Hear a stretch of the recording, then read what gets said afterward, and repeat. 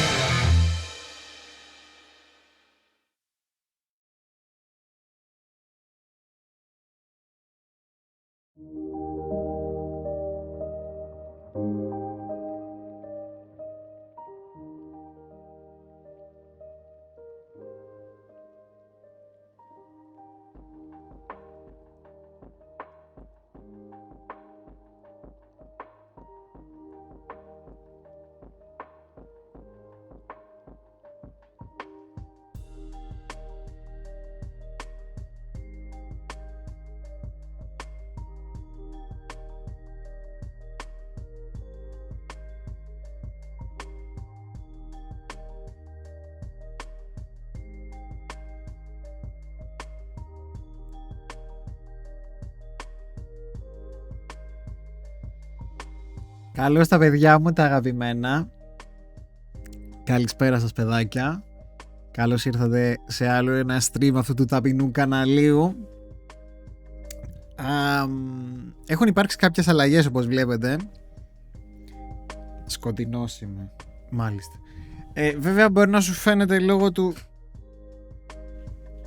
λόγω των αλλαγών. Καλησπέρα σας. Λοιπόν, το background σου αρέσει, Ναι, είπαμε να κάνουμε κάποιες αλλαγές. Για κάτσε να δω λίγο. Α, τι ωραία. Είπε να έρθει και notification, ρε. Σόπα. Άκου να δεις τι γίνεται στον κόσμο. Λοιπόν, καταρχάς κάτσε να πάρω αυτή την τσάντα από εκεί.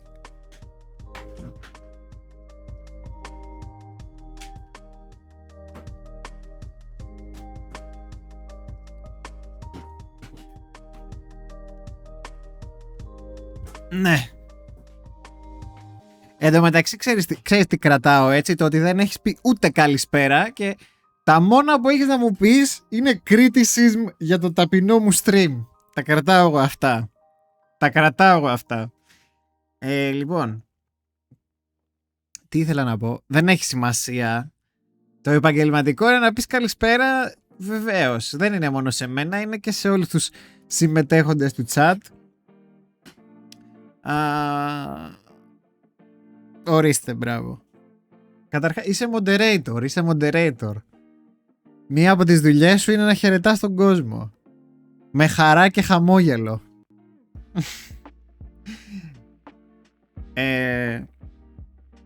Λοιπόν, ήθελα να σας πω, όπως είχαμε πει και την προηγούμενη φορά, το πρόγραμμά μας αλλάζει από σήμερα κιόλας. Δηλαδή από σήμερα πλέον θα κάνουμε streams Πέμπτη στις 9 και Σάββατο στις 9.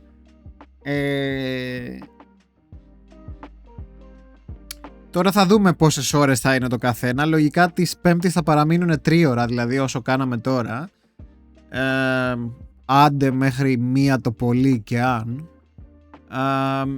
Και του Σαββάτου θα είναι μαραθώνι μέχρι όσο πάει, δηλαδή μιας και θα έχουμε την ευκαιρία.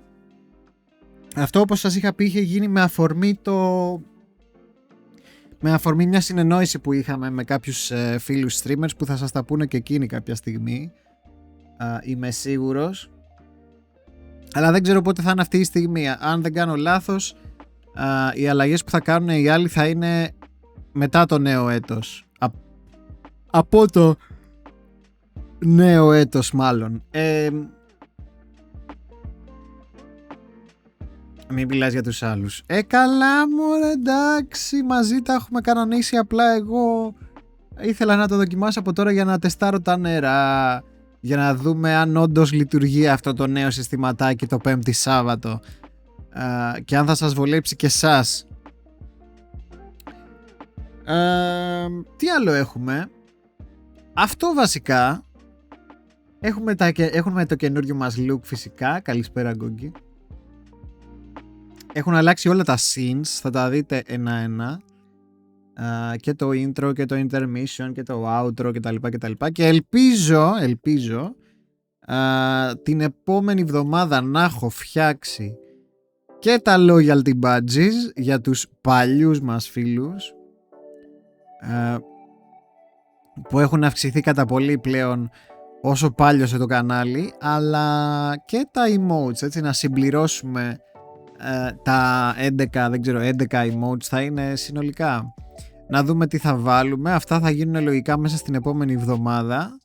Να είμαστε πλέον ολοκληρωμένο κανάλι. Και αυτά όσον αφορά τις εξελίξεις του καναλιού.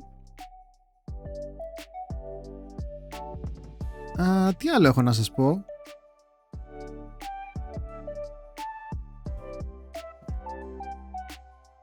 Δεν έχω από αγορές δεν έχω κάνει ακόμα τίποτα.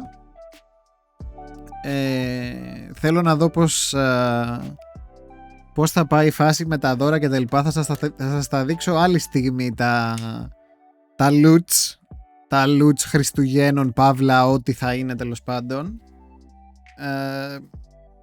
Ούτε καν από το Steam δεν αγόρασα. Φαντάσου, πέρασε Steam Sale και δεν πήρα ούτε ένα game. Το 12 είναι καλό ή να μην ξανακάνω sub? Το 12 νομίζω θα ήταν μαύρο, έτσι νομίζω είχαμε πει ότι θα είναι μαύρο. Θα σου πω.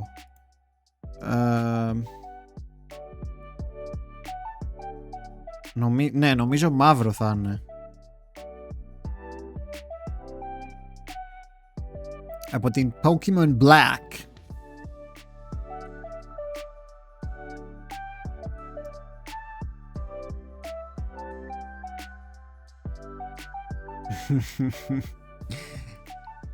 Μετά γίνεται πορτοκαλί και το τελευταίο θα είναι μοβ, όπως είναι τώρα το 12.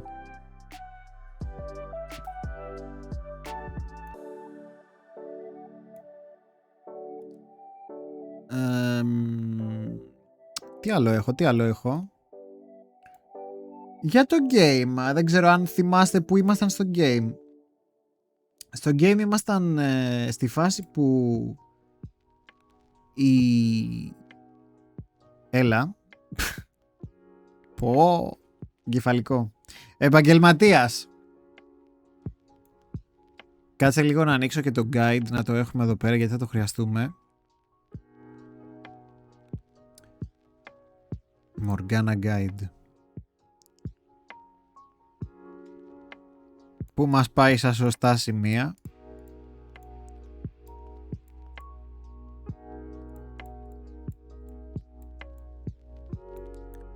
Άνα, γεια σου.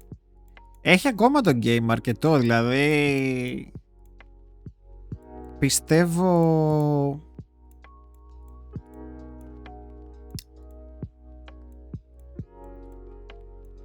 το 15 το 15 stream θα τα φτάσουμε άνετα.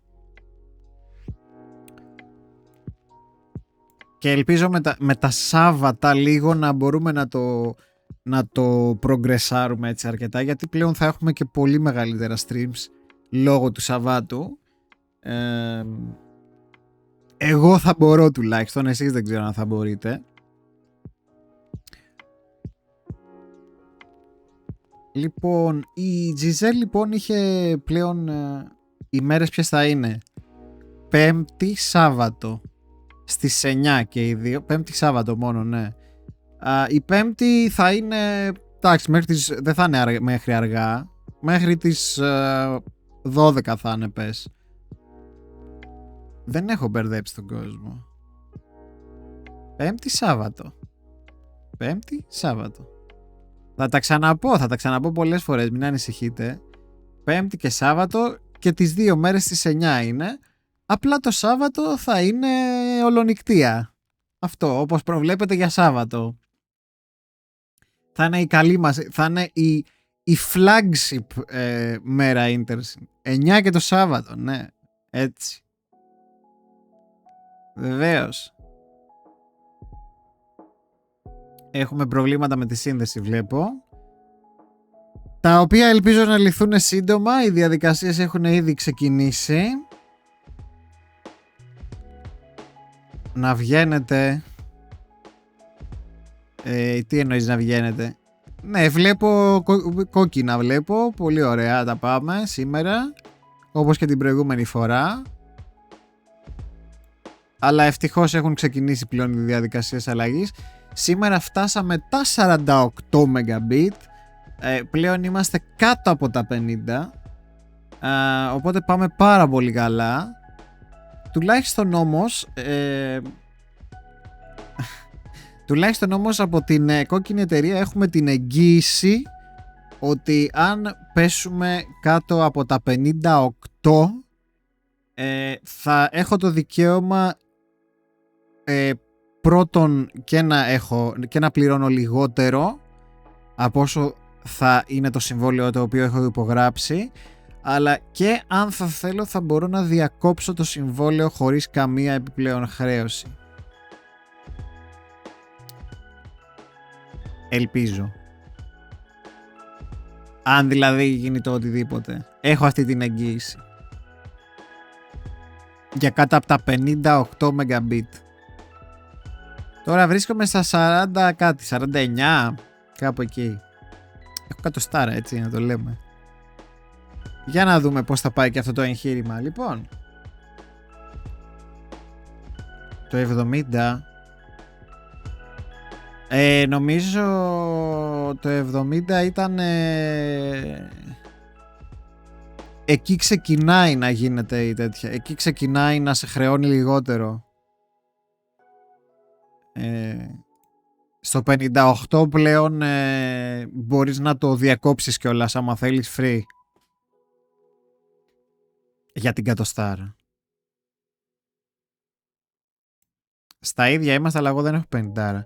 Κοίταξε να δεις, θα σου πω, αν για οποιονδήποτε λόγο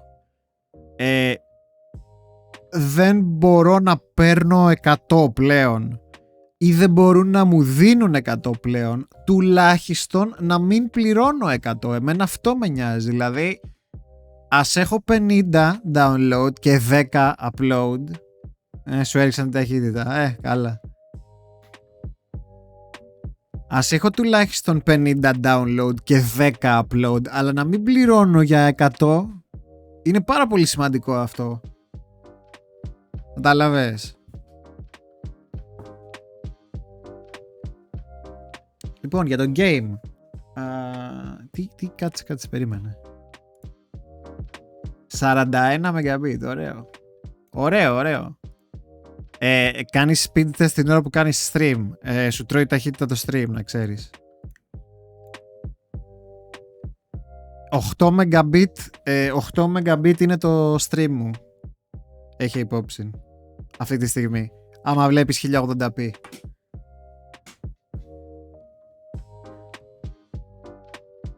Ναι, εγώ φταίω. Λοιπόν, η Giselle λοιπόν έχει πάει και μένει σε ένα κοντινό χωριό στην καταραμένη αγαπημένη μας έπαυλη, όπου έφυγε διότι της φέρθηκε άσχημα ο έτσι ο Μίτσελ, και θυμήθηκε κάποιες αναμνήσεις από το παρελθόν κάποιες αναμνήσεις από το παρελθόν όταν δούλευε στην οικία των γονιών του, και στην ουσία την παρενοχλούσε κατά εξακολούθηση ο πατέρας του Μίτσελ,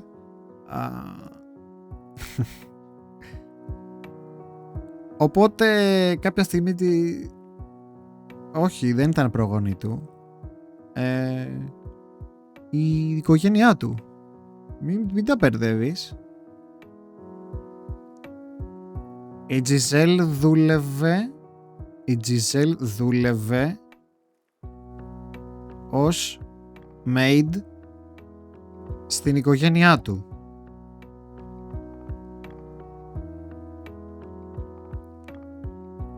Στην οικογένειά του λοιπόν. Ναι, εντάξει, οκ. Εξυπνάδες.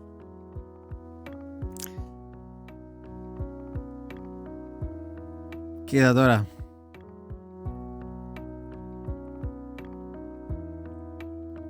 Ναι, εντάξει, οκ. Μου κόψεις τώρα τον ηρμό της σκέψης μου. Να ξέρεις. Τι έλεγα? Μην τα διαβάζω.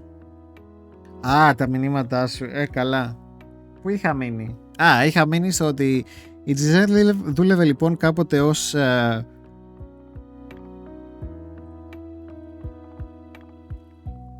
παραδουλεύτρα, ως οικιακή βοηθός στο σπίτι της οικογένειας του Μίτσελ, και εκεί πέρα δεν είχε περάσει και πολύ ωραία, όπως σας είπα.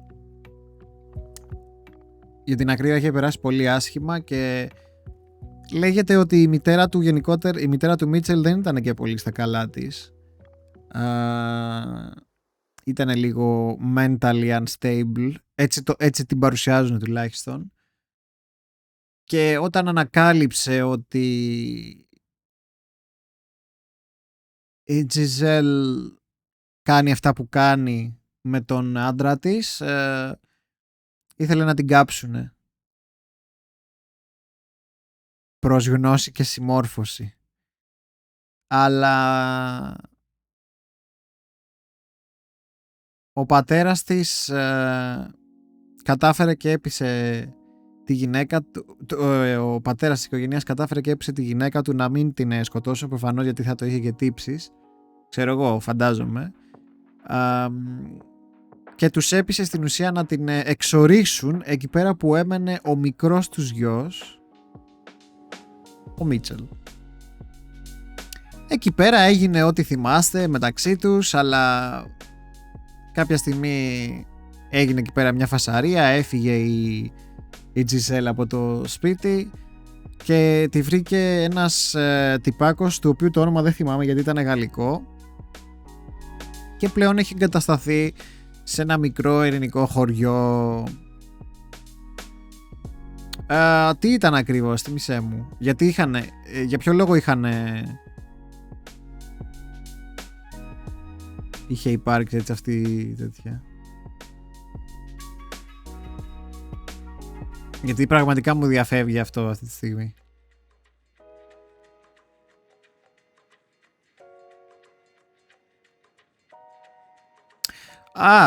Ναι, οκ.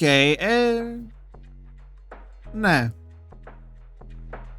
Και την έλεγε, ξέρω εγώ, πράκτορα των γονιών του και τα λοιπά, και ότι ήρθες εδώ πέρα για δουλειά και... Ναι. Ήρθες εδώ πέρα να με παρακολουθείς και να το ένα το άλλο, κάτι τέτοια δεν της έλεγε?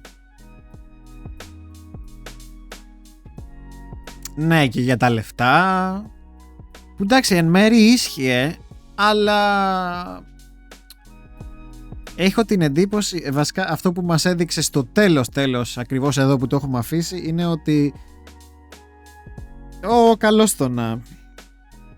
καλώς το Βαγγέλη. Αυτό που μας έδειξε στο τέλος την προηγούμενη φορά στην ουσία ήταν ότι ακόμα τρέφει αισθήματα για τον Μίτσελ. Μπράβο, ναι, είχε ένα περίεργο όνομα, ναι. Καλά, Βαγγέλη μου, εδώ πέρα μια ήσυχη βραδιά στο ανανεωμένο μας αστροσκάφος. Εσείς τι κάνετε?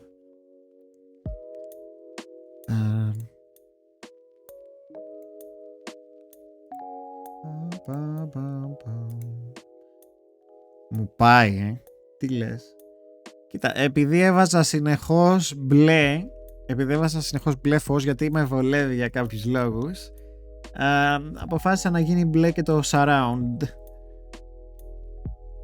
Οπότε κομπλέ. Όχι ότι τα χρειάζομαι εγώ αυτά τα κόλπα.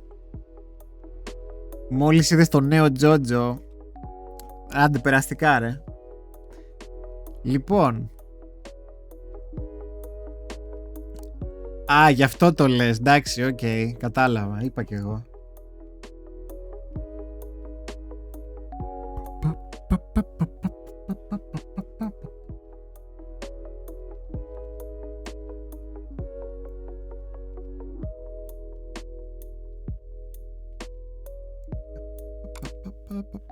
Και ήρθε η ώρα να βάλω το game. Να δω αν έχει κάνει κανένα update το emulator. Μην μένουμε και πίσω. Όχι, εντάξει, δεν είμαστε πίσω. Ποτέ δεν είμαστε πίσω.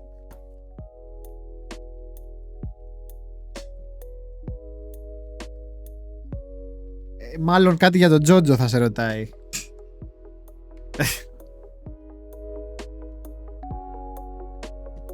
Έχουμε εδώ πέρα κάτι περίεργους.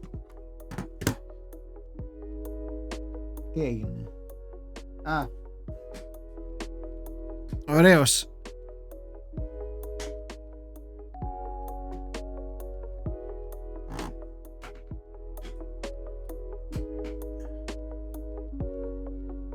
Τρελός οπαδός. Αυτό πολύ με προβληματίζει, να ξέρεις.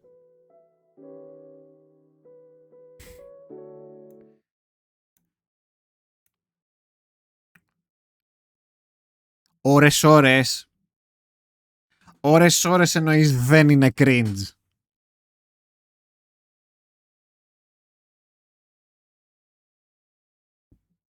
Ναι, τι.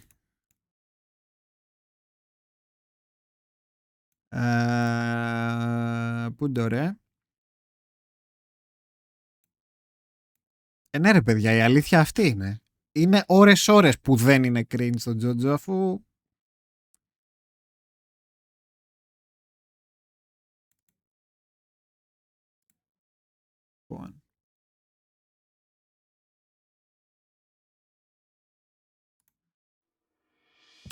Όχι το τέτοιο. Σου. Το... Έλα πες το. Έλα χέσου. Το soundtrack. Το soundtrack. Όχι. Μην ακούγεσαι. Γαμό. 666. Έλα. Εντάξει. Κομπλέ.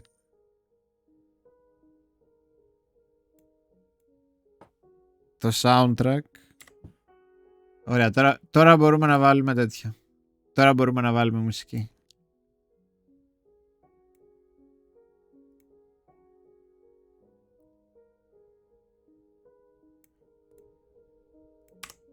Άνα, γεια σου. Να είμαστε.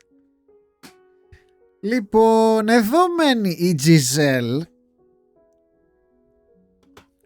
Αλλά πρώτον κάτι δεν της αρέσει στο χωριό. Δεύτερον, δεν την έχω δει πολύ ψημένη να παντρευτεί και να κάνει παιδιά με τον άλλον που γνώρισε εδώ πέρα. Και τρίτον, σαν να μου φαίνεται γουστάρει το Μίτσελ. Έτσι είναι αυτά.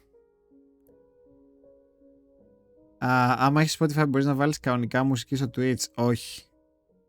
Όχι. Δυστυχώς δεν έχει γίνει κάποιο τέτοιο deal. Έχουν βάλει μόνο ένα plugin. Υπάρχει ένα extension που μπαίνει, ξέρεις, πάνω στο...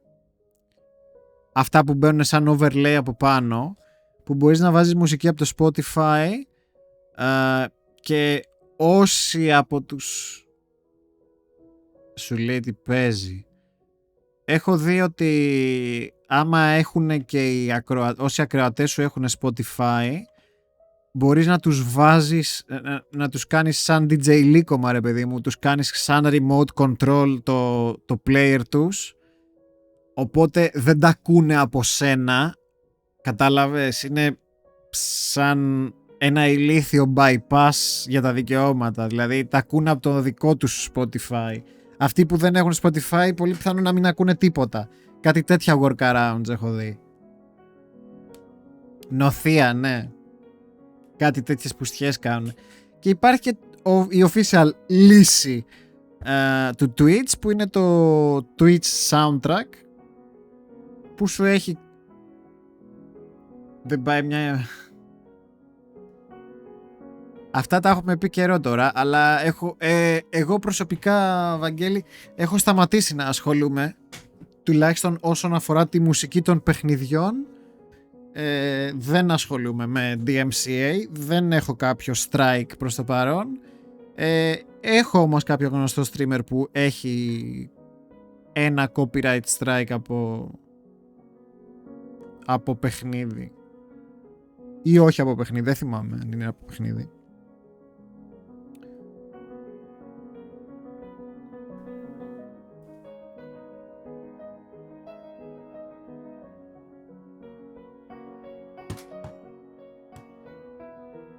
Έλα.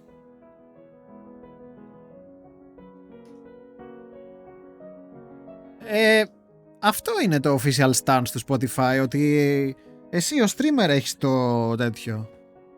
Έχεις την ευθύνη. Έτσι σου λένε.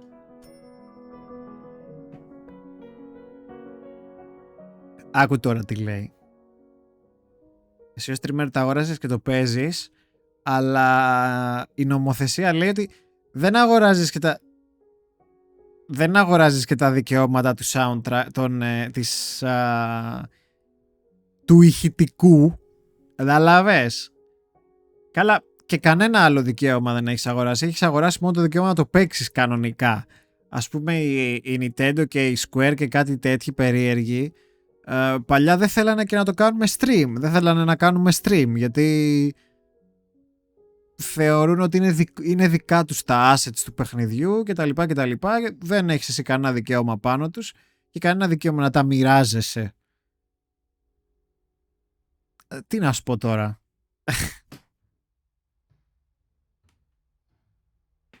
Αυτά είναι τα official νομικά.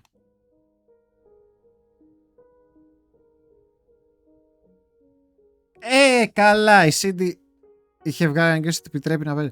Η CD Projekt ήθελε να το παίξει καλή, αλλά το μόνο που έκανε είναι απλά ότι στο Cyberpunk έχει βάλει μια επιλογή που λέει streamer friendly, που στην ουσία τι κάνει, αφαιρεί όλα τα κομμάτια που μπορεί να φάνε copy strike. Αυτό. Δεν σου παίζει copyrighted κομμάτια όταν το βάλεις. Αυτό είναι. Για το Witcher. Ναι, οκ, για το soundtrack του Witcher, ναι, οκ. Καλό αυτό. Τώρα πάει η CD Projekt. Λοιπόν, για πάμε. Άκου τώρα. Why am I thinking about him now of all times? That man has no redeemable qualities. Not one. Τι λες? As it turned out, Amédée was serious about his proposition, and he brought it up every time we ran into each other. Unable to give him an answer, I found myself constantly apologizing to him. Έμπαινε ο Amédée. Έμπαινε. Soon, winter started giving way to spring. On a day when the earth still had a brisk winter bite and budding seedlings battled to break through the earth, the seams holding the village together began to come loose. Χειμώνας. That day the village men were gathered in the square talking. They all had stern looks on their faces. It was clear that something had happened. I obviously couldn't stick my head in, so I waited until they were done and caught Amédée. While it was rather awkward, I was still more comfortable asking him for information than anyone else. Και της απαντάει. Actually, with a dejected look on his face, he started explaining. A lord found out about this village. What? And he said he's going to place this land under his rule. Που υποτίθεται ότι ήταν ένα ήσυχο και ήρεμο χωριό χωρίς πολιτικο-οικονομικές μαλακίες και τέτοια, αλλά υποτίθεται ότι κάποτε ήταν ένα πολύ πρόσπερους χωριό, σχεδόν όσο η πρωτεύουσα της χώρας, οπότε πλέον μπήκε στο στόχαστρο κάποιου. Meaning he'll start collecting taxes. In addition, he's also demanding we pay 5 years worth of back taxes for our unauthorized use of the land. What? That's ridiculous. Yes, it most certainly is. We obviously don't have the means to pay 5 years' taxes. There's no reason for him to take over this village at all. We're completely isolated from the surrounding area after all. It's τσιφλικάς. But if we resist, we could send soldiers. It doesn't matter how absurd his claim to the village is. We have no choice but to comply. That's terrible. What are we going to do then? We're going to do as the Lord demands. The 5 years' taxes will have to be paid in installments. Πάρτα και δώσεις. Έτσι. Μνημόνιο στο χωριό. Some of the men suggested we abandon the land and find somewhere else. But it would take time to cultivate the land and plant new crops. It's no trivial task. We'll just have to make do with these changes. We'll use more of the land to grow and try to be more efficient. Will you help in the fields? Of course. This village is my home now, too. Thank you, Giselle. It will be difficult, but if we all pitch in, I'm sure we can get through this. Να τα δύσκολα. I thought the same thing. If you all worked together, we could make it through this rough patch. But the collection of taxes brought more than just a burden for everyone to share. It brought emotional strain and conflict to the village too. Your family has more hands to work the fields. I have a sickly child. You expect him to work any harder than he is? I know you're hiding grain in your cellar. You have more than us. Let us keep a little grain. You have more. No, you have more. You both have more than us.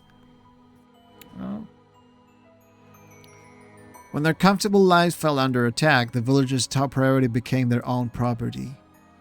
The cooperation was only temporary, and before long, everyone became a threat. The negative energy only built on itself, its growth accelerating like a boulder rolling down a hill. And it wasn't long before their sights fell on me, the outsider. Come on, get moving! Ow, stop that! Why are you doing this? I'll stop once you've told us everything. Told you every what? One morning, a man dragged me from my house and took me to the square. There, the entire rest of the village was gathered, all eyes on me. What? What's this about? Oh, don't play stupid. We all know it was you. What was me? The thief. Όπα, κι αυτός. Και ο Αμεντή. Amedi? From the crowd appeared someone I knew quite well. The ever affable village representative. The man who had saved my life. But in his eyes now, I thought you were better than that. Was contempt, anger, scorn. So many different shades of negativity. I recognized what I saw in his glare immediately as someone who had been subjected to those looks before. But why? For what reason was he looking at me like that? I couldn't make sense of what was happening. So I just stood there stupefied. There's been a rise in reports of people having things stolen lately. This village is too small to attract bandits, though. Since the Lord now demands we pay him taxes, even the smallest item lost can have a dramatic impact on a family's living conditions. What you've done is no joke. Wait just a second. I haven't stolen anything. Why do you think I... You have been seen in the act. What? So long as there is testimony against you, your guilt is assured. Who says they saw me? I swear I didn't do anything. They're obviously lying. You're the one who's lying. You've been playing us for fools this whole time. Everything was fine until you showed up. We managed not to get found until you showed up. No, that's not my fault. Giselle, apologize to the village and return what you've taken. Amedi, don't you believe me? There were multiple witnesses. Several different people saw you stealing.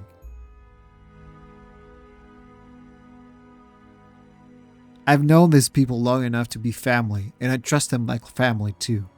They're not liars. But, no, they're framing me. I didn't steal anything, I swear. Framing you? Now you want to put this on us, women? Unbelievable. Have you forgotten we welcome you into our village? Amedi, please believe me. You of all people should believe me. Πούστης. Σάπιος. Τίποτα. You've been avoiding me of late, haven't you? What? Because you had something to hide, correct? Now why? What other reason could you have to avoid me? Why? How can he say these things? Why won't he believe me? Now return the things you've stolen. I can't. I never stole anything. How am I supposed to return something I don't have? I see. So you've already moved the stolen goods.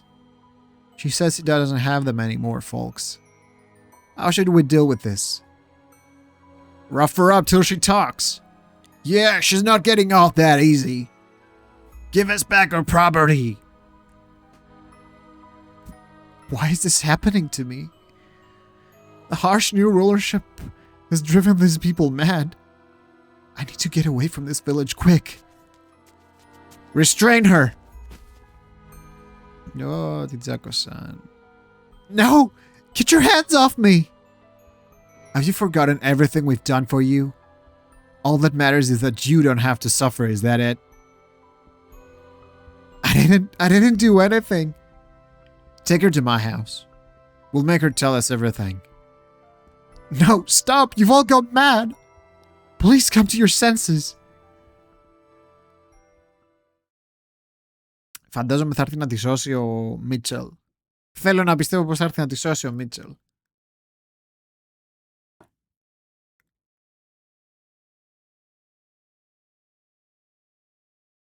With men on all four sides of me, I was dragged into Amedee's house.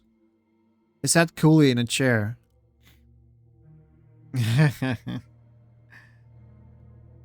Καλά. Δεν έχει καμιά υποχρέωση. Δεν της έχει καμιά υποχρέωση να τη σώσει, αλλά θέλω να πιστεύω πως δεν είναι όσο άνιωθος όσο έλεγε ότι είναι. I sat coolly in a chair and they shoved me to my knees before him. I'll ask you this one more time, Giselle. Where did you put the things you stole? And I'll keep giving you the same answer. I didn't take anything from anyone. Please believe me. Do you swear with God as your witness? I do, I swear with all my heart. Malakia. You don't actually believe her, do you, Amedee? She not only sold us to her lord, she's now threatening to make our lives downright impossible. Again, that's just a coincidence. Listen to me, Amedee. Thus saith the Lord of hosts, the woman hath committed 3 sins. She has lied, she has stolen, and she has betrayed her fellow man. Why are you doing this, Amedee? You were such a good man. I am deeply disappointed in you, Giselle. As much as I don't want to do this, I have to get the truth from you. Amedee. Of course. Why didn't I see it? I'm still just an outsider to them. Why would I believe a stranger's word over the word of the village? His family. The water. Βασανιστήρια. What? A man set a wooden well bucket on the floor in front of me. And it wasn't clean water from the well, though, but grimy, murky wastewater. I reflexively turned my head from the stench, but a man behind me grabbed me by the hair. And before I had a chance to realize what was happening, the world around me went brown.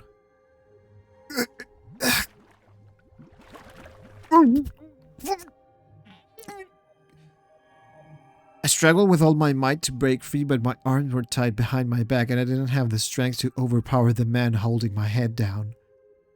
Reflexively gasping for air, a stream of filthy water poured into my mouth.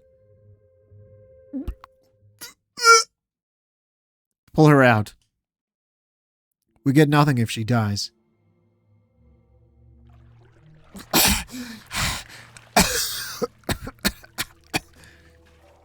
Put her back in. And keep it in until she decides she's ready to talk. No!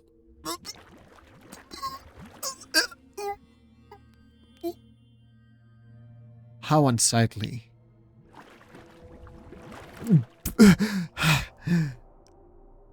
And to think I ever considered marrying this woman. Stop! We can stop whenever you want, Giselle. You just have to tell us the truth. Please, please.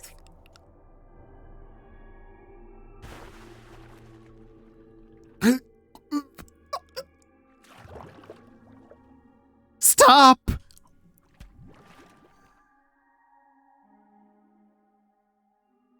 I was given no time to rest.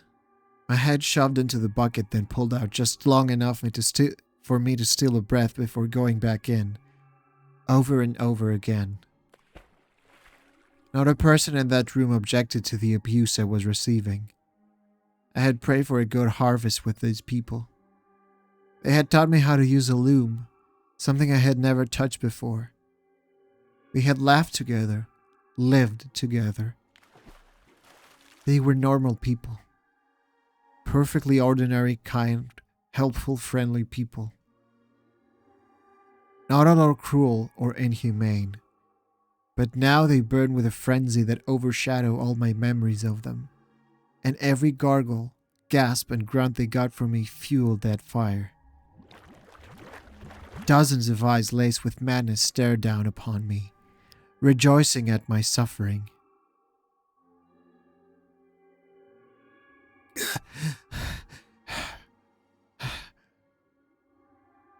My consciousness was slipping away from me. I thought I could hear laughing and chattering, but it all passed through my ears as mere noise, nothing I could make sense of.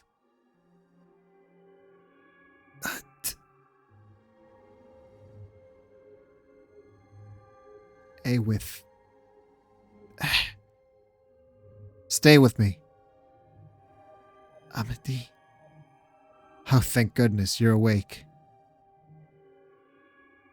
Wait, what was I just doing? Ah, right. I was in the forest, on the verge of death. Then Amity found me and... We almost lost valuable manpower there. We were just discussing what to do about you, Giselle, and we decided to make you village property. No! It didn't save me. If you agree to work for us, we'll put this whole nasty mess behind us. You may be worthless in the field and terrible with a loom, but there's plenty you can help with. What are you going to make me do? You like to get your hands dirty. And considering I found you half dead in the forest, I doubt the rest of you is any cleaner. Amity?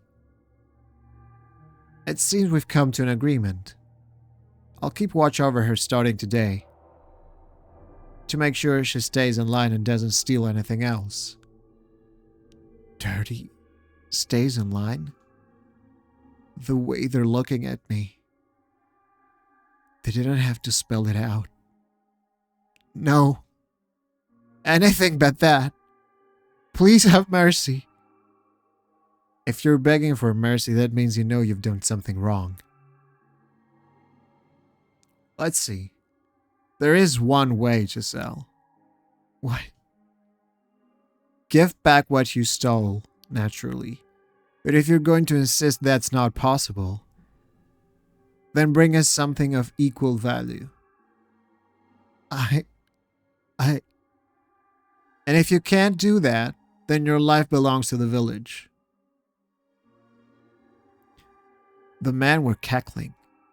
They knew I couldn't do it, and they were enjoying watching me squirm. Take your pick, Giselle. Something of equal value. If I can get that, then you'll set me free. In that moment, a little bit of darkness bubbled up in my heart. Something maleficent whispered in my ear.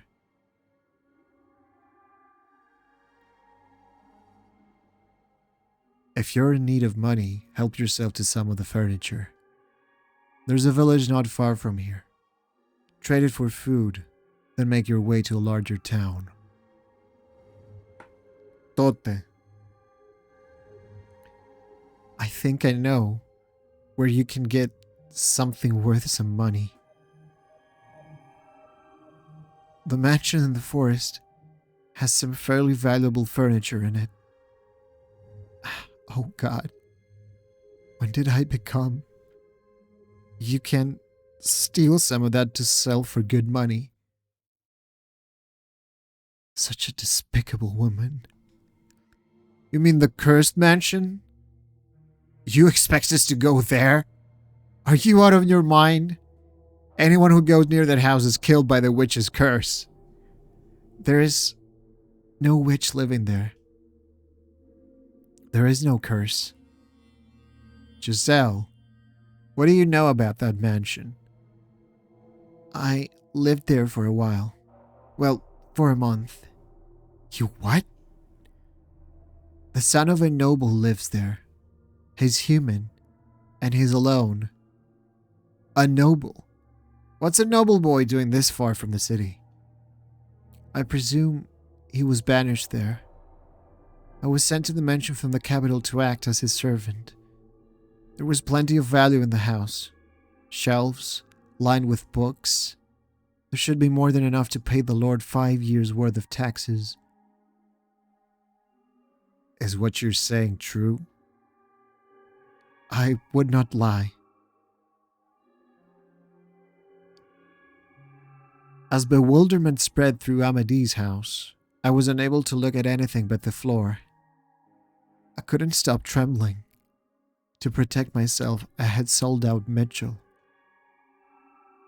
You swear there's just a single man living in that house? Yes, it's only him. All right. If it turns out you're lying, you'll pay. Okay, everyone. You heard her. Tell all the young men to get ready. We're going up to the mansion in the forest. And just to be safe, make sure everyone brings something they can use as a weapon. And you, Giselle, you're coming with us. You'll be leading the way. Listen to me. Don't think trying to run. Right. Ωρε πούστη. Ωρε πούστη. Ξεπούλημα.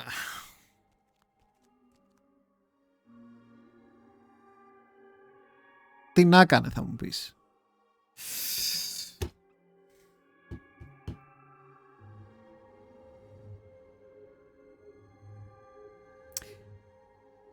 Δεν ξέρω αν κατάλαβα καλά τι ήθελαν να την κάνουν, αλλά νομίζω κατάλαβα. Δεν ξέρω αν καταλάβετε το ίδιο με μένα. Αλλά... On the cusp of springtime, I found myself trekking through the dreary forest. Όχι. Δεν ήθελαν να την κάψουνε. Για δουλειά τι θέλανε. Δουλειά. Δεν κατάλαβες.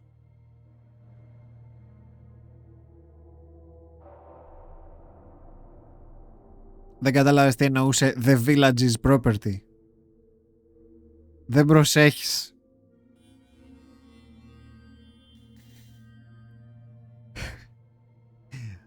On the cusp of springtime, I found myself trekking through the dreary forest I had thought I would never set foot in again. How had I ended up here? How come I could never... Ναι, ας πούμε. How come I could never manage to avoid getting myself in these situations? And who would have guessed that my reason for returning to the mansion would be to loot it? Ναι, εννοείται. Τι πληρωμή. Αφού τους χρωστάει και καλά. I prayed for God to show even a little mercy and ensure Mitchell wasn't around. Though I knew the chances of that happening were almost zero. After several hours of walking, we broke through the thick woods and the mansion appeared before us. Όχι. Δεν ήθελα να την κάψουνε. Αφού είπε ότι θα ήταν, λέει, waste το να την σκοτώσουνε. Like its surroundings, the house was bleak and uninviting. Midday sun seemed disinterested in shining its light upon it. Despite on the surface there not being much of anything impressive about it, the entire mob stood speechless before its overwhelming presence. But the men had weapons, and they were fueled by avarice, which gave them the courage to approach this place they wouldn't normally otherwise. A door won't open. I think it's barred from the inside. It would seem someone really does live in this cursed place. I'm honestly surprised.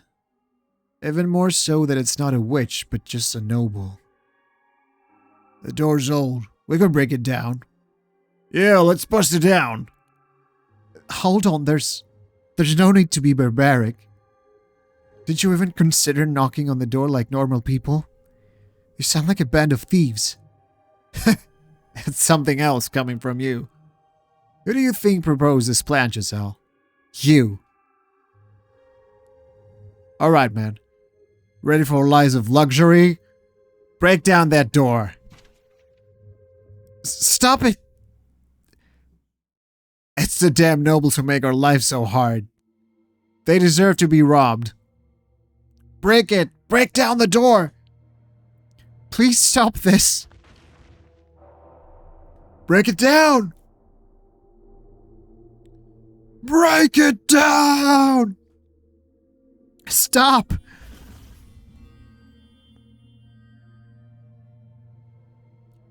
All the repressed emotions detonated. They battered the door again and again and again, and in a few minutes' time, it was on the verge of collapse. They shouted and cheered and hooted like madmen as my peaceful life came crumbling down around me. Growing lightheaded from the anxiety, I squeezed my eyes shut, unable to bear it any longer, when the deep groan of a door opening echoed through the forest.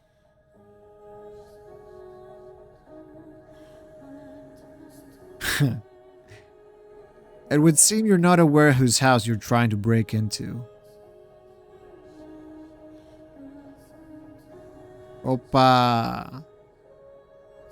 The world went silent, like time had come to a stop. No one could manage to say a word, only stared at the man who had appeared from within the mansion.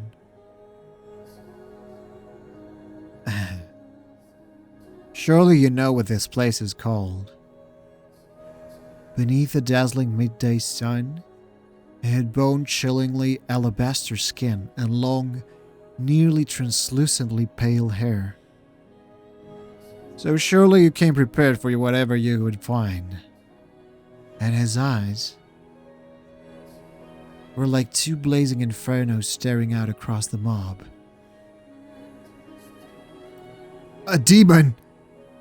Someone muttered, probably unconsciously. It did, indeed, look like something not of this world. It's a demon! The rumors about this place were true. A cursed demon lives there. Demon? Him? Mitchell? No, he's not cursed. Indeed, I am cursed.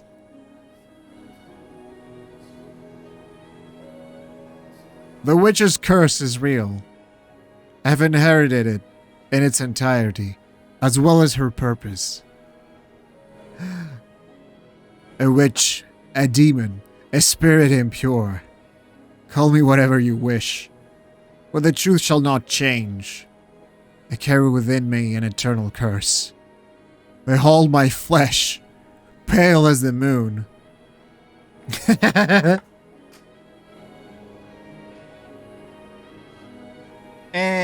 Κοίταξε, για visual novel από την Ιαπωνία είναι η μόνη που είχε έτσι. Δεν ήταν όλες, συνήθως είναι όλες, ξέρεις.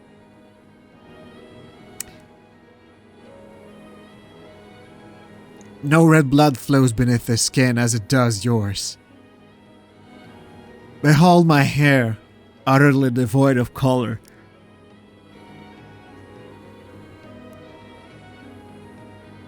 offered up to the devil as part of our pact. Behold these crimson eyes, a symbol of the lifeblood split at my hands. I shall bring calamity upon you as the witch of legend. Never-ending famine, plague, catastrophe. Suffering for generations. Until the moment of your death you shall regret ever coming near this place. No, have mercy. We were just... It was that woman, she brought us here. Tempted us with promises of wealth. Deceived us. Told us to pillage this house. We're innocent. Amadi. Please have mercy on us. Give her to me then, as an offering. Absolutely, she's yours. Torture her however you please. Τους τρολάρει, κανονικά.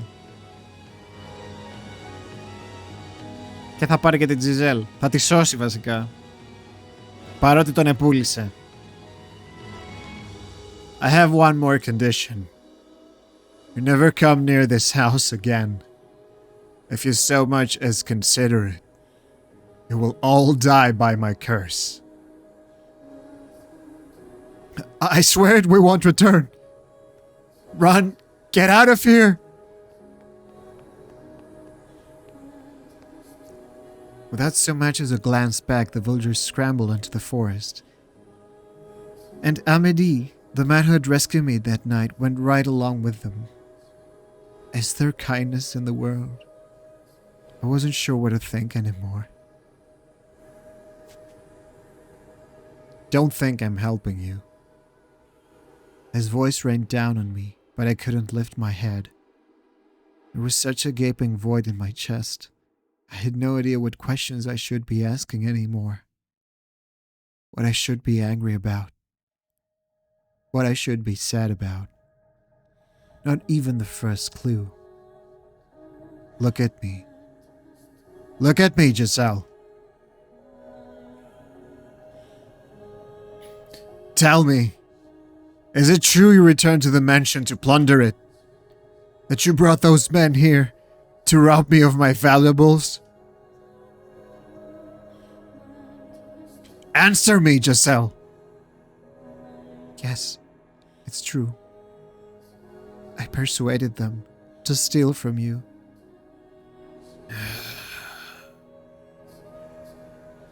Are you really so desperate for money that you resort to looting? Just how low will you go? Not only did you seduce my father, not only did you go digging around for information about me, you brought a mob to this house. And they were armed too. Were you trying to get me killed? Answer me, Giselle! Not even going to defend yourself? Πες του τίποτα, ρε. Your scheme fails, so you're retreating into silence? For God's sake, you sicken me. I'm done with you. I'm done. Leave this place and never show your face here again. As he shouted at me and I stared into his fiery red eyes, a somewhat inappropriate thought crossed my mind. So he can get emotional like anyone else. And my heart, stripped raw and cast out to sea, finally sunk deep enough to be crushed by the pressure. Me. What? If you want me gone, then kill me. You can do that, can't you? You can use your curse to kill me, can't you? Then do it, right here. Use your power. Take my life.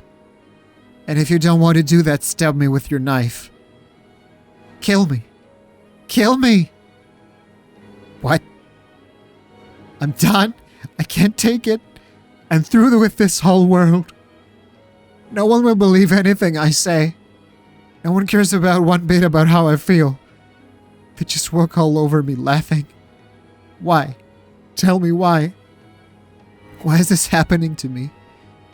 I never stole anything. What are you talking about? I tried my best to look happy. I thought everything would work out if I could keep smiling. I believed that would make things better. But nothing ever got better. What did I ever do? Tell me, what did I do? But you... All I ever did was believe. Tried my best to survive, to always wear a smile. But if everything's going to be my fault, and I have to deal with that for the rest of my life, then I'm done. I don't want to live anymore. I don't want to live in this world anymore. Calm down, please. I don't follow what you're saying. My understanding is that you desired money, so you brought that mob. And before that, you used my father. You wouldn't believe me even if I told you the real story. You'll take your family's word over mine. You don't have any idea what I went through there. How hard it was just to keep myself together. What? I never wanted riches. All I wanted was a decent enough wage to allow my family to live comfortably. That's all I wanted. But that man, he used my family against me. He made me... forced me to... He raped me. What? Again and again. No matter how much I resisted, he wouldn't stop again and again.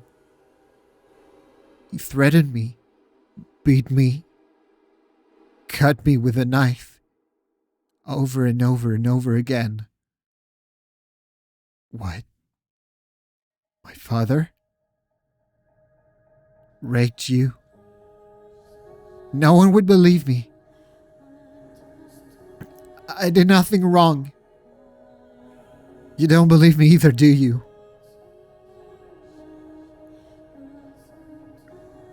So I'm done. I don't want this body anymore. I don't want to live like this anymore. I can't take it anymore. Help me, please.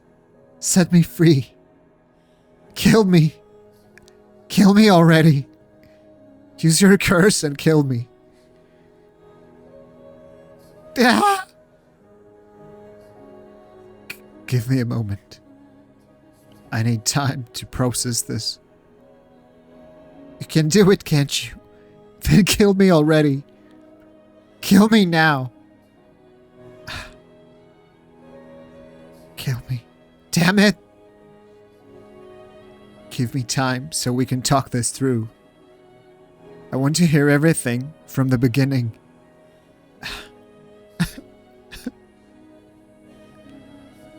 Inside. Let's go inside and talk. The light hurts my eyes. Κάτι δεν πάει καλά με τη σύνδεσή μου εδώ και ώρα.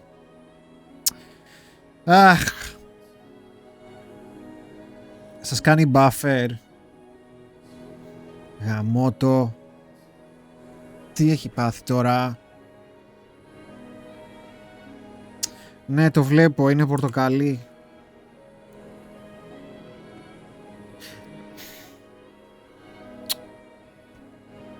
Χάλια είναι.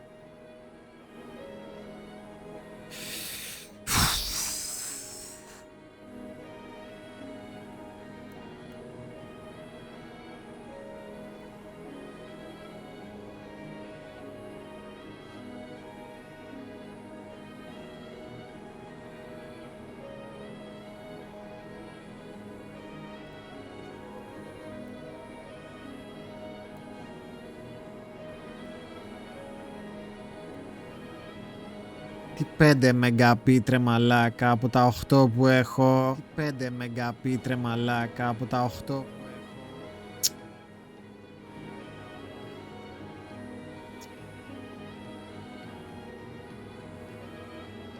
Δεν φτιάχνει. Τι να κάνω να συνεχίσω? Εδώ βλέπω συνέχεια...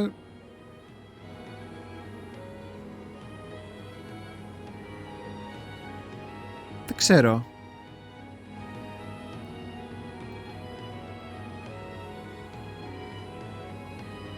Ή βάλτε 720p.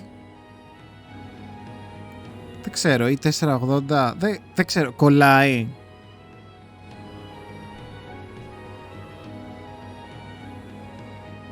Εγώ απλά βλέπω frame drops.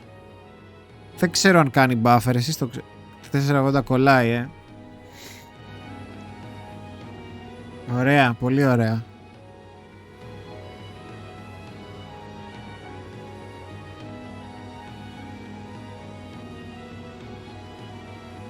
Τι να κάνω, δεν ξέρω.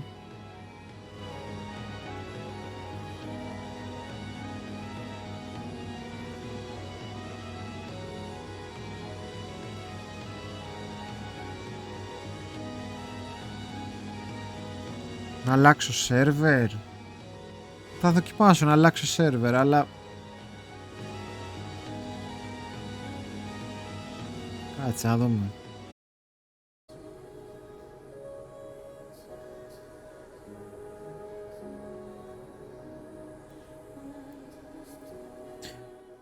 Καλύτερα το βλέπω τώρα. Στην Πράγα, στην Τσεχία. Για να δούμε πώς θα πάει και βλέπουμε. Ωραία. That was a door. I might have best let stay shut. Not knowing the truth would have been so much easier. I wouldn't have been made to shudder in disgust, airing the crimes of my own family. But if I hadn't opened that door, I would have lost everything. That day, after far too long, I finally let myself see the person in Giselle. Αυτά τα λέει ο Μίτσελ, τώρα θα αλλάξουμε. Θα πάμε πάλι στο perspective του Μίτσελ. Giselle didn't recover for some time after I managed to get her inside. Unsure what else I could do for her, I had her sit before the fireplace and waited in silence as she sobbed. I had no idea what one was supposed to say to someone who was crying. Was it normal to offer them a warm drink? I didn't know. I did know I needed to reflect on the things she had said outside and try to make sense of them. And from there, calm myself down and prepare for the conversation we were to have. As unpleasant as I was sure it would be. A considerable amount of time later, Giselle's sobbing drew to a stop, an oppressive silence stepping in to take its place.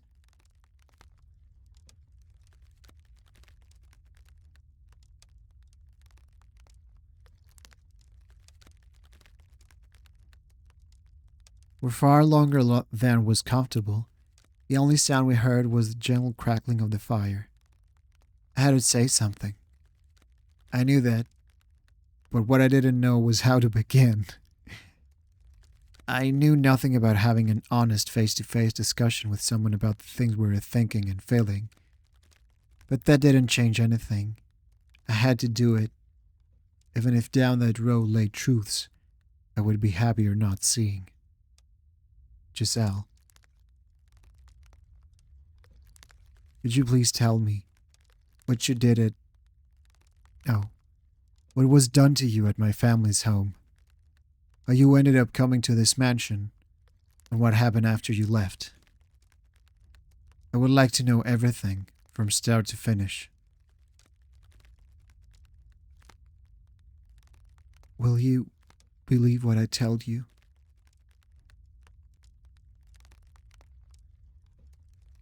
You never so much as gave me the time of day before. And I very much doubt you will find what I have to say agreeable. Will you still believe me even then? believe my word, a stranger's word, over your family or the people of the village? I cannot yet say. I must hear what you have to say to make that decision. I suppose that might be better than you saying you believe me unconditionally. All right, I'll tell you everything. Just know that nothing I say is a lie. Understood.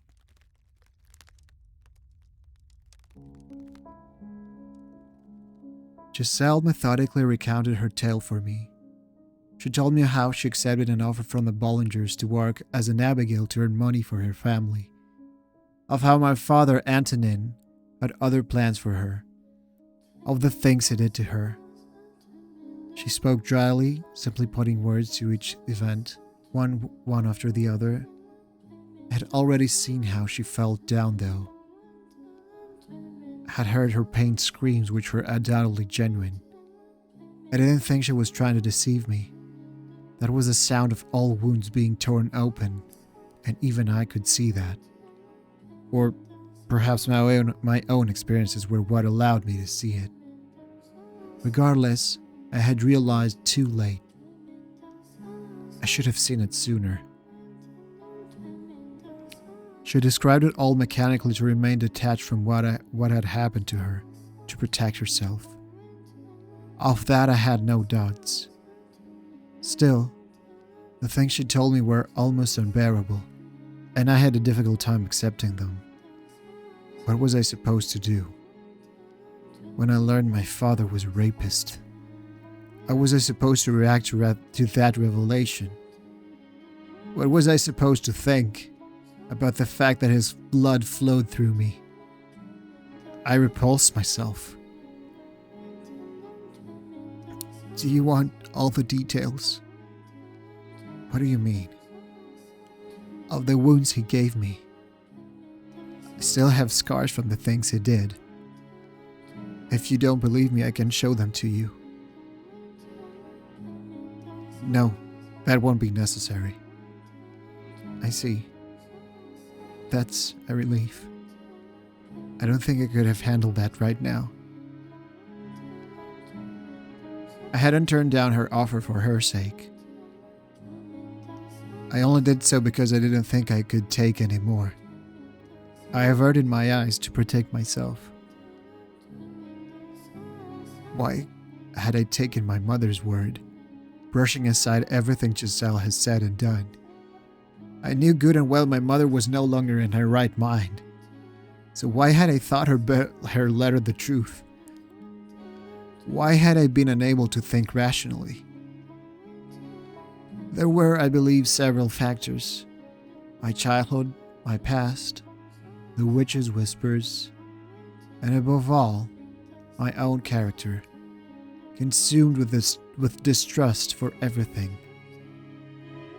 I had to face it now, to open my eyes once more to look at everything I have pretended away until now. I was not completely blameless for her suffering after all. Please continue, if you will. I left off at the point where the mistress discovered what was happening, I believe. I was sent to this mansion to atone for my sins. Sins that she didn't even commit. It was decided I would be sent here rather than being executed, which is what the mistress wanted. At first I assumed it would be essentially a private prison. But in the carriage on the way here I was given a letter. A letter? From whom? It didn't say, but your father was the one who ordered me here, so I would guess it was him. The letter was very concise, simply explaining that there was someone already there. The Bollingers' youngest child. It didn't go into any more detail than that. But it did ask me to look after you. Do you still have the letter? I don't. A coachman took it back after I was finished. Thinking back on it now, that was rather strange of him to do. It was just a harmless letter. It was anything but. What? It wasn't my father who wrote that letter. It believes me to be dead, so he would have sincerely thought he was banishing you to an empty house in a remote forest. The writer couldn't risk leaving anything that might suggest I was still alive. Then who? My brother, I believe. Either Didier or George's, but I would guess Didier. Your brother? Why would he? I do not know. I can't imagine why he would write such a letter, or why he would want to tell you about me. I don't believe he had any ill intentions, at least. I mean, he asked me to look after you. That makes it sound like he's concerned about you. Then why doesn't he stay in contact? Why does he never respond to my letters? It's a bit late to suddenly start being concerned. No, never mind that now. Please tell me the rest. All right. Giselle resumed her story from the day she fled the mansion, terrified by my behavior. She seemed to be putting a bit more emotion in her tone of voice now. Perhaps because she could see I was more interested in this part. There was a deep sadness on her face as she described that night in the rain, listening to the thunder, when she gave up on living. And I knew I had caused it. She then told me of the time she spent in the nearby village, how at first life had seemed wonderful, but in time it had come crumbling down. Naturally, she wouldn't be here to tell me this if nothing had happened there. Once she was through with her tale, Giselle let out a long, heavy sigh, as though she had been holding it for some time.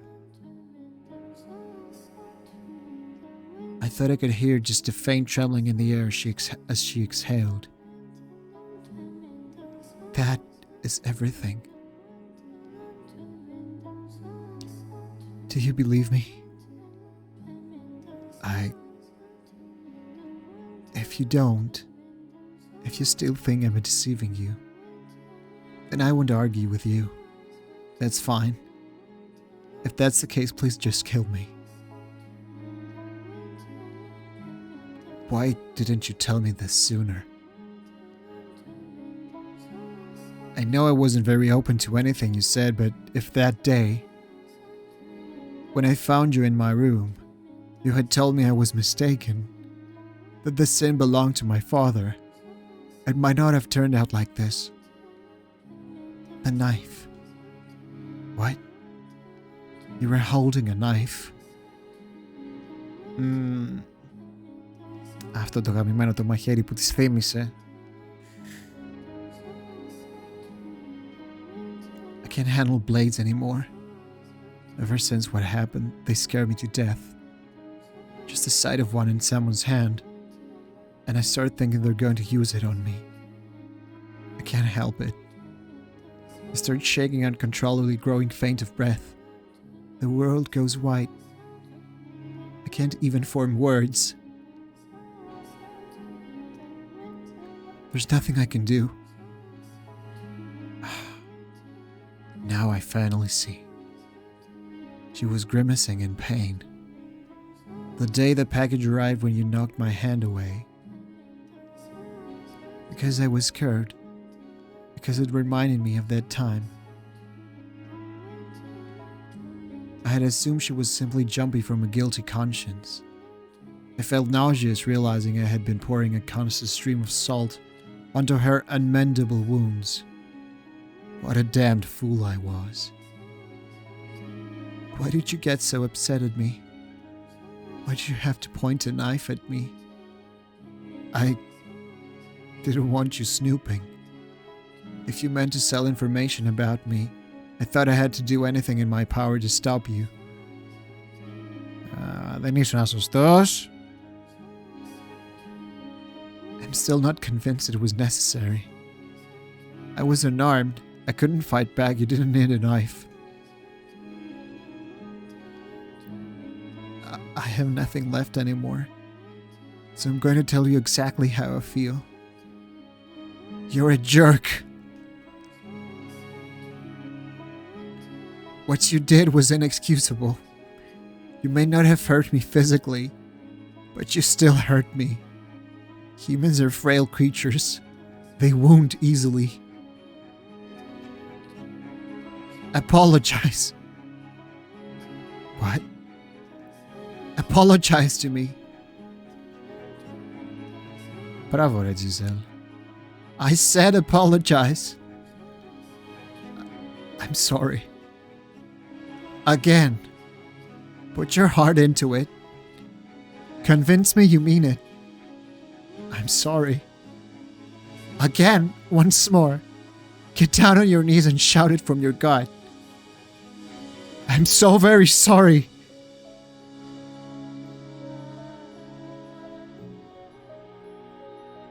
Was that a laugh?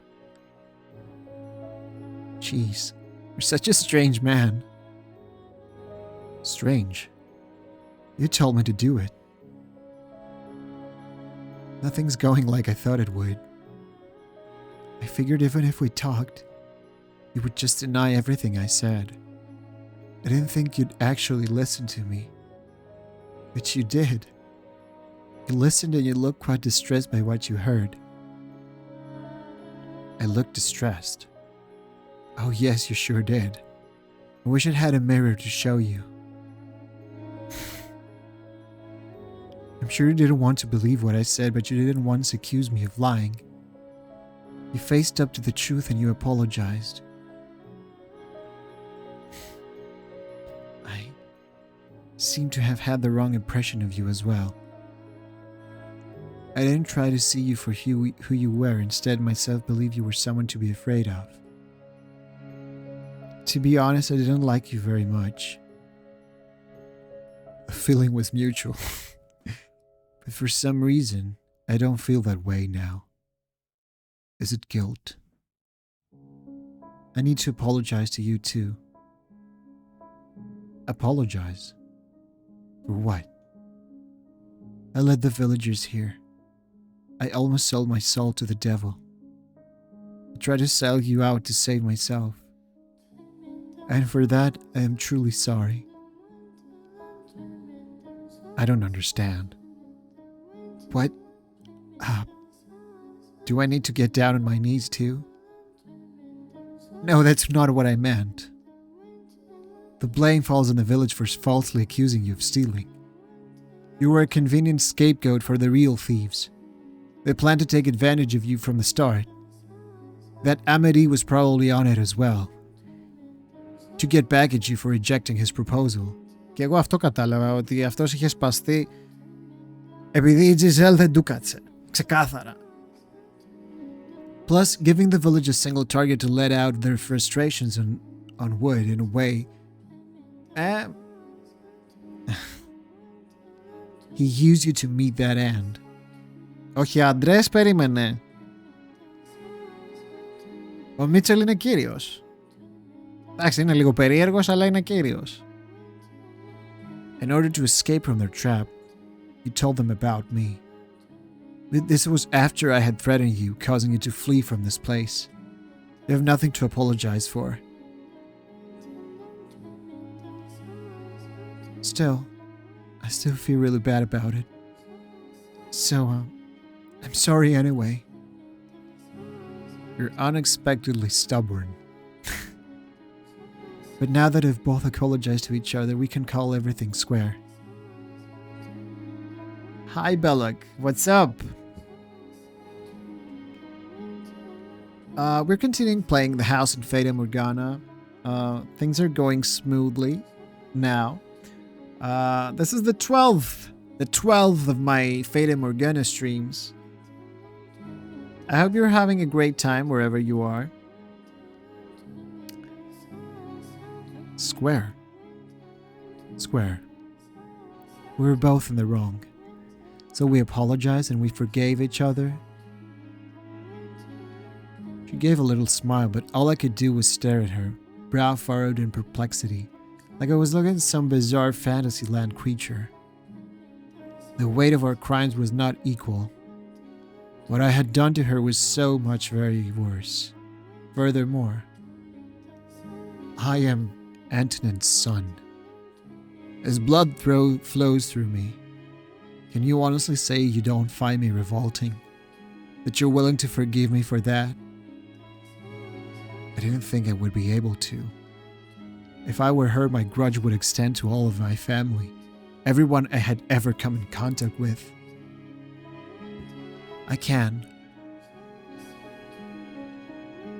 Although you don't need forgiveness for being his son, being related to someone doesn't make you responsible for their sins. It wouldn't be fair to blame you for that. Όντως. You're curious. What? Curious? About what?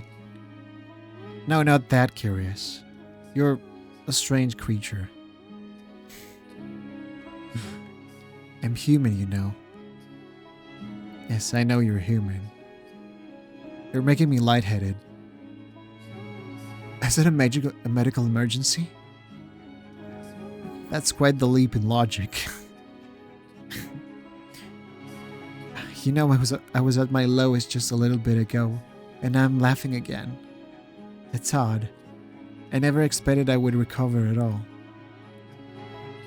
I was just as surprised as her.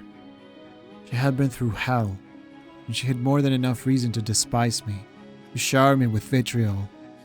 But instead she was smiling. And even more unexpected was the fact that I felt relieved to see it.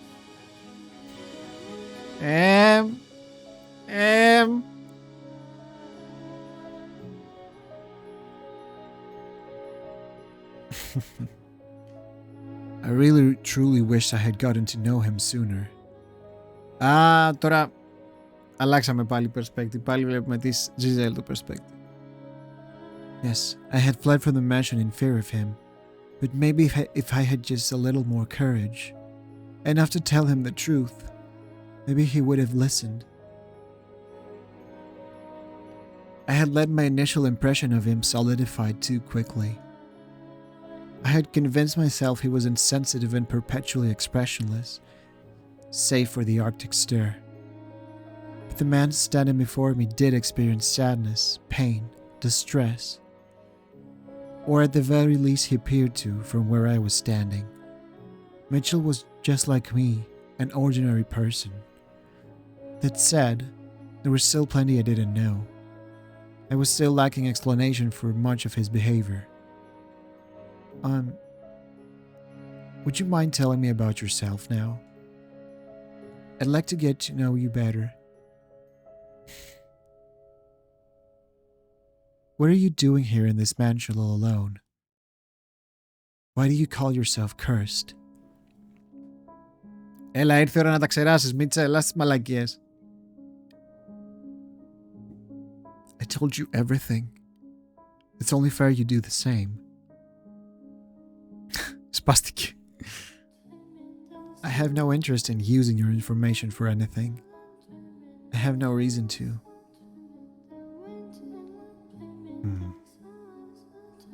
Or are you going to keep pushing the master and servant line? Do you still think I have no need to know? Be quiet, for the love of God, stop talking already. You always pick the worst time. What? Excuse me? What do you mean I always pick the worst time? No, I wasn't. Unbelievable. Just when I was starting to think you might actually be a decent human being, then you go and spout this. No, Giselle. I wasn't... Oh!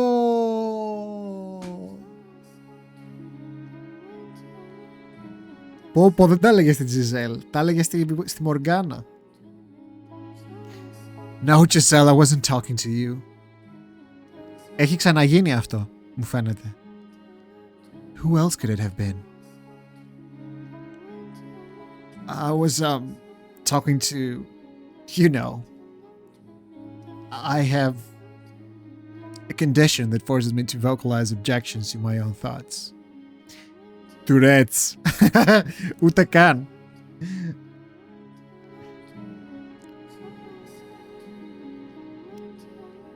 You know, that's about as convincing as my allergic to people excuse. Hi. I thought I would see you around here again. Hi, Black Dahlia. It's good to see you back.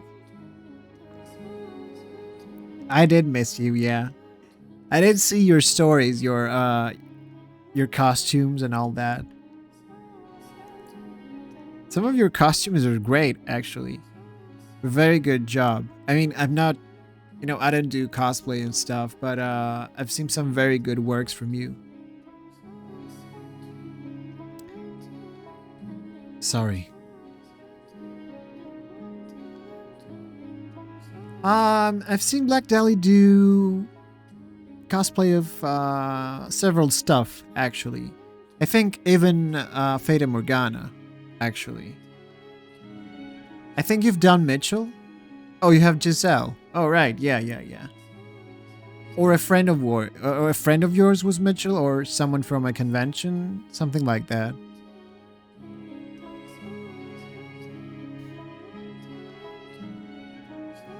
Weirdo. What crosses did he bear? What secrets did he keep? Maybe the truth was far beyond my reckoning.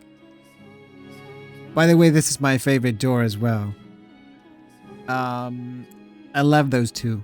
I just love those two characters. I mean, they're both quirky and weird, and I like that. And they're,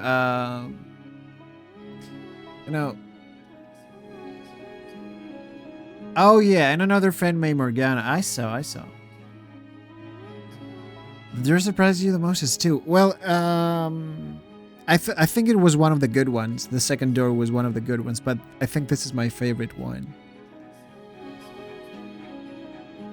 Yeah, they're so cute together because,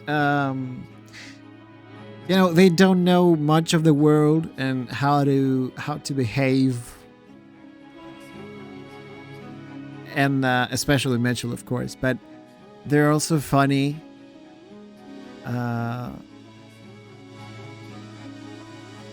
As weird as that sounds for such a tragic game.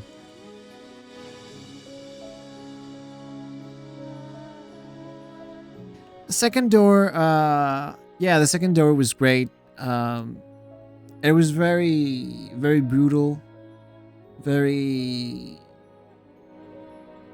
Yeah. It was, it had me thinking who Bestia was. Yeah, exactly. You know what? I was very, very confused at the time, and I thought Bestia was, like a reincarnation of Mel from the first door. I didn't know. I just didn't know. And of course, even here where I am, I still don't know how this eternal thing works. I'd like to hope that this will be explained somehow in the future. I think I still have quite a lot of game left, I think. And that's weird because the game has been huge already. It's by far the biggest game I've played on the stream, but it hasn't gotten tiring. That is great. It's definitely one of my favorite games I've played this year. And it's not even a game, it's like an interactive story. I always say that Fata Morgana is overall... Yeah, of course it's a love story. All of them are love stories. Told in a very... tragic way. And I still think I have a lot left. Still a lot to learn about it.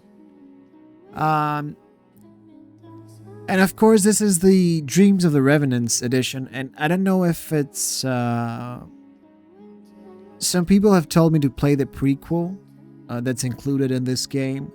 I don't know if I will do that. I don't know if that's essential to learning the story, the backstory of the game. For now, I think I'll just play the main game, and maybe... yeah, I don't know. Maybe I'll play the prequel sometime later. I don't... yeah, like I said, I don't know if that's essential to understand what's happening. I hope it isn't. They revealed some things. Oh, okay. They revealed some things.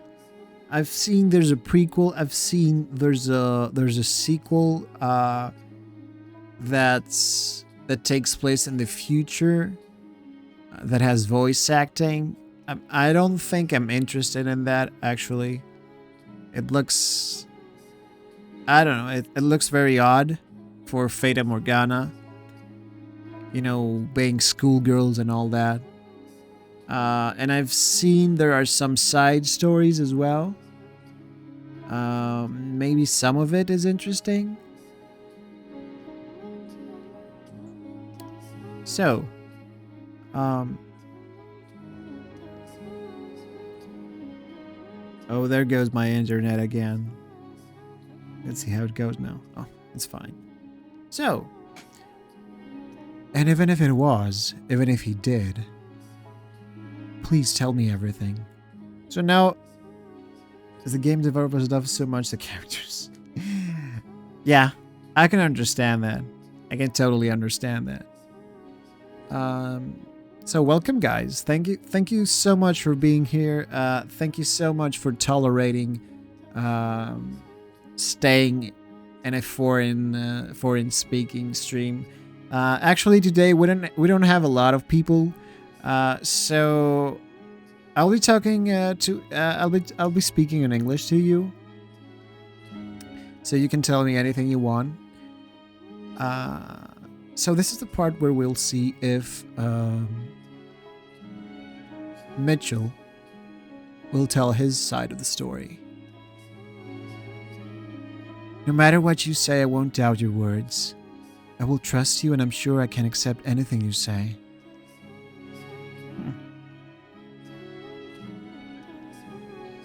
Please. If you don't put it into words, I have nothing to work with. Okay. Oh, fuck. This is finally the time. Fucking finally. Where should I start, though? How about the curse, then? Are you actually cursed? I think it kind of is. That's a difficult question.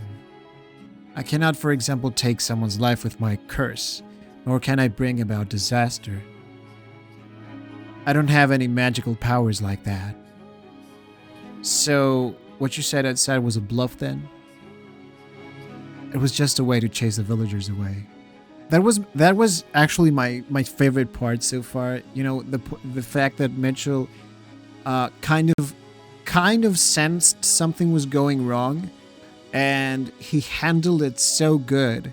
You know, pretending to have a curse and all that, and he made them leave Giselle behind. That was that I think that made him my favorite character so far. So far. Well, you certainly put in a convincing performance. So you can't actually curse anyone, huh?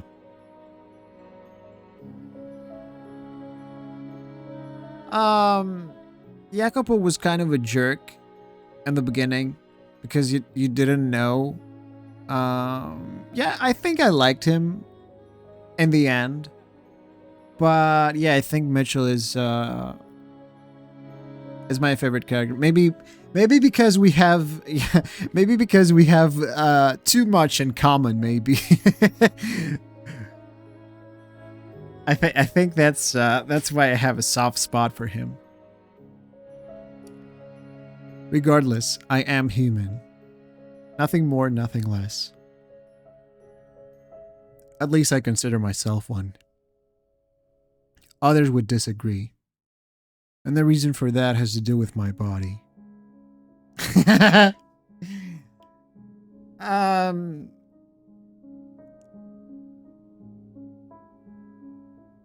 I can see he has a very good development. I mean, he has a development already. I mean, he started very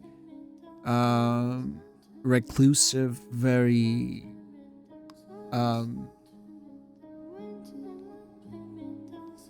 how do they say that? Oh shit, I forgot the word in English. I'll remember it. Others would disagree, and the reason for that has to do with my body. Your skin, hair, and eye color, right? An introvert. Like an introvert, I remembered the word. I mean, he was such an introvert in the beginning, and now he's getting a little more, he contacts a little, at least, at the very least. Right. So this is how the story goes.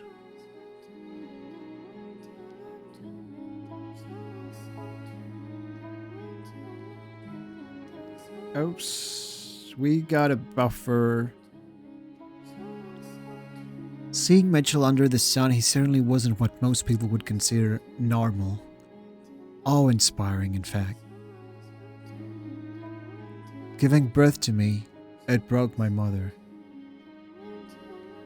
I don't play on Switch. I'm on a PC.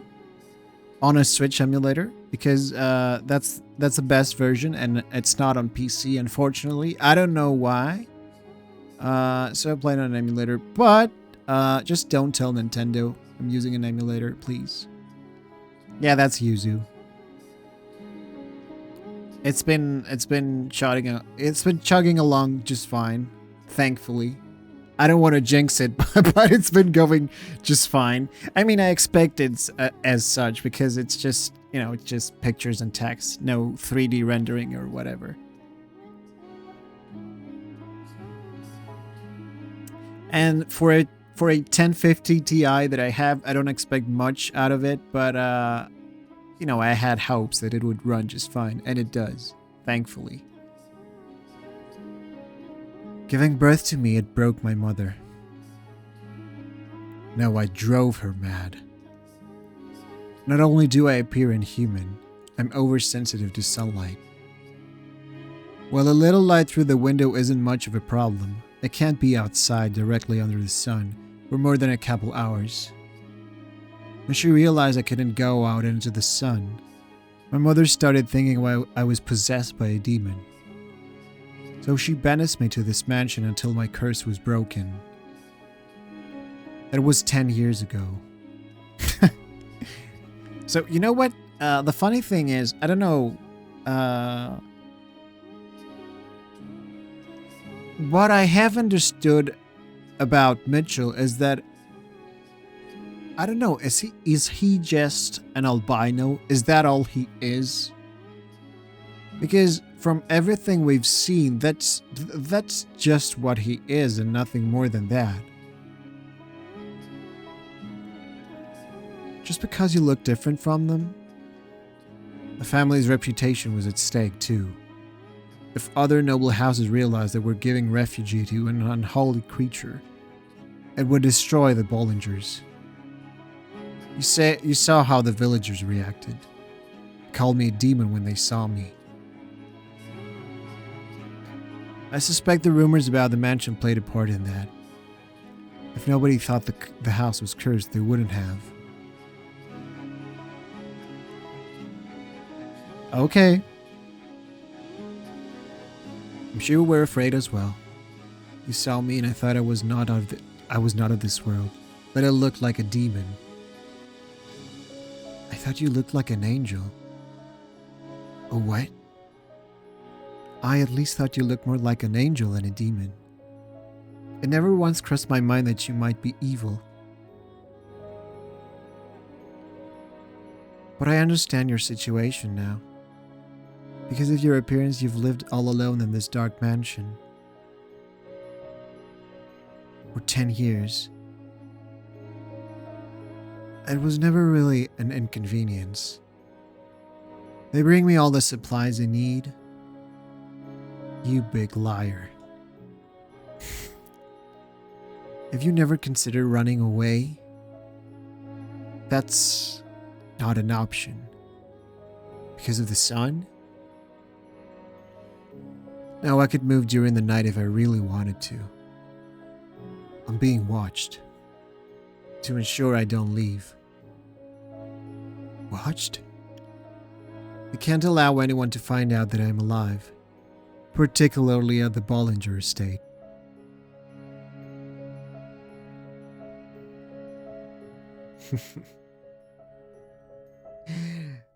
Oh my god, you're just here to watch me cry, aren't you?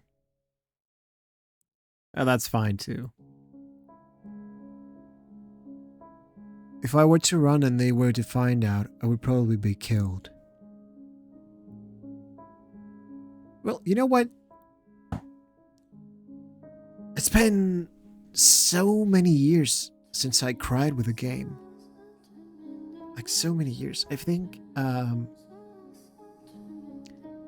the last time I cried at a video game was with The Legend of Heroes, I think. You know, Trails in the Sky, if any one of you is familiar with that franchise. I think that was the last one. And that was quite a long while ago. I was playing it on the PSP.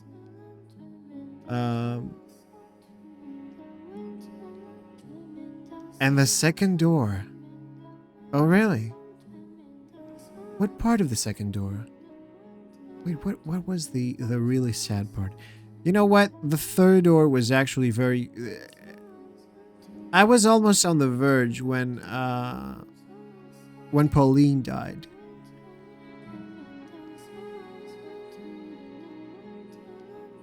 Oh, I see. So when it was revealed that that the second beast was Pauline, yeah, that was very, very heavy, yeah. First door I don't like it. It was cool, but it was a nice introduction. It was the least heavy, so I think it was on purpose. But yeah, it started. You know, it started light, and then it got ασύγχρονος. Μπορεί, αλλά γενικά τώρα τελευταία έχω ένα delay στο... Βασικά έχω βάλει κάποια εφέ στο μικρόφωνο τώρα τελευταία και I identify a lot with Giselle. I identify a lot with Mitchell. My moderator doesn't believe it, but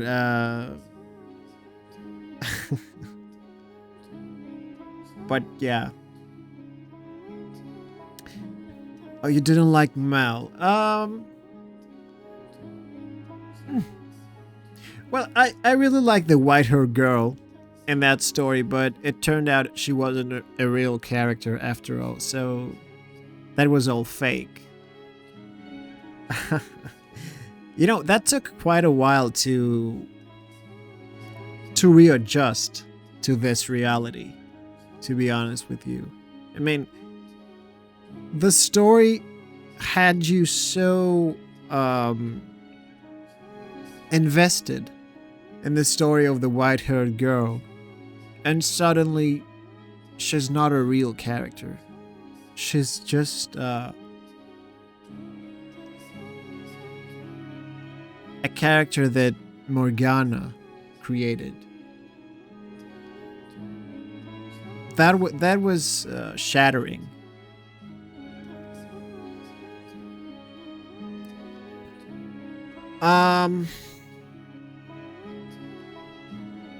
There have been times in my life that there have been times in my life where I was much more troubled than how I am now.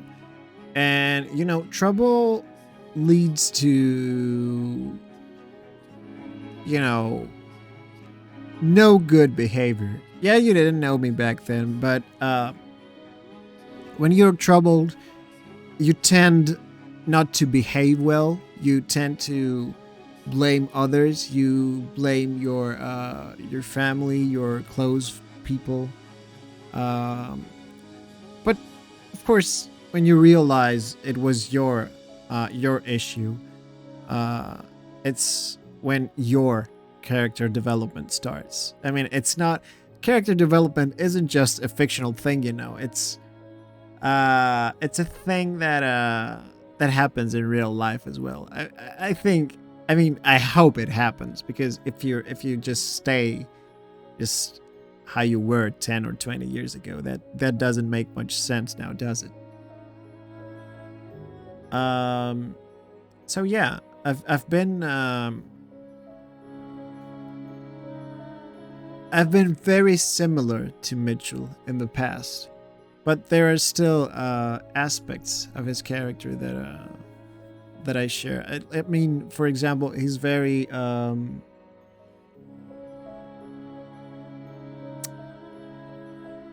I can't tell yet. I can see he's been through pain, and I can see that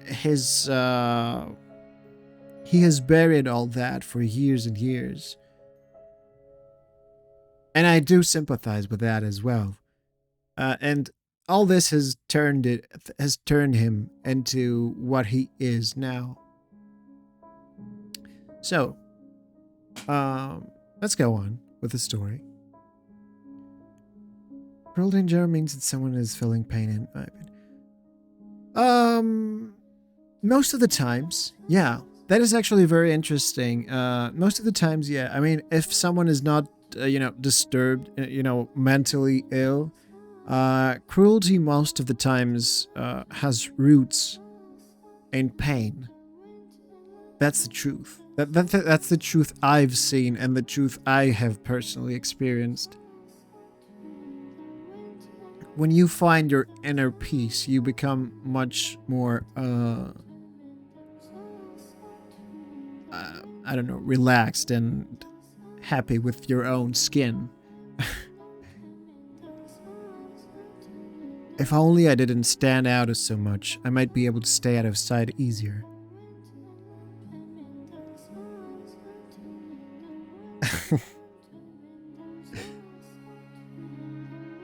No, I'm not cruel, but I used to bury my feelings a lot, and I was very secluded. I didn't want anyone to interfere with that. I didn't leave any space for others to help me or assist me. I still kind of do that, but not to the extent I used to do it. Believe it or not. It used to be much worse than that. And one other thing is that, that will not come as a surprise, but I do have a lot of personal stuff. I don't share many of my personal stuff. That's also another thing that we have in common with Mitchell. Yeah. Things that I would never share, either publicly or even with friends, some of it. So, but also,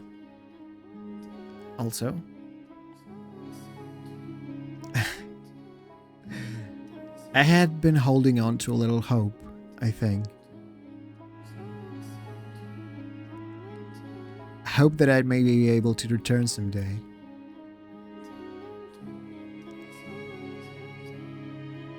I've all but given up that hope now, though. Not that I ever had enough willpower to really fight for it.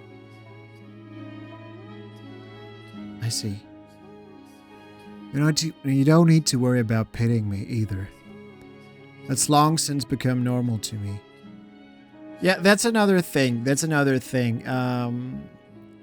I always... there was a time in my life where I was feeling that, I didn't deserve much. That I wasn't worth much. Even that people gave me chances out of pity. And that's the worst the worst fucking feeling you can have for yourself. The worst kind of picture you can paint for yourself. Feeling that you're not worth things. Not that you're not. I wasn't ever at the point where I felt like I wasn't worth anything at all, but I just felt, I'm not worth much. Downplaying yourself, not having self-confidence. And, actually, as a matter of fact, what I'm doing right now, this very stream with just few people, it actually helped me very much. It's not that I need it anymore, but there was a time when I needed it. Not to make friends or anything, or to communicate with people, but to maybe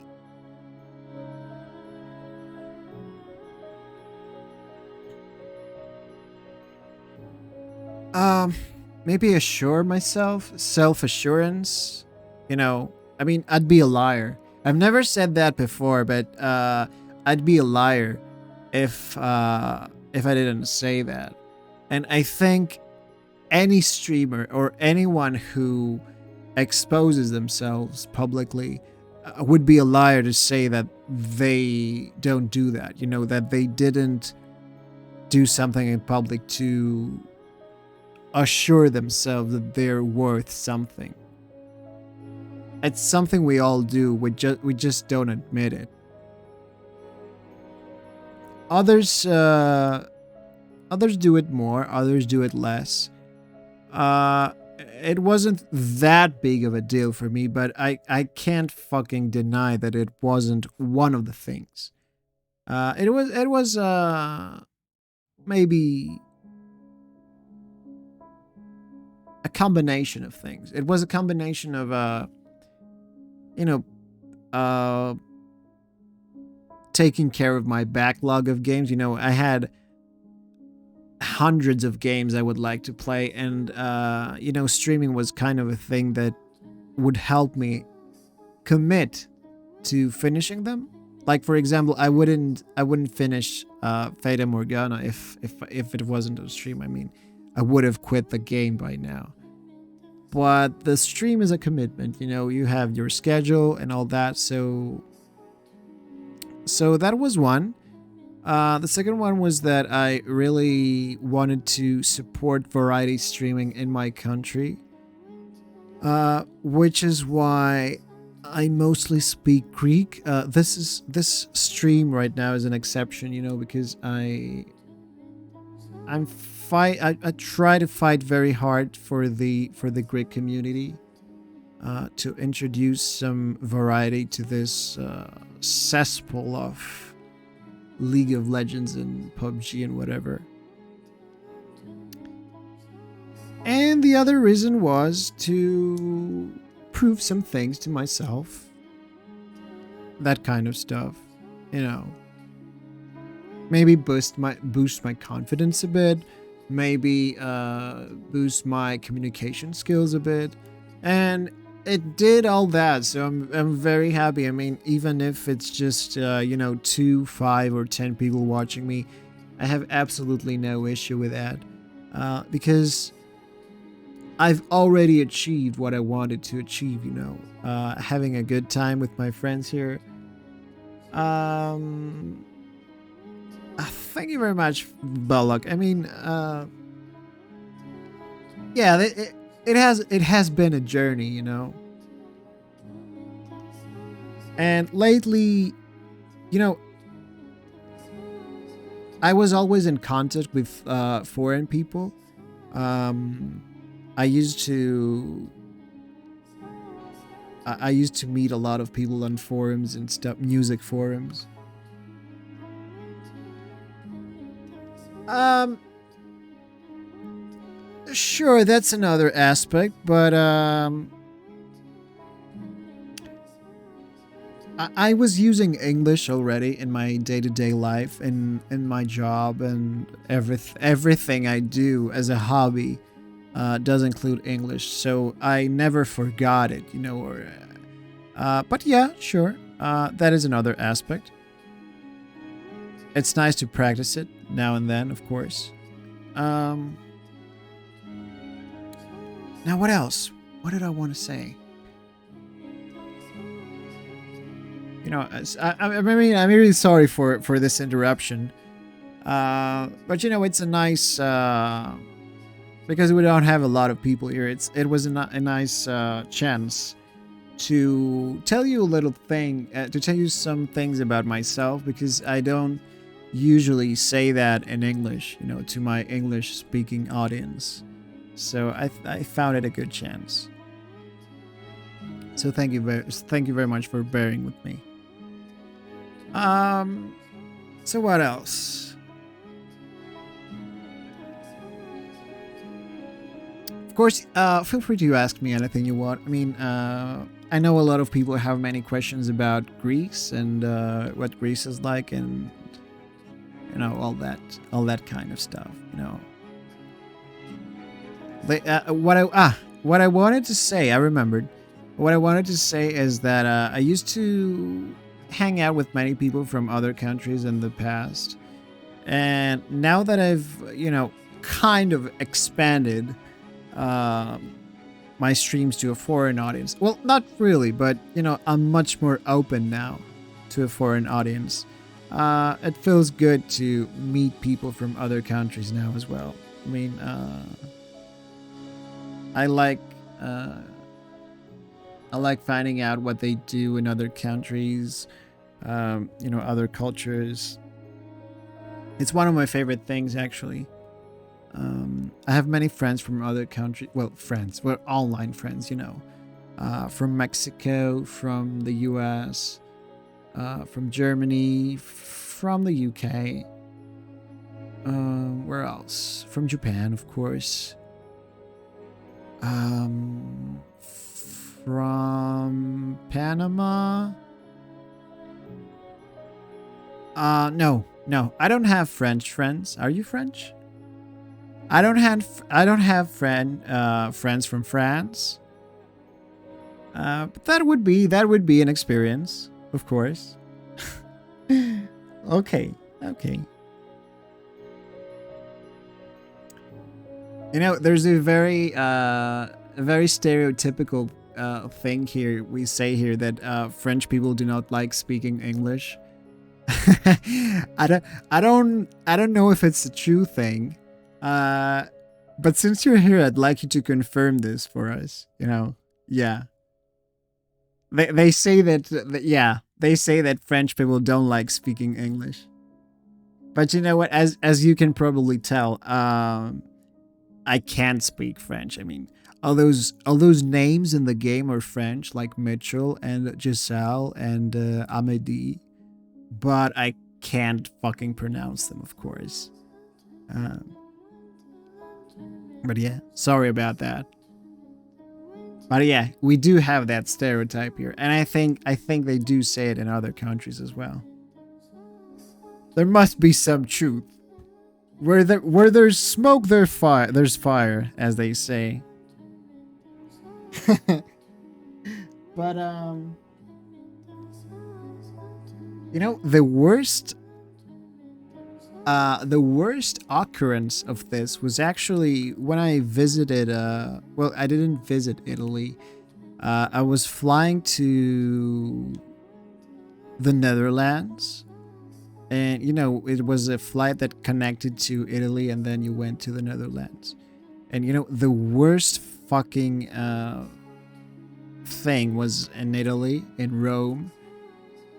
The fucking airport crew didn't speak English. That's the first time I've seen this. I have never seen this before. You know, it's the fucking airport. You're supposed to be speaking English. You have been hired to speak English. I mean, it's... Yeah, oh my god. You're laughing, but I thought the French were the worst at this. But believe me, you're fucking not. It's the fucking Italians. They I don't know if they didn't want to speak English or if they really didn't know. I can't fucking tell what was the thing with them. Maybe they just didn't know. Maybe they just didn't speak. But that's even worse. I know people working and not speak. You know what? I'll tell you what.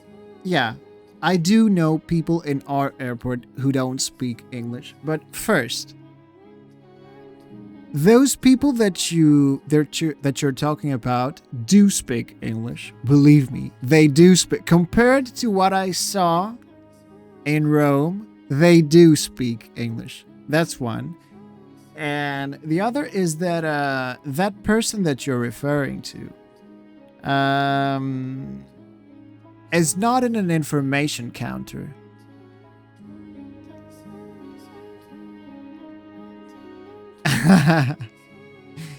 Yeah. When you're in an information stand, you're supposed to know English. So if they had hired people who don't speak English, that's worse than them refusing to speak the language. I don't think what's worse. I mean, they're both shitty. But if they hired people who didn't know English, I think that's worse. And that's saying a lot about Italy's corruption. I mean, we do have corruption here in Greece as well, but that is beyond my comprehension. Hiring such incompetent people. So, let's get back to the game. You don't need to worry about pitying me either. Your accent is... I mean, that's perfectly fine, man. I mean, I can totally understand that.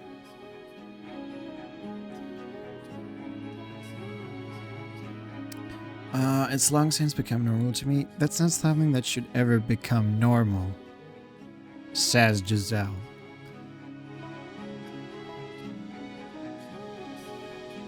So what was that really a moment ago?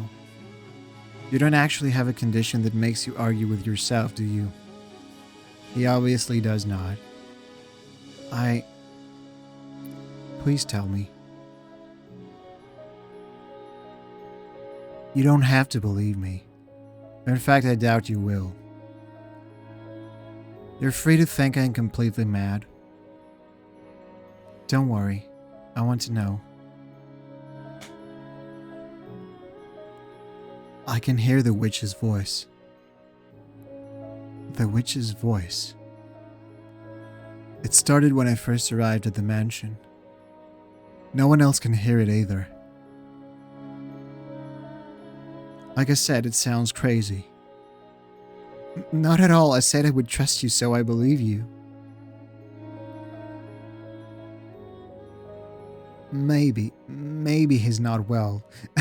I mean, the fucking liar. She said she would believe him. Yeah, that has to be it. 10 years all alone in one place and you're bound to start hearing things. Well, he said it started when he came here, so that's not it. Seems like a delicate person too.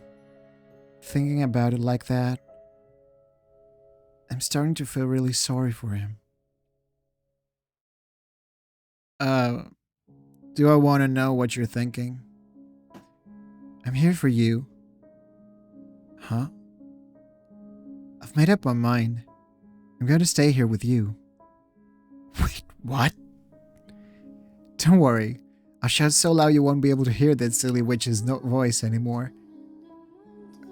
Will you now? If you hear it again, let me know, understood? You don't have to be afraid. I never said it was. Whenever you hear it, I'll be there with you, holding your hand. Oh shit.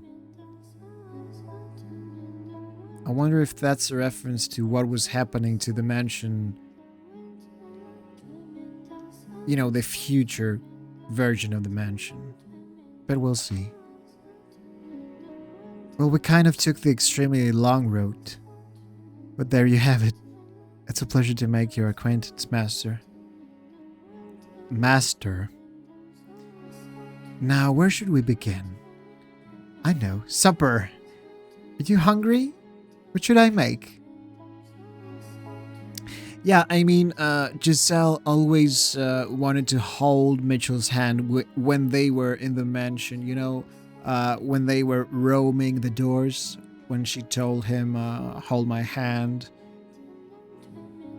not to lose, you know, not drift in time or whatever. I mean, I didn't understood what it meant back then. I mean, I still don't understand how that happens. I mean, this reincarnation thing, I still haven't figured it out. I hope the game someday explains all that. Slow down, please. Oh, fine. That's great to hear. I thought I would have to play the prequel to understand it.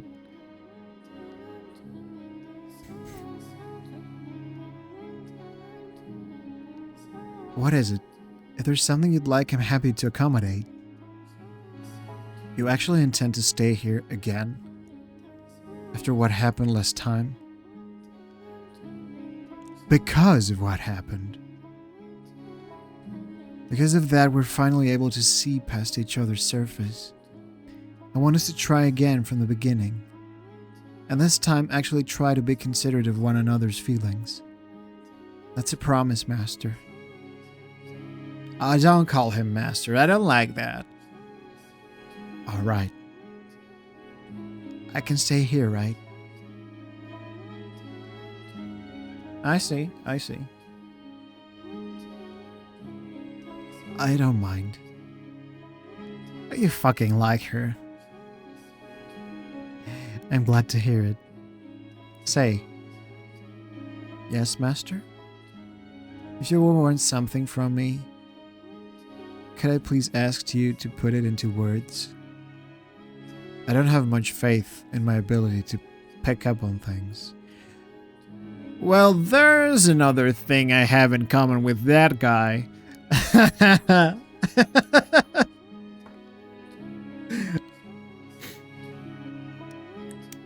Got it. Then here's something to start with. What do you say we open some of these windows? Open the windows?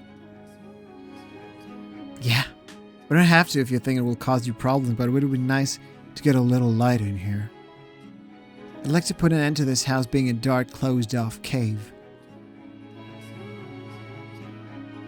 I wasn't the one who barred the windows. You weren't? They were like that when I arrived. Made it seem like a very appropriate place to lock me. I mean, now that I recall... Yeah, I like him too.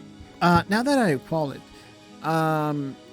there was actually a time when Mitchell told us he wasn't always alone in the mansion. And this has never been talked about after that. It was mentioned once and only once. And he just left it there.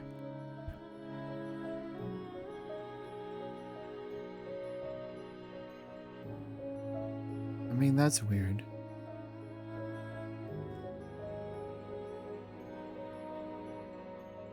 Isn't that what he had said? I think that's what it was. While I'm sensitive to light, yes, as I mentioned, a little sun through the window shouldn't cause any problems. Alright then. Can I ask you to help me open them? Let's both lighten this place up.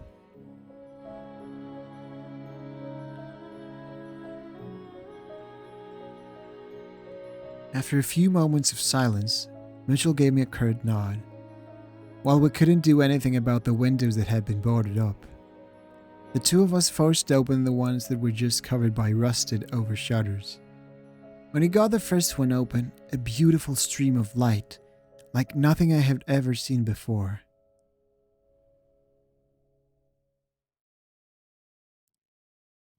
Oh my god, I've been listening to the soundtrack on Spotify like for a month straight now. I mean, it's split in two parts, two CDs or whatever. You know what? I actually read that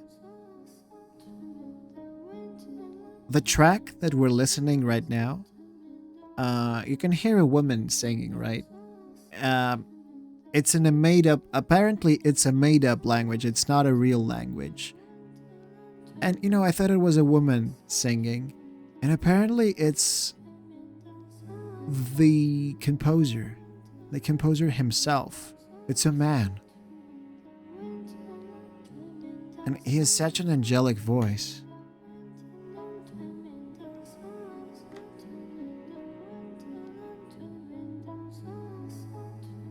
Flooded into the dark mansion's halls. I had assumed that spring would never come. All we had to do was talk to each other, listen to each other, and everything else would fall into place. But it was that first step that was so hard, so much harder than either of us had expected. And now that the ice was melting, we had to treasure that. It might not have seemed like much to someone else, but to us it was a huge accomplishment.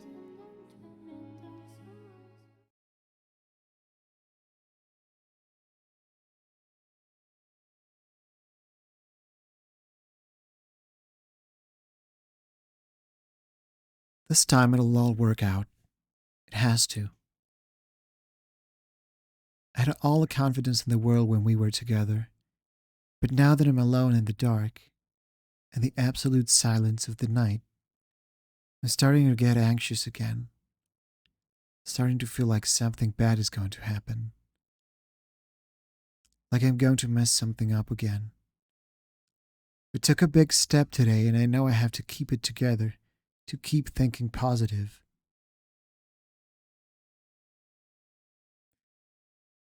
The goods you're after, Giselle, are not cheap. This is a flashback.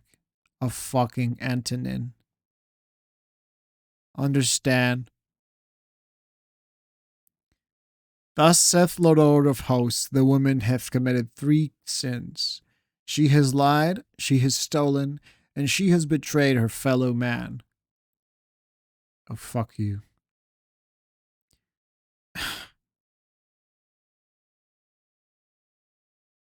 Yeah, fuck that guy. And fuck the other guy from the village as well. I don't remember his name, it was French. That's alright. It's okay. There's nothing to be afraid of, Giselle. Whatever happens, you have to hold fast your faith in the goodness of others. You have no reason to tremble. Oh, there we go. I knew this was going to happen. Yes, come in. That's odd. I don't think I was hearing things.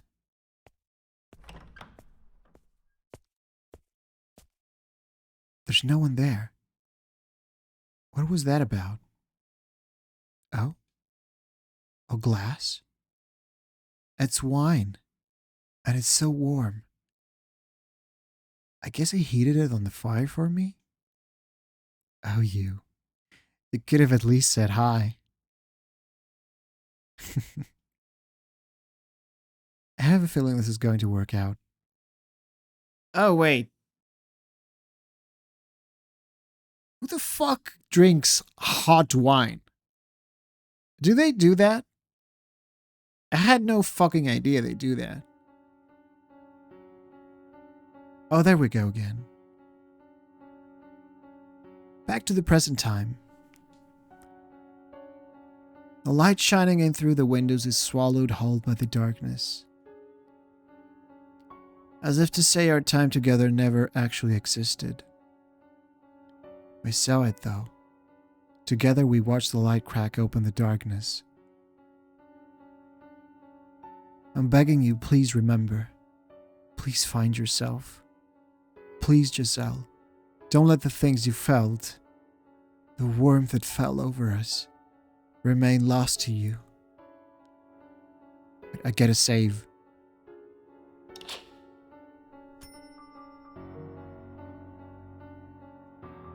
Yeah, that's a great track too.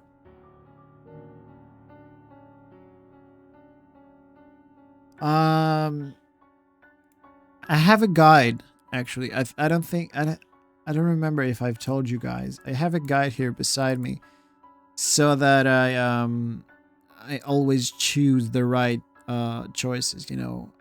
When you have multiple choices, you know, I don't want to drift away to the wrong choices of multiple endings and shit. So I have a guide here that only lists the answers you gotta give.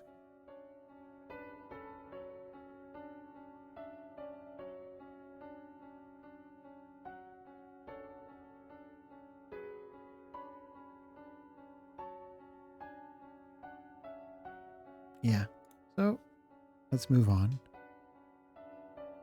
I might have seen it. Seen that most beautiful light. Giselle. But are these truly my memories? Could they not be someone else's tale, like all the others we have seen so far? She was so bright and energetic, I'm neither of those. Besides, the maid needs not a tale of her own. This is not a story. These are memories. Mine and your memories, no one else's. It was all very much real. As were the kinder, happier days that came next. Kinder, happier days? Those words create a strange warmness within my chest. But at the same time, they make me indescribably anxious. Is there really happiness to be found down that road? Even if our past doesn't lead to happiness, it couldn't be worse than where we are now. Come, Giselle. To the spring that made us more than just strangers. So this is the continuation of the story, right? This is where it gets good, I guess.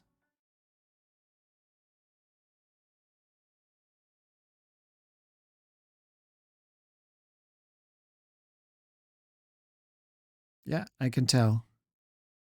Master? Come on, get up. Up with you. Oh, we've seen that before. I know I've seen that before.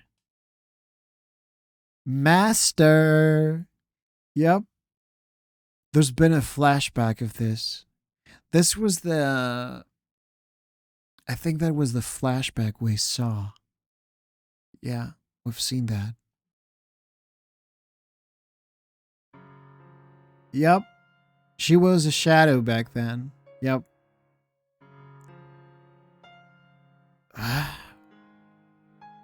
And she was telling him about the windows that she opened. But I didn't know it was her at the time. I thought it was the white-haired girl. See? What did I tell you? It's so much nicer in here with a little light. Morning. Wait a sec. Don't you hide under your bedspread.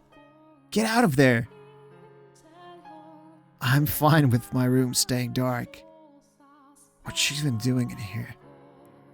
Oh, but Master, you agreed that I could open the windows. I did, yes. Don't worry, I've put curtains up.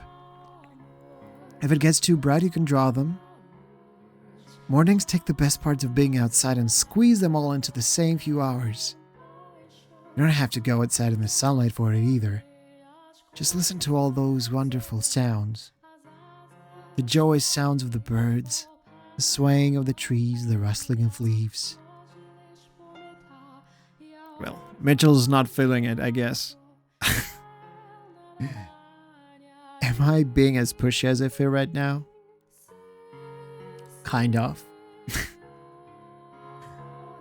But you wouldn't be you if you weren't, so for now I won't get on you about it. Also, now that I know your real intentions, no, never mind. I completely misjudged you. You're the exact opposite of what I thought you were. What did you think of me? Let's see. I thought you were cold and cruel, heartless and incomprehensible. But I'm beginning to get a better idea. You try to put on airs, but you're really rather childish. You have a short temper, but can be surprisingly playful. What else? You have a pretty difficult personality, too. There's not a single good trait on that list. Now, hear me out here. That's not everything. You gave me a chance to talk and you listen intently. You can be kind of nice, too. We agree that we will live together, not just in the same house, so we've got plenty of time to add more to the list. And I hope you can make your own list about me, too. This is just the beginning, after all. We've got a long, long time ahead of us. Plenty enough to get to know each other, no? I mean, you can't deny there's something in the air, right? I mean, there's been something in the air since the beginning, and here we are so many hours later, and the game is just... the game is just teasing us all the time. You know,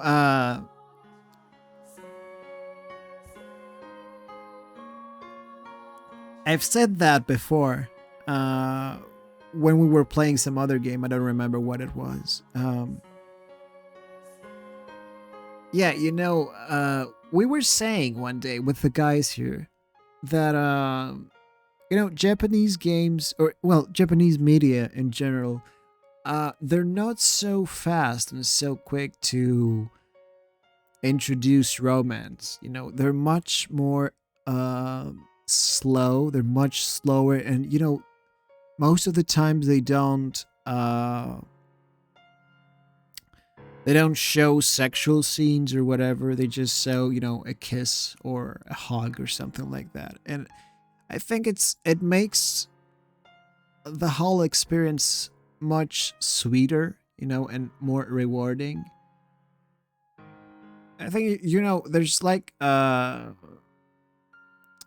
Western media is so sexualized that it's very refreshing when love is seen much more romantic, you know. It's very refreshing. I mean, that's how Japanese media are, so I appreciate them now and then.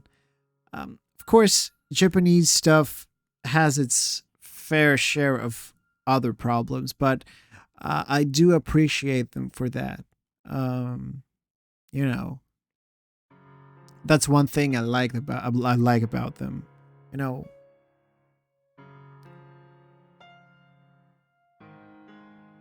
know, a kiss is so much. It's worth so much more in an anime or a Japanese game. It means so much more. And it hasn't even happened here. Let's not waste any time then. Why do you say we do something today that we haven't been able to do before? Where should we begin? Oh, I know. Sure. Back in the day, you could have called me kind of a weebo, or however, what they call them, whatever. You know, I've become much more distanced now, but of course, yeah, I'm a big fan of Japanese RPGs. But they're my legacy. Japanese RPGs are my legacy. I used to watch anime in the past. Manga, not so much. Sure, of course, I know Shingeki no Kyojin, and it's actually my favorite modern anime, and I'm still waiting for that final season. Like everyone. I haven't read the manga, so no spoilers, please.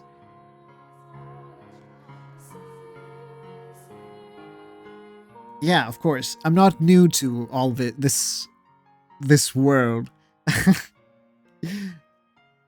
Yeah, I mean, this is not new to me, but you know, the house in Fata Morgana is actually really different. At least in my eyes, it's very different to typical.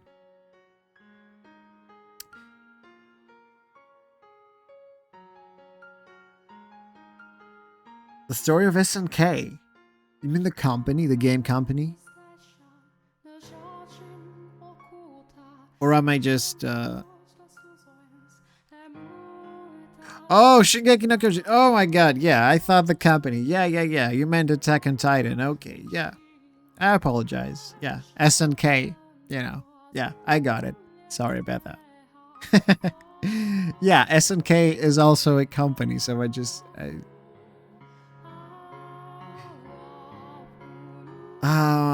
we can get this place cleaned up. You want to clean? Now there's some actual writer in here. We can see all sorts of things we'd probably rather not. Like dust. You know, this happens all the time to me. I mean, dust is fucking... I have two cats. And when there's no light, everything is so clean and perfect. And then you open the window in the morning and it's all fucking dusty. And it's all... Dust is fucking everywhere and hair and shit. So dark is good. Dark is good.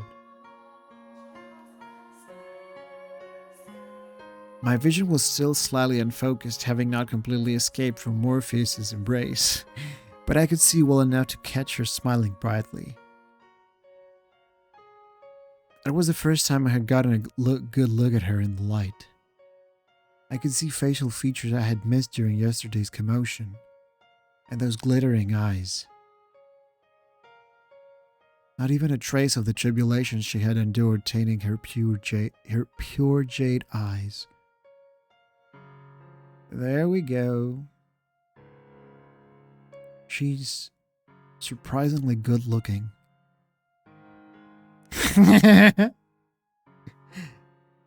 I'm clearly not myself right now. Is something the matter, Master? I know you're still half asleep, aren't you? Guess I'm just going to have to throw my best bucket of water on you. What is a best bucket of water? I'm awake. I'm awake. Is there something on my face then? Just far too amusing a sight to wake up to. Amusing? Oh, just get out of bed already. What a noisy morning. Well, she told you.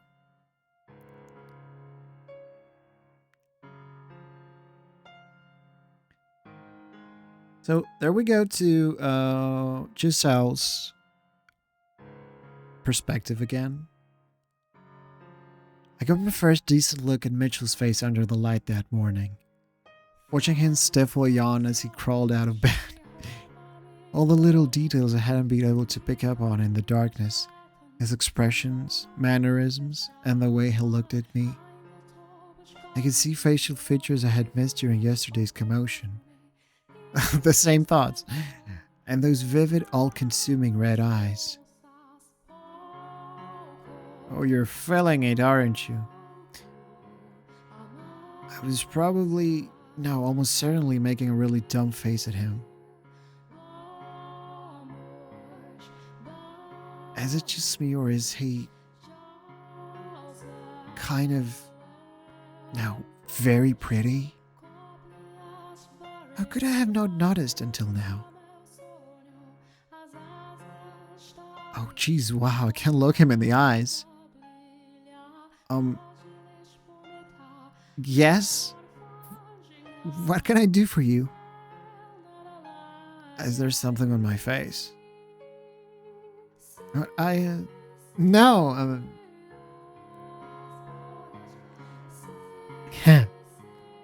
Ha! Hair monster! Excuse me? No, your hair, it's really long. Yeah, that's it, way too long. Is there anywhere for a servant to speak to her master? I'm just kidding. Oh my fucking god, he smiles. He just cracked a smile for the first time. I don't have any interest in holding your status against you anymore. No, it's not a smile, really. It's just, you know, a grin. It's a small grin. Yeah. That's why they call it. It's a grin. Ah, I see. It's really hard to tell if he's joking or not. So, about that cleaning. May I wash my face first? What? You're going to help? As I just said, I'm not going to act like I'm superior to you anymore. What are you snickering about? I can't help it, I'm happy. If my hair really does bother you, you can cut it. No! I can cut it? Of course, I'll give you the best haircut you've ever had. Oh, but I should warn you, you want to stay perfectly still. I'm a monster with a pair of scissors. My sister always said you were as likely to lose an ear as you were your hair whenever I... Oh my god. You stay away from me. Yeah, I mean, he looks like a cool version of Sephiroth. Or something like that.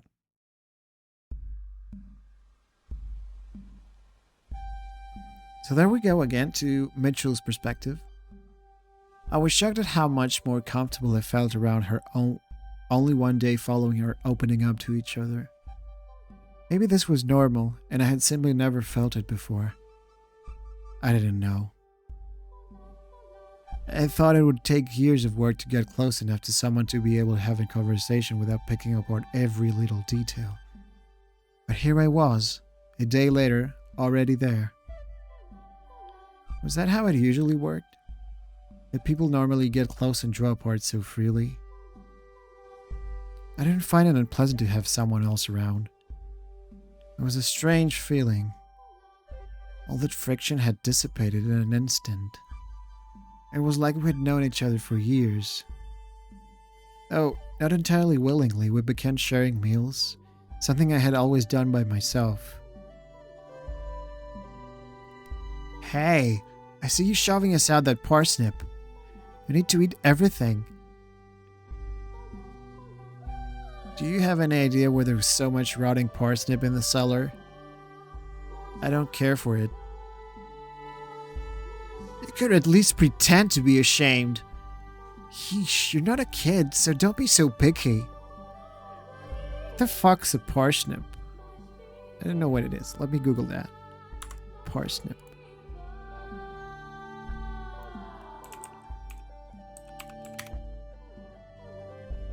Oh. I have no idea what that is. It looks like a carrot. Yeah, it looks like a carrot. Yeah, whatever. I'm not sure we have those in Greece. I don't even know if there's a name for it here. Parsnip.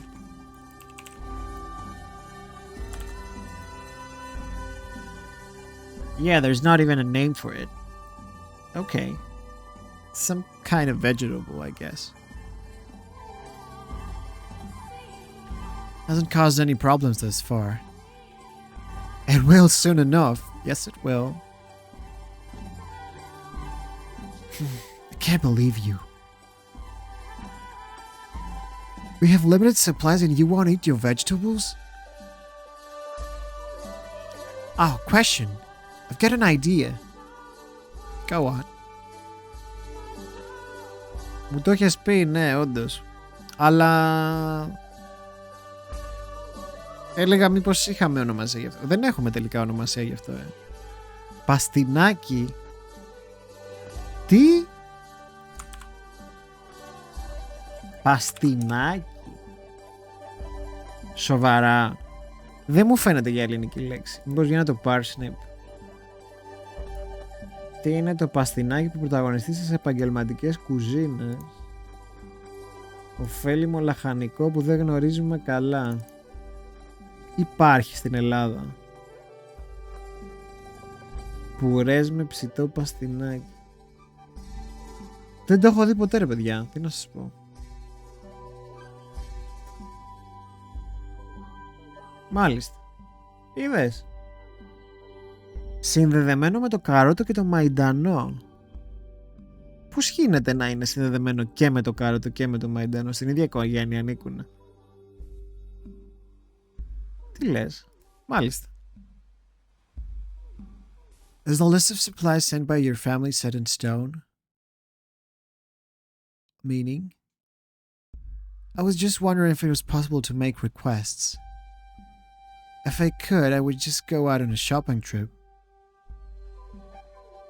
Perish the thought.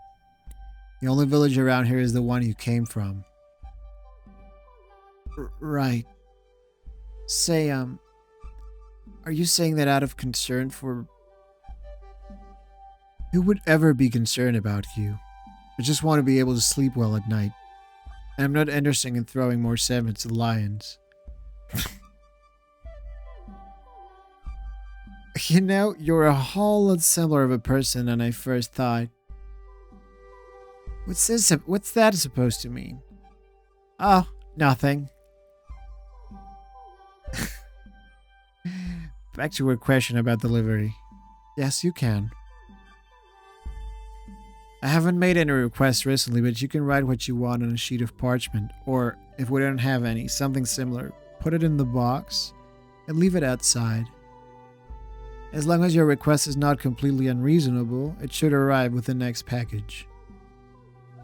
Why? Is there something you need?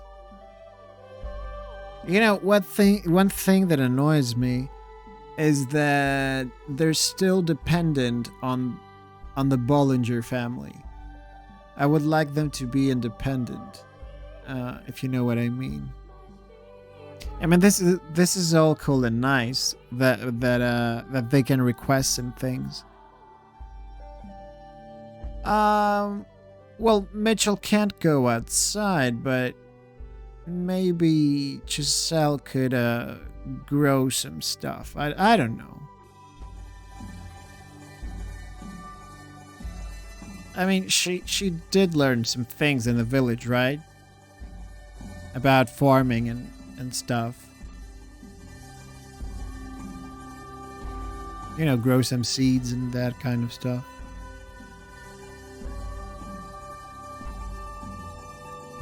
His body? What do you mean? Yeah, I was hoping to increase our selection of vegetables. And while I'm at it, if possible...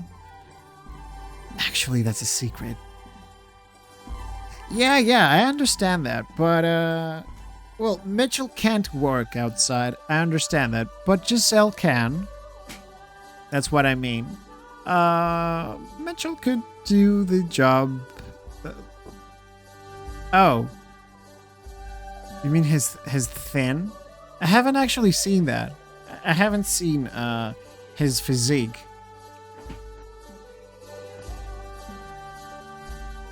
Is he thin? Is he really thin? Actually, that's a secret. A secret.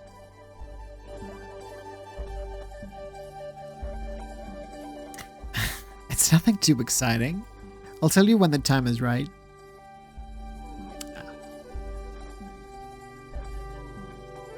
Hey, she's full of surprises, ain't she?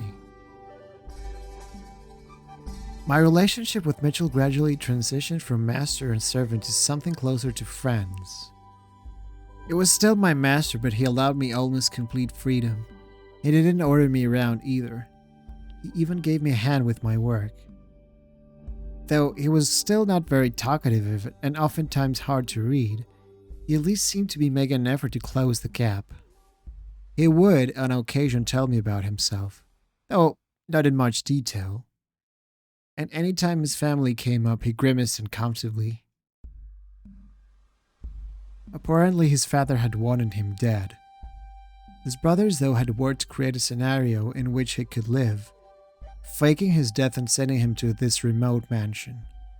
I had never encountered Mitchell's brothers while at his family's estate. But assuming he was right and it was one of them who had given me the letter, they were likely our only allies at that house. I don't know what he's thinking. It's been 10 years, Mitchell had muttered. To which I had replied, have faith. It was better to believe in something, even if it felt silly and unreasonable, than to lose faith in everything. My being able to find renewed belief in the kindness of people was what had allowed me to start smiling again after all. Because I was able to have that faith, I was able to enjoy life once more. It wasn't an exciting or thrilling life. It was a humble, simple one with just the two of us. But I wouldn't trade that life for anything. Some people might think it dull or dreary, but it was ours. Master, I really truly appreciate that you want to help me with the cooking. I do, honestly, but... This is apocalyptic. This is mutinous. This is an affront to gastronomy. This is unearthly disgusting. Get me better ingredients. What? I'm not a bad cook. These are simply bought ingredients. If they were better, they would taste just fine boiled. And it's not as bad as you claim. Besides, you make a mockery of the culinary arts. I've been eating this for years. I don't see the problem. I've heard quite enough, Master. It sounds like I'm going to need to put your taste buds through some intense rehabilitation. I have to teach him what real food tastes like. Otherwise, he won't be able to appreciate it if I make him something really good. That's true. I mean, if you've grown eating shit. Hold the chair steady for me, will you? I'm going to wipe down the top shelf. I can handle it. I'm tall enough to reach without standing on a chair. It's not as simple as just running a rag over it. I could practice, so let me take care of it, alright? There's a lot more dust than I expected. I probably should have used something to cover my mouth. You're gonna want to hold your breath for this, Master. Alright, here goes. She's quite practiced. Is there any need for me to be holding the chair?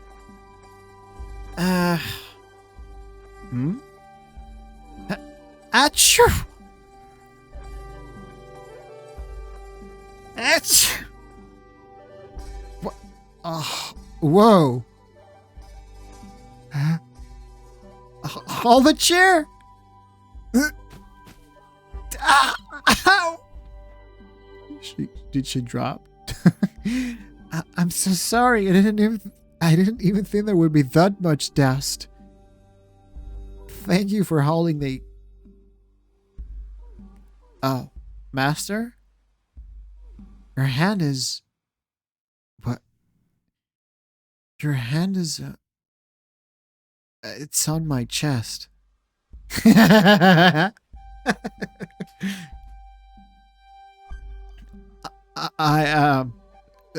was an accident. Right, it was.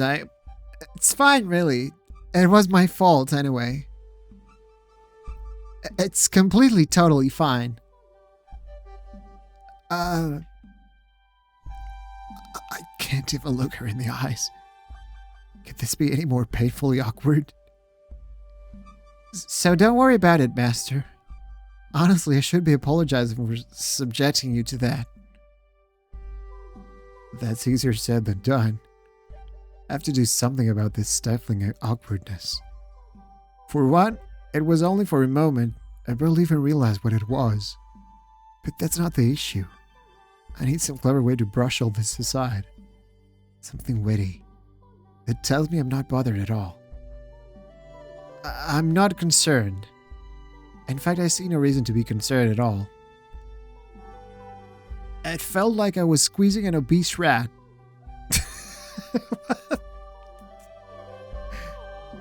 I hardly even perceived it as a breast.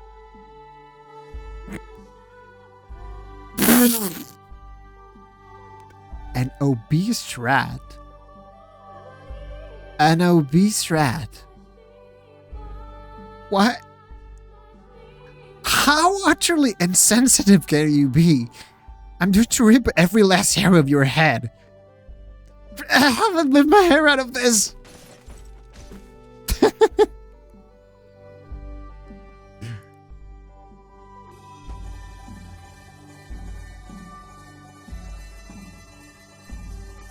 Say, Master, what did you do all this time all by yourself? That's an exceedingly vague question. Say, when you were really, really stupidly bored out of your mind, what did you do to keep yourself occupied? Meditate? Just how many times have you reached enlightenment? I sometimes played chess, too. Chess? Wait, by yourself? Yes. I imagine how an opponent might react to my moves and play the other side that way. That's kind of depressing to think about. How about this, Master? Play a game against me. Do you know the rules? You bet I do. I do come from a family of merchants, so I keep up with trends and know all sorts of games. Oh. I'm prepared to meet your maker. I'm pretty sure Mitchell's gonna be better at this. I mean, he's been all alone all those years. So, who was I supposed to prepare to meet again? Ugh. Come on, have a little mercy. You trounced me. One more time. I just wasn't at the top of my game. Ugh. When am I going to meet this maker? What? How? When did you put me in checkmate? One more. Hold on, that's not fair. Take it back. Ah, my king. Please stop. Amateur. Can't you go just a little bit easy? You never asked me to go easy. This isn't a game. This is a slaughter. This is a one-side massacre. About this maker. I'm looking right at him. That was actually kind of fun. No, it wasn't. It was miserable. Next time we're playing something fair. Such as? Let's see. Oh, I know. Arm wrestling. Arm wrestling? Yeah. You sit across from each other, put your elbow on the table, grab hands, and see who can pin the other down. Who would ever willingly participate in such a primitive competition? Not interested then? Or are you afraid you might lose? Alright then. I can't imagine losing to a woman. Okay, elbow on the table. Start on my count. Ready? Go!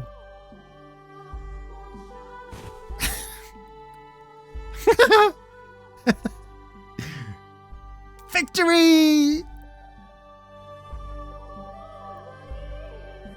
Oh, she's stronger than him, right? Well, I figured it would happen, yeah. I think he's very weak, you know. I mean, he doesn't exercise at all. He doesn't eat well, so it makes sense, yeah. So the times go by and the times go by. And they live happily ever after. And they play and they smile and they read their books. And they have some sex here on the bed. Or not. I don't know. I assume they do. Maybe. With each passing day, it grew less and less unusual having Giselle always at my side. So there we go. This is again Mitchell's perspective. I began more freely engaging in silliness, speaking my mind and showing emotion.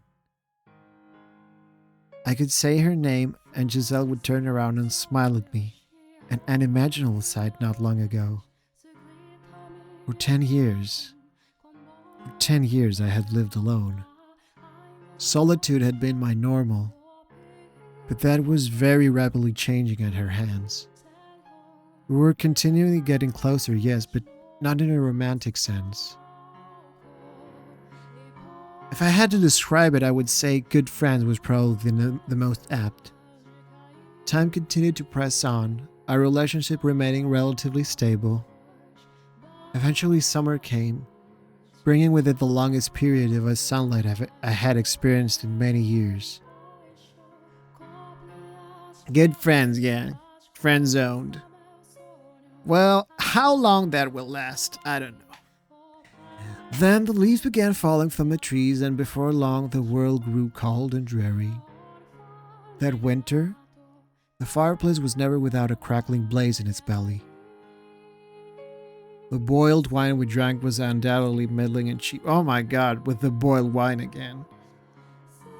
What the fuck's with boiled wine? But she said with a smile, I've never had wine this good before. And though I didn't say anything, I felt the same way.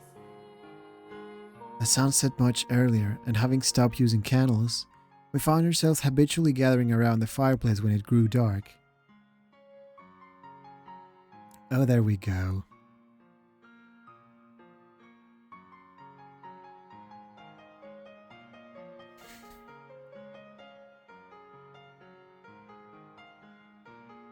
That is quite an image here, isn't it? That's quite cute seeing it after all that time. Reading a story by the fireplace like this almost makes it feel like we're in another world, doesn't it, Master? I bet that's why troubadours perform at pubs, so they can be near the fire. Or because there's ale. Drunkenness makes even bad singing and storytelling pleasant to the ears. Oh, you're such a cynic. But that's okay. Say. Yes? Do you remember when I first arrived here? When I was cleaning the library? Please don't tell me you were bringing the obese rat incident back up. No, not that. Before that. Before we could actually talk to each other. I believe I suggested we read something together if you ever felt the inclination. You might have. I can't say I remember. There's another common with Mitchell. Are you sure about that? You turned down my proposal saying I was wasting my time. But look, it actually happened. Even if you don't remember, I'm sure you never thought this moment would come. I was for the most part focused on making sure things didn't get any worse between us. But to be honest, I didn't expect there would ever eventually come a time we would sit shoulder to shoulder and read a book. You never know how things might pan out. I actually do remember. I remember how I tried to push her away, how much I mistrusted her. I was nothing but hostile toward her. People change. And perhaps if they can, so can the future. Maybe I can hope that, like our friendship, there's a chance the future might take a turn for the better.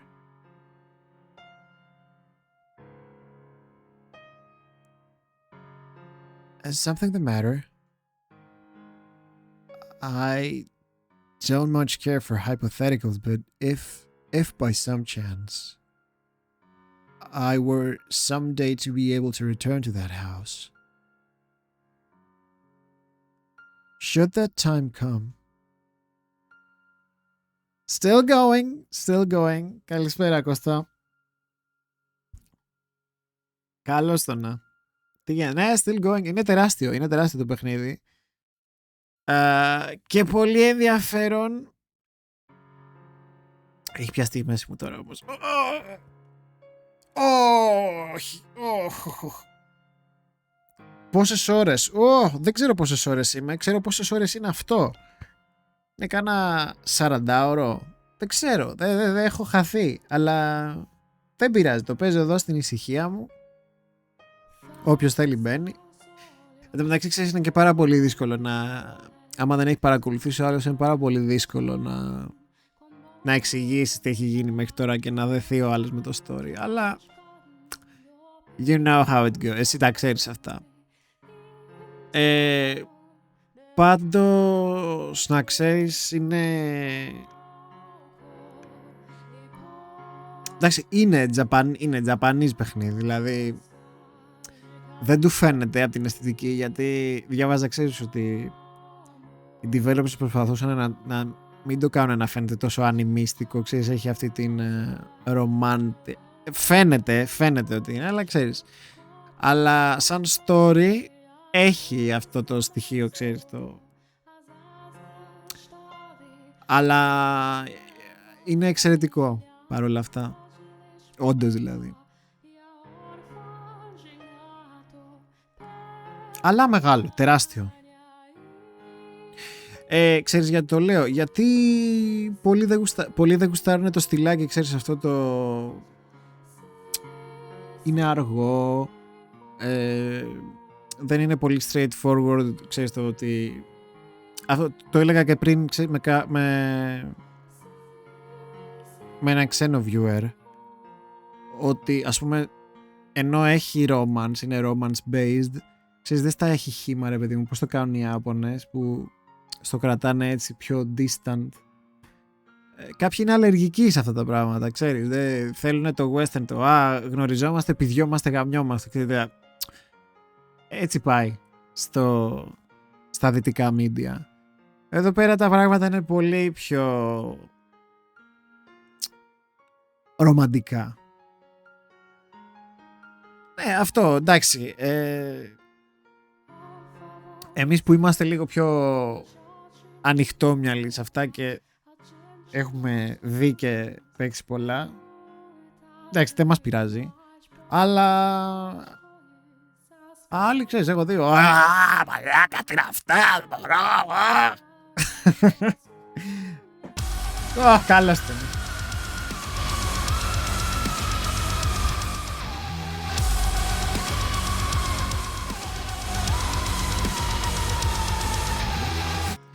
Μπράβο, καλώς το να.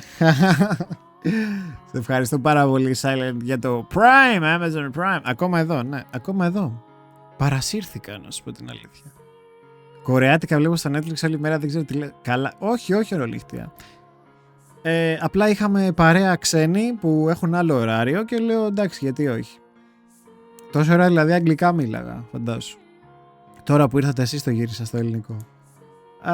Τι ήθελα να πω. Που λες για τα καλά, για τα κορεάτικα που λες. Σειρές δεν έχω δει και K-drama και τέτοια. Αλλά έχω δει αρκετές ταινίες. Ξέρεις αυτά τα revenge drama και τα...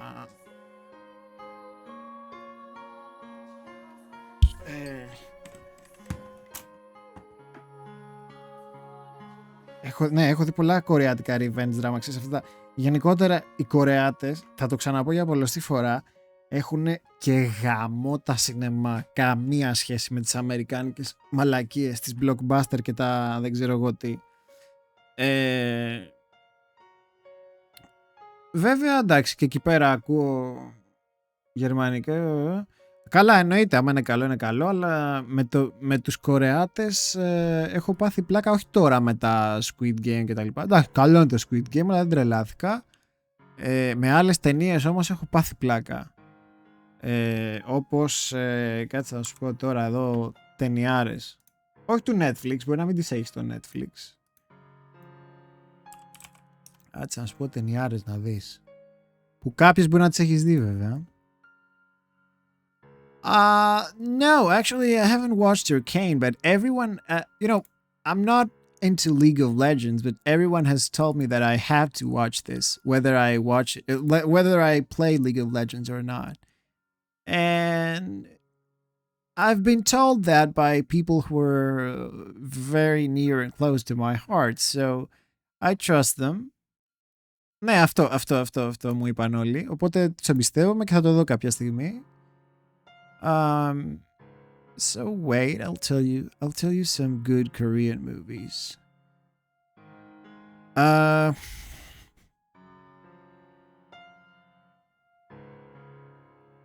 Λοιπόν, όχι, αυτή είναι η watchlist μου. Πού είναι τα ratings μου, your ratings. Το είδα αυτό, ναι, τα είδα αυτά. Top rated.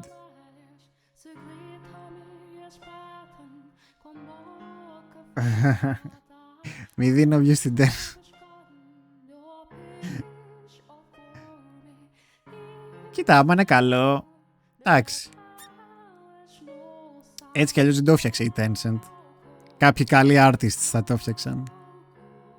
Λοιπόν... Καλησπέρα κιόλας, Engine.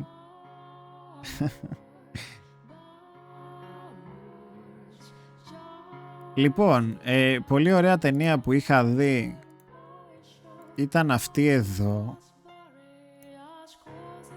Λέγεται Castaway on the Moon.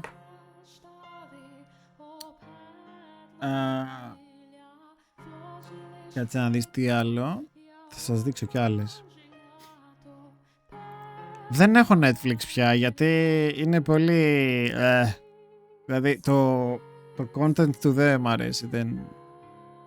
Αυτή εδώ ήταν ταινιάρα. Πες και τι είναι, δεν την ξέρω.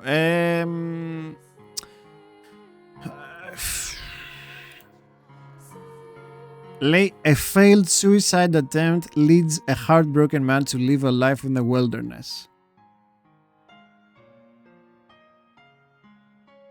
Έχει πολλά καλά πράγματα, αλλά ξέρεις τι γίνεται με το Netflix, ότι ό,τι αναλαμβάνει σαν μετά το host, όχι ούτε καν. Αυτό μου αρέσει στα κορεάτικα, ότι είναι dark και είναι και πάρα πολύ, είναι πολύ πιο ρεαλιστικά από τις αμερικανικές. Αυτό εδώ επίσης ήταν εταιριάρα για μένα. Στα αγγλικά το λέει I saw the devil, το λέει. Και αυτό revenge drama. Τι άλλο. Αυτό είναι έπος. Κάτσε να σου πω άλλο. Αυτό ήταν πραγματικό έπος.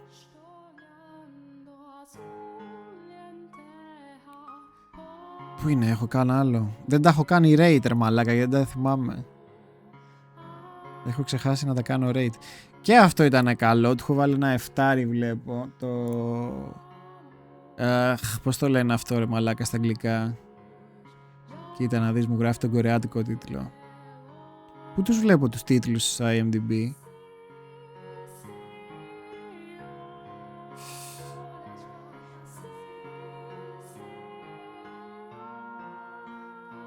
Όχι, κοίτα, το Old Boy είναι πάρα πολύ καλό, αλλά είναι συγκεκριμένο. Ένα συγκεκριμένο στυλάκι, ξέρεις, πιο...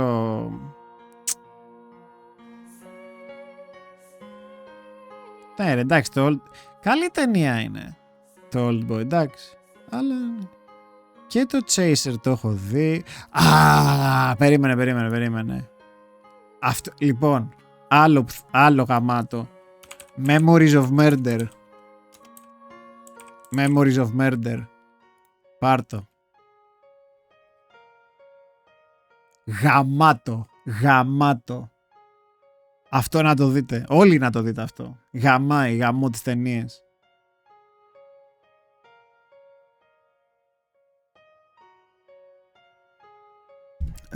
Τι άλλο να σας πω από κορεάτικα? Το Mother το είχα δει. Δεν ξέρω αν είναι στο Netflix. Μπορεί να είναι στο Pirate Bay Flix. Τι να σου πω. Λοιπόν, πού είναι εδώ? Λοιπόν, θα βάλω λίγο ακόμα μέχρι να βρω ένα σημείο έτσι να το κλείσει καλά. Λοιπόν, that house is home to her nightmares. Για κάποιο λόγο τώρα ο Μίτσελ άρχισε και μας λέει μαλακίες ότι μπορεί να πάει στο σπίτι. Γιατί να πας στο σπίτι σου, αγόρι μου? Even if it didn't matter until after my father was gone, it wouldn't erase what he had done to her there. She acts like nothing's wrong though. I don't know. Have her wounds healed, or do they still remain? Should that time come, if that day comes, I will do what I can to assure you have a comfortable life in the city. Though I will not be able to inherit the estate, I can work something out. I see. Thank you very much. Μάλλον δεν περίμενε να της πει αυτό. But if you would be comfortable doing so, I would be pleased if you were to join me. Τώρα μιλάς. Αλλά σιγά μην πάει στο κολόσπιτό σου ρε μαλάκα. I mean as a servant. As a servant. Yes, a servant. We're short on hands. I see. A servant. Do I really need to repeat myself? Yes, as a servant. Alright, sure. I think I will. I would like to accompany you, master. How exciting. I'm sure a wonderful future awaits us. I pray so. Now back to the story. I believe we had just gotten to the point where the knight set out to defeat the monster and save the princess. I bet he was a big, buff, muscular knight. Let's not talk about how muscular he was. She let out a gentle laugh, and I thought I smelled something sweet on her breath. Was it her scent? Or perhaps just in my imagination? I had no way of knowing. We sat so close even the slightest shift seemed sufficient to allow me to hear the sound of her heartbeat, causing mine to accelerate. Curiosities flooded my mind. What might she be thinking right now? What does she think about me? And as much as I tried to banish them, I frustratingly failed. I was just getting caught in the moment. Getting caught up in the moment. I had just briefly lost my way. Though I tried to convince myself otherwise, it was all in vain. When had my pulse gotten so rapid? When had my skin gotten so flushed? When, how, why was this happening to me? I thought I had already learned my lesson about having feelings for someone else. Νάτα, είδες. So, this is back to what I was saying before, that Mitchell had alluded before that some time ago, some years ago, he wasn't alone in this mansion. I mean, that's what I think. That's what I remember. Before long, winter retreated and our second spring came to take its place.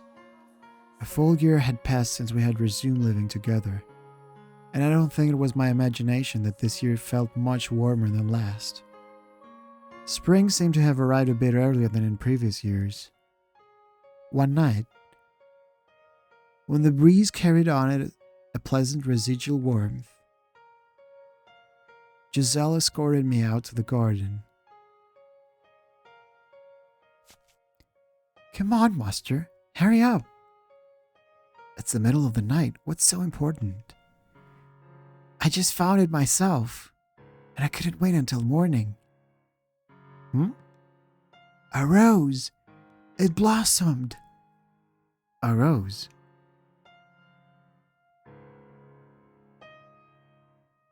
Giselle had, over the past year, cleaned up the nest of weeds that had been strangling the garden. Off to the side of a small plot of turned soil, swaying in the wind beneath the moonlight, was a single red rose. When did you... Last year I requested flower seeds. Nata. But I just couldn't get them to grow, and I was starting to think they never would. But look! It's only one, but it did. I had no idea. Of course you didn't. I didn't tell you. Why would you keep it from me?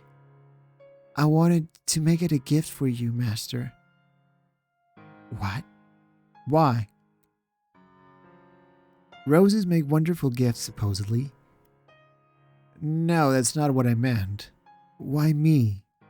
I haven't given you anything. Consider it a symbol of my hope that we'll still be this close another year from now. If we are, then this is yours. I don't follow her reasoning. I don't follow it at all, but the sight of the deep red rose almost melting into the dark night was perhaps the most wondrous thing I had ever seen in my life. I had never understood why some people found flowers so enchanting. They were always just plants to me. But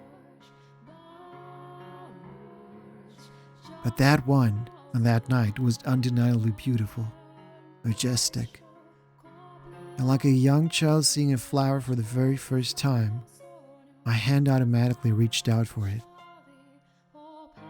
Not knowing the proper way to appreciate flowers, I didn't gently caress its petals to take it in its fragrance, but snapped its stem.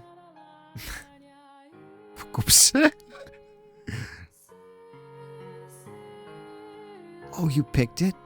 Are you going to bring it back to your room? When I finally processed her question, that was when I realized I probably should have left it to grow in the garden. From the base of its stem, where I had plucked it, a droplet succumbed to gravity and fell to the earth. With it came the delayed realization that I had ended the plant's life. But it was overpowered by childish possessiveness. The stunning flower was mine. Moonlight trickled down from the heavens, giving a gentle bluish tint to my hands and the smile on her face. You're gonna need a vase then. Give me just a minute. For the briefest moment, the moonlight must have played a trick on my mind.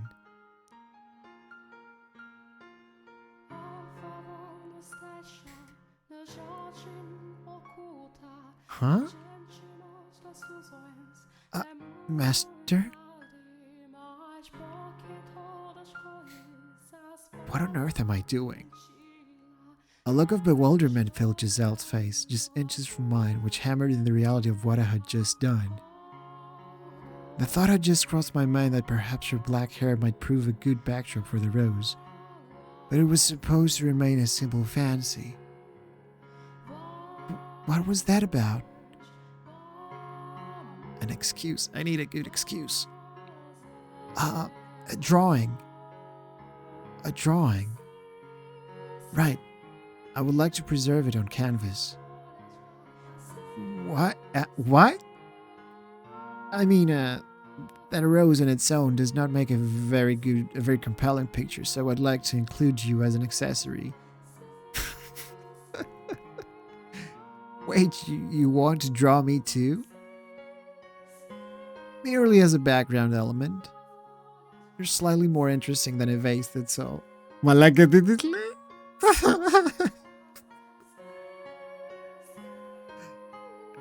I've never seen you draw anything before.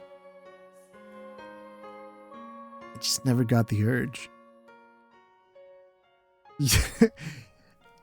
You know how? Many, many years ago, my brother taught me. I don't think I can handle being a model. I've never had a drawing done of me before. You would probably be better off with just the rose.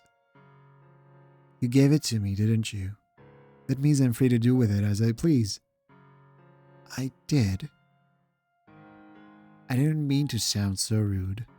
I had no real interest in drawing the rose. But I couldn't just take it back either.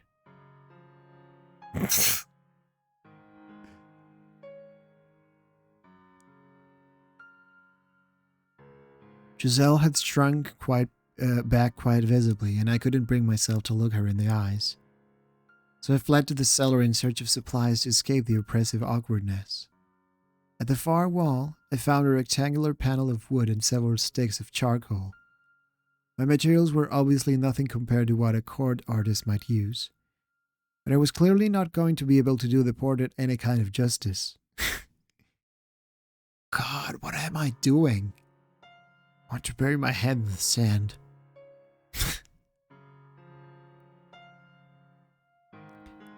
Giselle was waiting for me in the stained glass chamber. It seemed she was still just as comfortable as when I had left her. She gave me a fleeting glance before averting her gaze again. If only she would laugh or make a scene like usual, it would make things so much easier. Why did she have to choose now to start acting meek?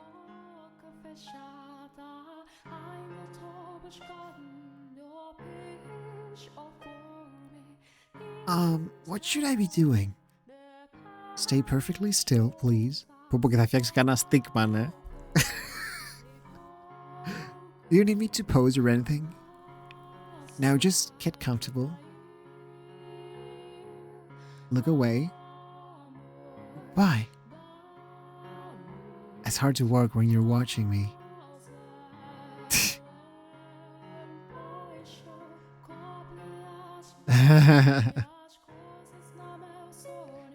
Ναι, γιατί και καλά αυτήν θέλει να ζωγραφίσει και καλά, οπότε στο δείχνει, ξέρεις, πιο μπροστά εδώ.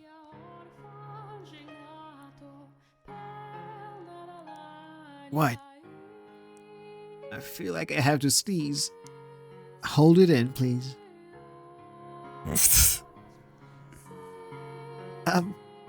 What now? Can I see it? I've barely drawn anything yet. As long as our eyes didn't meet, I was able to observe her, and my gaze was quite clearly not focused on the rose, but Giselle. At first I had regretted my in-the-moment proposition, but I was beginning to think it hadn't been such a bad idea. Without some sort of pretext, I would never have been able to examine her so intently.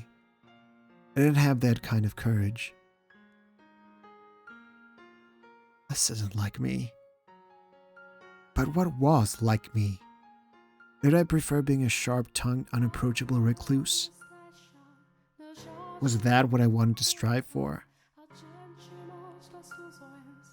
Giselle was like a gale. Her mere presence dispersed the gloomy cloud that always hovered around me. Thinking about it, it's practically a miracle that we ever ended up so comfortable around each other. But she's still here right now. Light from the moon spilled through the stained glass window, taking on a multitude of pale tones before falling on her white skin and jade eyes. I'd stopped sketching at some point.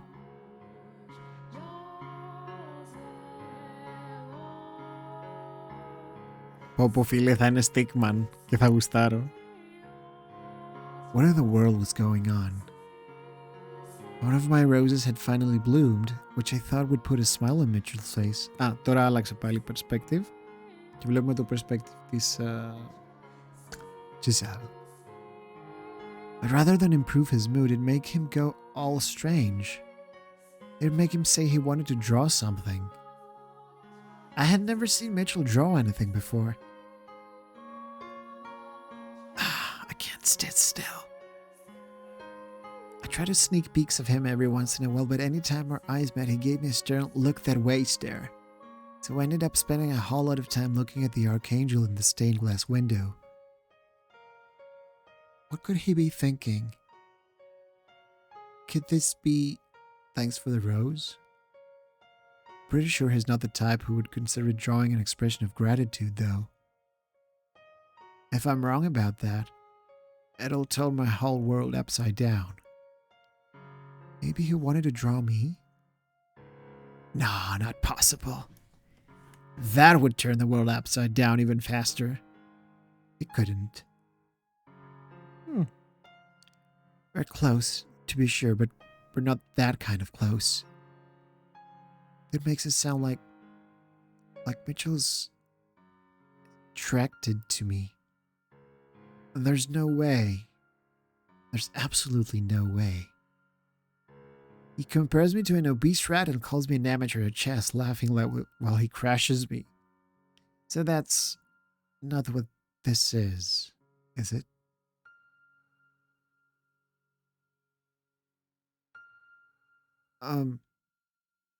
Oh yes? If it's too much trouble, you're free to leave. This will take a very long time to complete. No trouble. You have a very stern look on your face is all. Was doing that bad of a job at hiding it? I don't want to force you to do anything you don't want. It was foolish of me to ask of you. I'm sorry. Honestly, it's no trouble.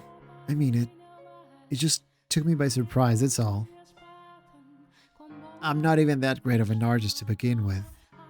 That's not a talent I was blessed with. If I'm being honest with myself, I can't imagine anyone would be pleased to have bad art drawn of them. Why? What's he getting so negative about? I wasn't the only one making a face. His head was turned slightly downward, a forlorn shimmer in his eyes. I'd never seen him make that face before. He resembled a child who had just been scorned by his mother. I wasn't at all angry or displeased with him. I was just fine, honestly. I had to get that through to him. I am pleased. It doesn't matter how it turns out. You drew it for me, master. Whether it's good or bad is irrelevant. But the moonlight shining through the stained glass was so enchanting, I lost myself in it. I would be happy with anything drawn for me by the man I love.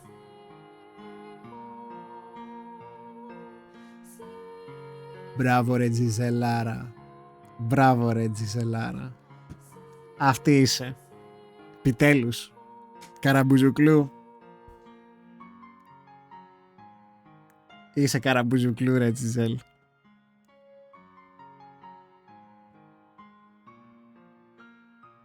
Fucking finally, yeah.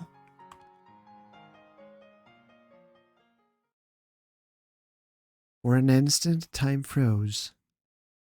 By the time I realized what I had said, my mind had gone blank, and I couldn't form a coherent thought.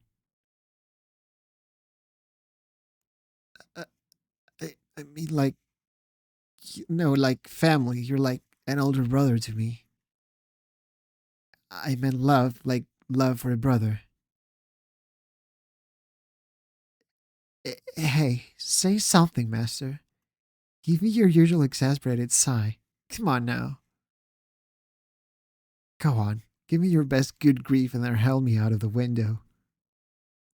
Oh, come on, please. Show me some disappointment.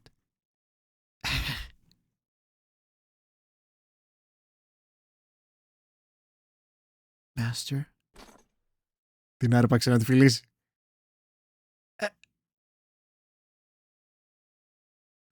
When the wood panel he was using as a canvas and the charcoal in his hand crashed to the hard chapel floor, the clattering was so loud I jumped. I didn't have the presence of mind to wonder why he had knocked over the canvas, or why his hands appeared to be shaking. Let me help you with that.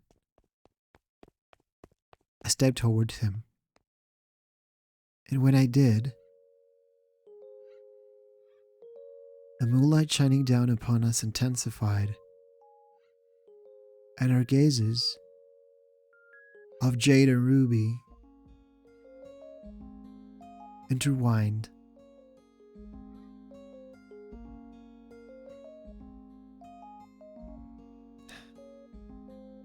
Oh my fucking god, with the boobs. Couldn't they make it less obvious? Oh jeez.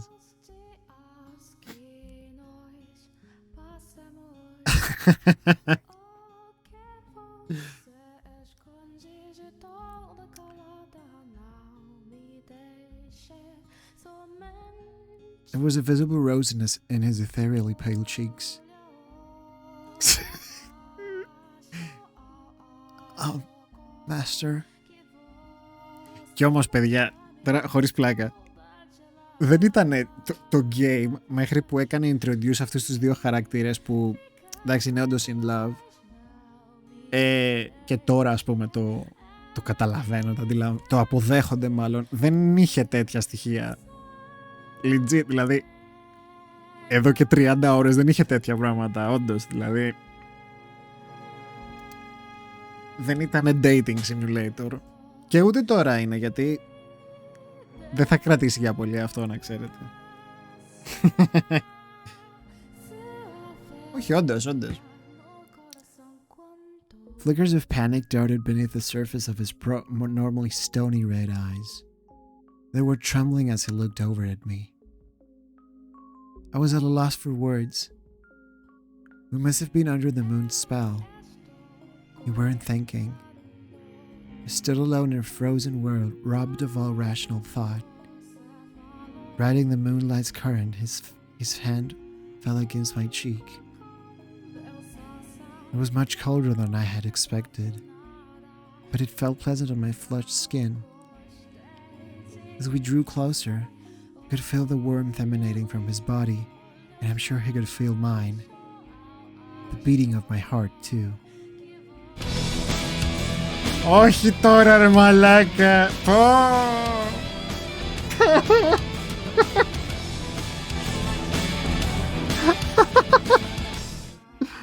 Όπου πάνω στην τζόντα ήρθατε.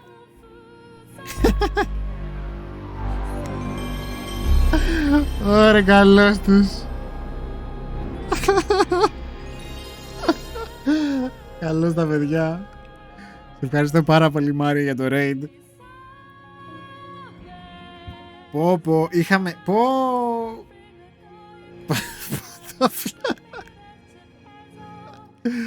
Καλώς τους. Έλα ρε Μάρια, τι παίζατε?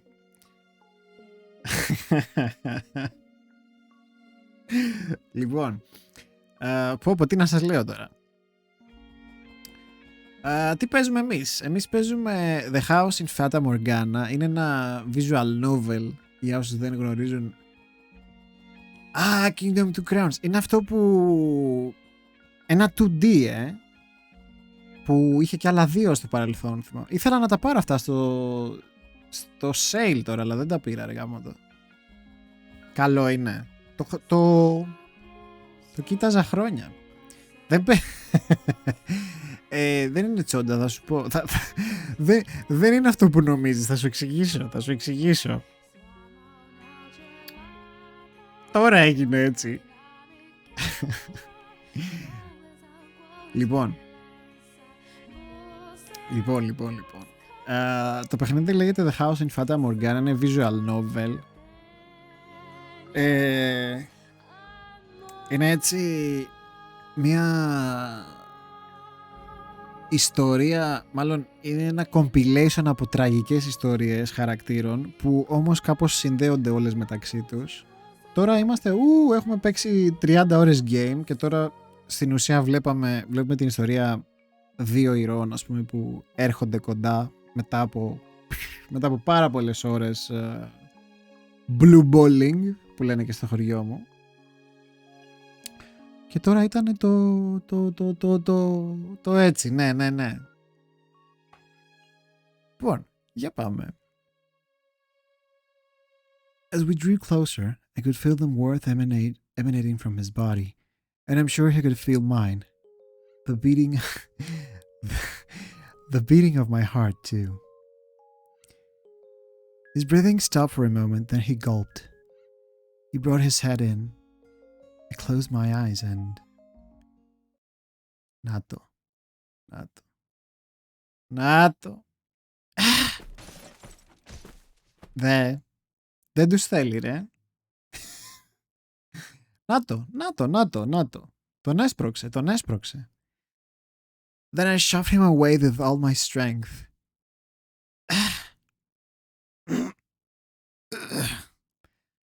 Mitchell rolled back, knocking his head on the side of a pew, and began groaning in pain, which is when I finally realized what I had done. What have you done, Giselle? I'm sorry, I didn't mean to. Are you hurt? I'm fine. Sorry, you startled me. I really truly didn't mean to knock you down. Απογοήτευση. You should go back to your room. I'm sorry for all the trouble I've caused you tonight. What? Get some rest. Good night. Πω καληνυχτάκιας. Πω.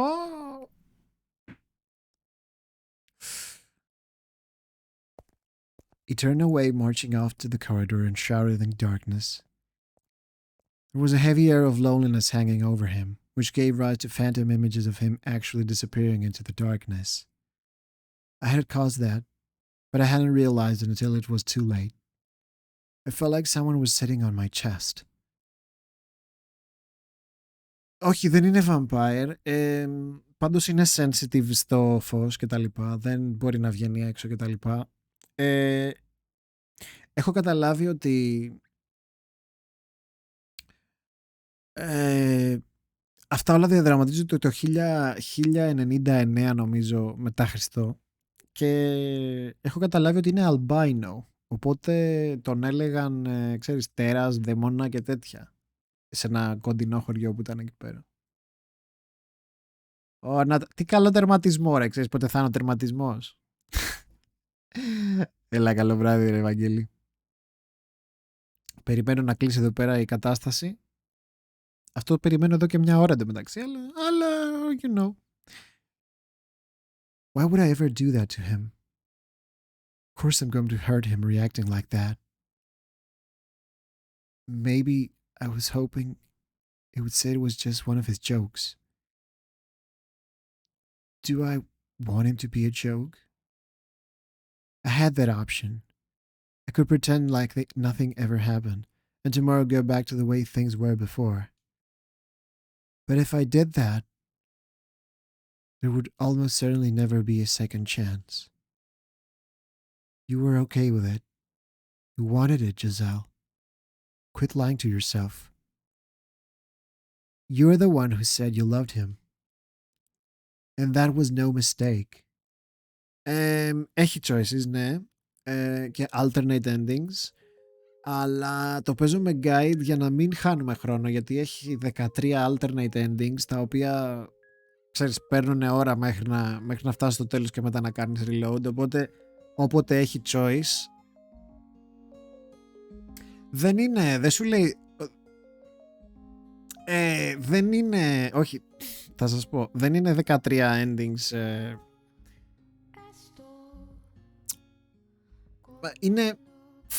είναι bad endings, να σας το πω έτσι, οπότε πας σε ένα bad branch, ας πούμε, και μετά πρέπει να κάνεις load εκεί πέρα πίσω στο strand που ξεδιπλώνεται, στο σταυροδρόμι που λέμε. Οπότε για να μην χάνουμε χρόνο, όποτε έχει κάποια επιλογή, κοιτάω το guide που έχει μόνο τις επιλογές τις σωστές και το κάνουμε με το real ending, γιατί ένα είναι το real ending.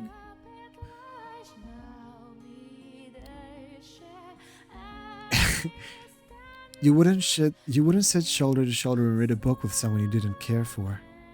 You wouldn't enjoy eating supper with someone you didn't like. You wouldn't be able to live happily with someone you didn't love. You have to go after him. Find him and tell him the truth. Να πας. Πήγαινε, τρέχα. Βρες τον. Να και το κρεβάτι. Το τάφε μου. What am I doing, for God's sake? I'm not in my right mind. Something about me was off today. Couldn't control myself. I was saying things I didn't mean, doing things I didn't intend to. I never meant to do that. But at this point I had no choice but to admit my feelings. I couldn't pretend I didn't know what they were anymore. How long had I felt this way? A week? A month? 6 months? Or maybe a full year? Did they already develop when we started anew? Yep. No. The when didn't matter. It didn't change the facts. I was still attracted to her regardless of when it had begun. But she pushed me away quite literally.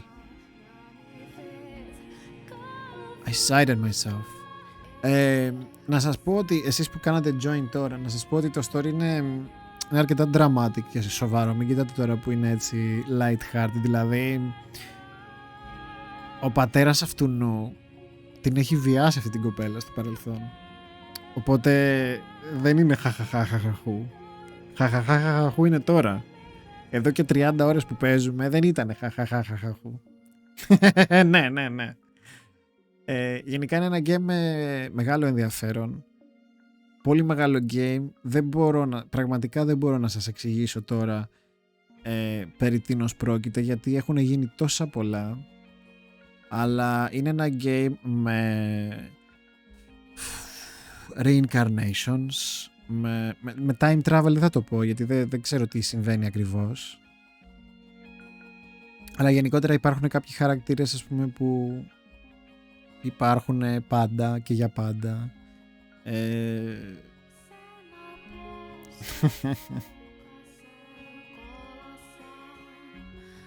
Υπάρχουν βέβαια τα VOD, τα αγαπημένα μας VOD. Cloud Atlas. Πω, τι μου θύμισες τώρα. Εξαιρετική ταινία, το βιβλίο δεν το έχω διαβάσει.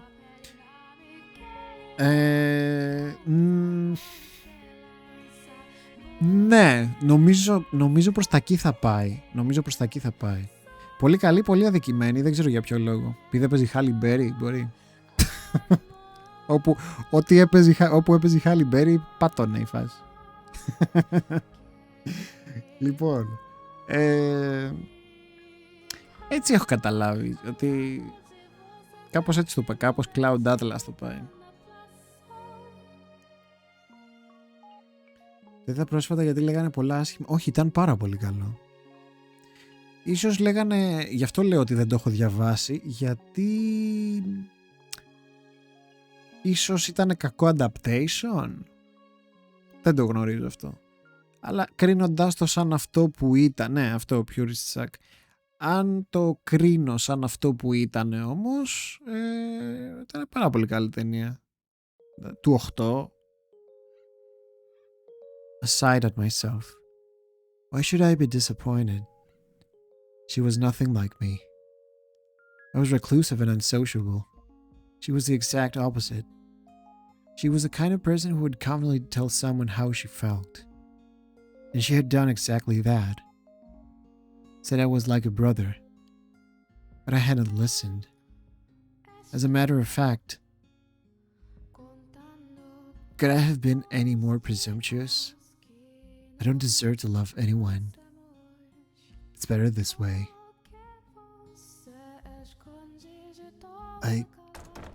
Natin na... Master!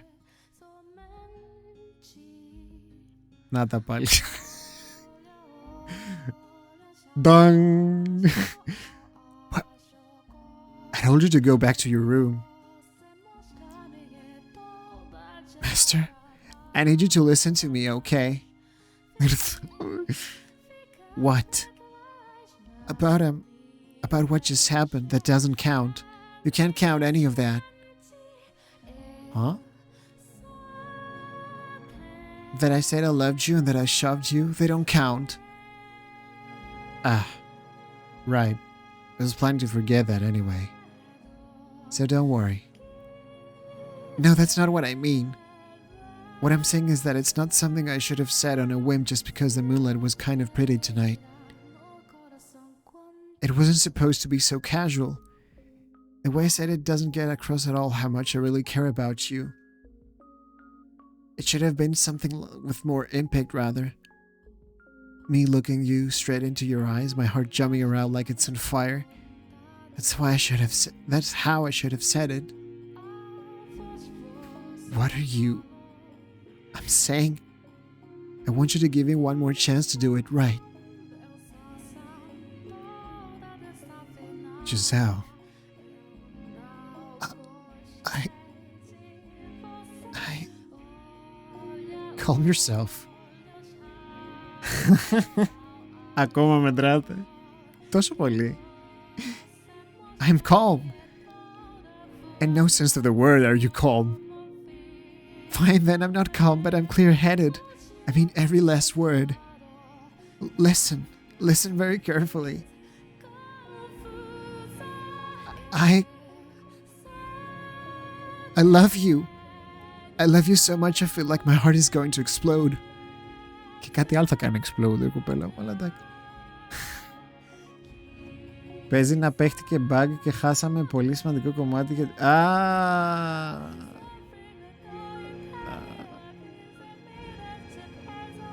I see. What? Huh? You mean like family? Like a brother, right? Romantic love. Romantic. What? I wasn't upset back there. No, I was elated. What? Είναι σαν το Stone Cold. What? Give me a hell yeah.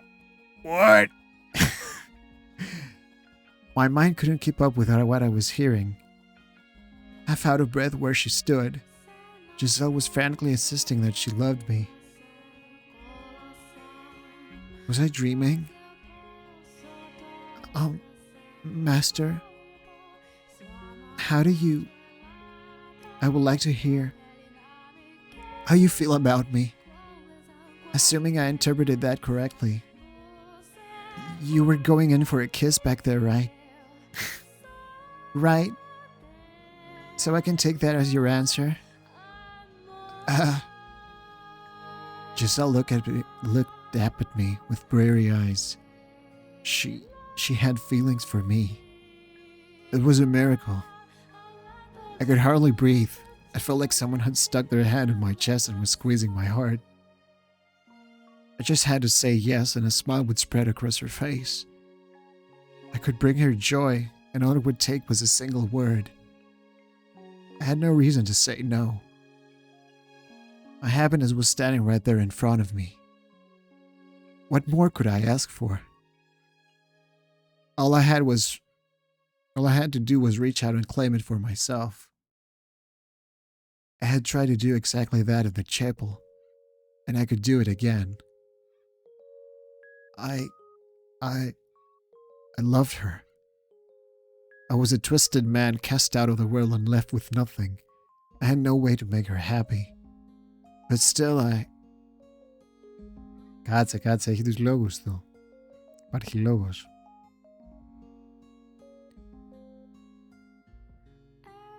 Don't tell me you've forgotten what you are. Αυτά τα λέει Morgana μάλλον. Αυτά τα λέει Morgana, ναι. Tell me. There was no moonlight to give me that nudge.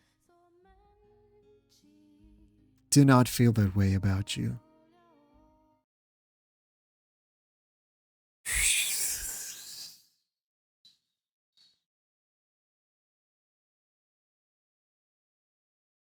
What?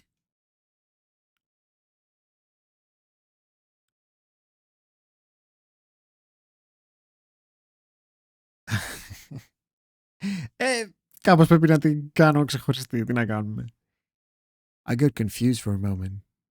I apologize for the misunderstanding that seemed to have caused. All the color drained from her like a flower wilting before my eyes. A heavy sigh spilled from her lips. Her jade eyes swayed lifelessly back and forth. I hadn't thought mere love could possibly have such weight, but she looked as though I had just told her she was to be executed.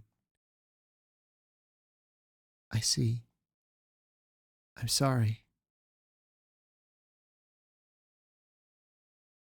I let it get to my head. Δεν την κάνω πολύ βαριά γιατί άμα τον δεν ξέρω αν τον είδες καθόλου. Δεν είναι πολύ μάτσο. Sorry for making such a racket. Really, God, what was I thinking? I got way ahead of myself there. Her faux energy hurt to watch. I had hurt her and this was the result.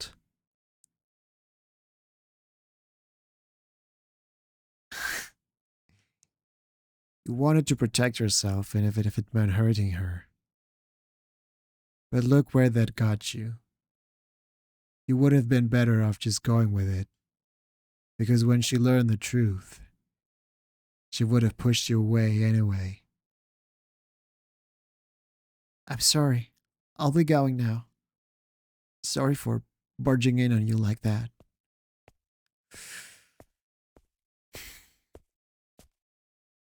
She made her way into the shadows toward the door. There, you did it. You preserved your peace. I got the feeling she would never again turn back. Your mistake was ever getting close to anyone. What I had always wanted was right there in front of me, and I was so close to obtaining it.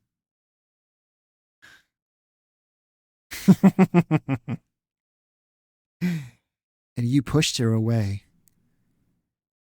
I actually did love her. She would never love the real you. No, she couldn't. You're disgusting.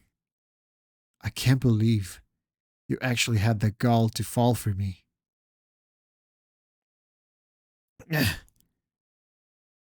Good night, Master. Υπάρχει background. Υπάρχουν λόγοι για τους οποίους γίνεται αυτό. Και για τους οποίους είπε όχι. Δεν τους ξέρουμε, αλλά φαντάζομαι. She was leaving. I wanted her here and she was leaving. I simply had to acknowledge my feelings and she would come back. Was I really content to let her go? At my weakness, I mistreated her. I hurt her. I let her go, and I was about to lose her. Even though she said she loved me, and I felt the same way. Wait, please don't go. Your voice is shaking like a scared child's. What are you hoping to tell her like that? Περίμενε. She was different. She was probably... No, she absolutely was nothing like anyone in my past. She won't be any different. I decided I would try just one more time.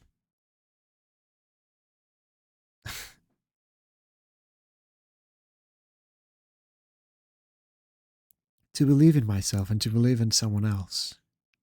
I lied. Giselle. From the bottom of my heart,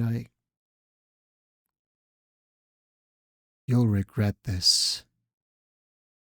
No, I won't. I sincerely love you.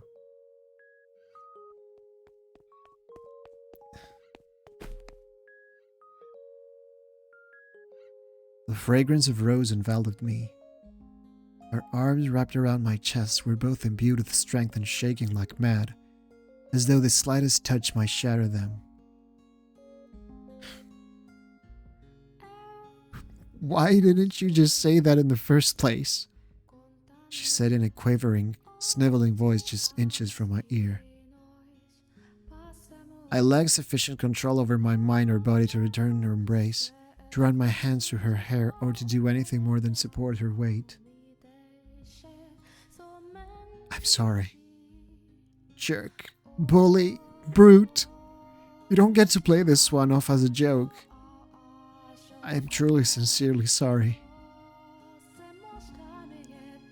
You've given me two different stories. Tell me, which one's the truth? Were you just confused, or do you actually love me? I want to hear you say it again. The truth is, I love you. Again. I love you. Without fumbling this time. I love you, as I've said several times now. Not good enough. Again. Have mercy, please. I'm about to die of humiliation.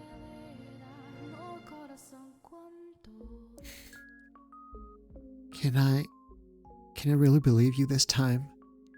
You're not going to say you were lying again? No, I won't. Then we both feel the same way about each other? Shockingly enough. What's there to be shocked about? I didn't think there was anything likable about me. You really have to do something about that pessimism. I'll try. I'm in heaven. I'm so happy I could cry. You're all over me. Oh, thank goodness. Thank goodness. When you first said no, everything went black. I wasn't sure what I would do anymore. I had lost all hope. I really, really do feel bad about that. But you had a change of heart. And you're willing to have me. Yes. And everything I bring with me. That was the idea. Absolutely everything, right? You're pushing that point rather hard. I have a request. It's something I don't think I could ask you at any time but now, while we're in the moment.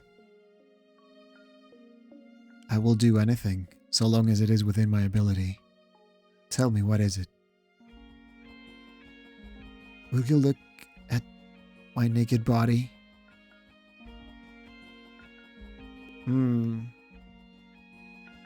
Όχι, όχι. Όχι, όχι, όχι. Υπάρχει λόγος, παιδιά. Υπάρχει λόγος. Δεν είναι αυτό που νομίζετε. Υπάρχει λόγος. Θα δείτε. Όχι, όχι, θα δείτε. Γιατί.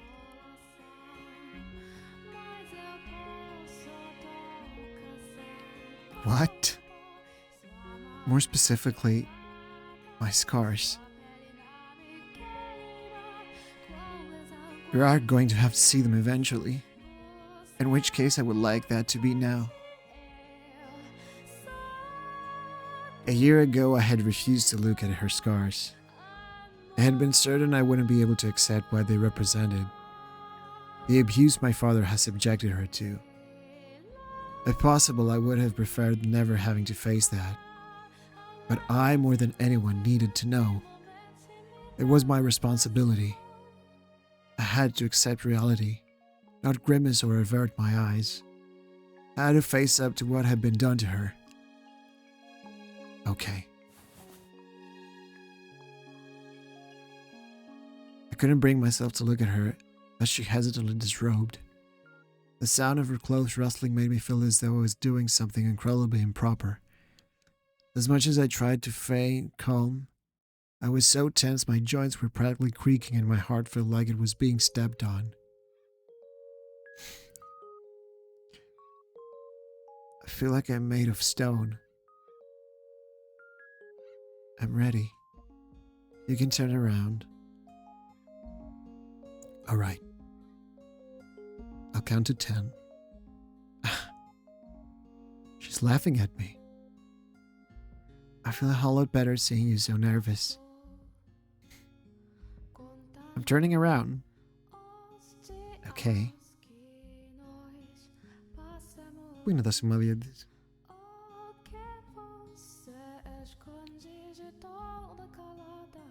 Her head was tilted down just enough to keep me from making out her expression, but she couldn't hide the pink flush spreading across her cheeks. It contrasted well against her white but not excessively pale skin, as did her jet black hair. Πού, εγώ δεν βλέπω σκάρες. Μήπως είναι από πίσω. Από πίσω πρέπει να είναι. Sorry, it's not anything nicer to look at. In what way was this not a pleasant sight? I had never been more entranced by anything in my entire life. She was stunning. I had no measure of comparison, but I was certain the same sight of any other woman in the world would not have had the same effect on me. I could say as much with confidence, despite having never seen another woman nude. Hypnotized, I couldn't take my eyes off the gentle curves of her body. Were I more socially inclined, perhaps I could have told her she was pretty, which perhaps would have brought a sheepish smile to her face. And though I wanted to, my throat was dry as dust, and all I could manage to produce were incoherent rasps. Please say something. Μην πεις πάλι για obese rat, γιατί...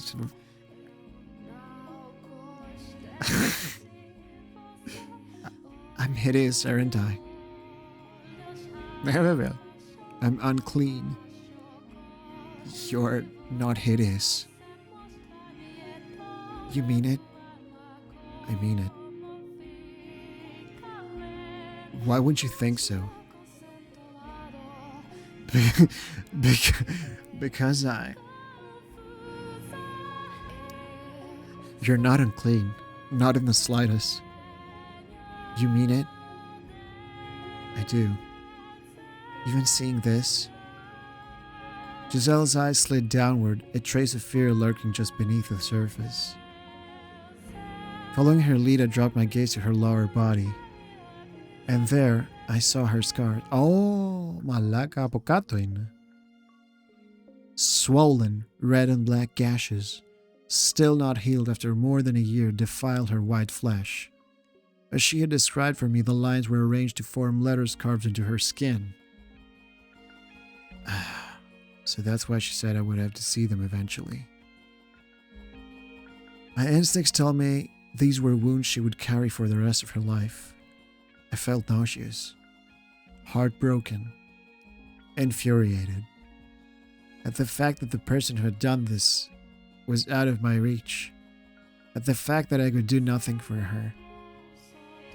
What went through my father's mind when he looked at these? What did he gain from giving her these wounds? What did he have to do with her? Why my father of all people? Giselle was the one with the scars.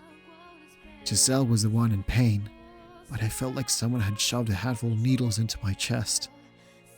Dozens of thick metal stakes piercing the walls of my heart, blood streaming through me like a river. If I didn't force myself to face it, I was liable to run. What was the right thing to say? What was I supposed to tell her? As hard as I thought, I couldn't come up with an answer. All I came up with was intense frustration. It killed me that I couldn't take the scars from her, that I couldn't give my father a piece of my mind. You're in no way hideous, no matter what marks are left on your body. It took all I had to form that single sentence. Thank goodness. I'm so glad to hear that. When I was down in that village, they said it didn't matter what they did to me because I was already dirty. That made me think I had reached the point where I was so tainted, anyone could see it. I'm sorry. Why should you apologize? You were frowning really intensely. I thought I might have made you mad. No, I'm not angry at you. I'm angry at my father, the villagers, and myself. Papa. May I touch them? You may. Ready? My hands were trembling, but I knew I wouldn't be doing her any favors by hesitating.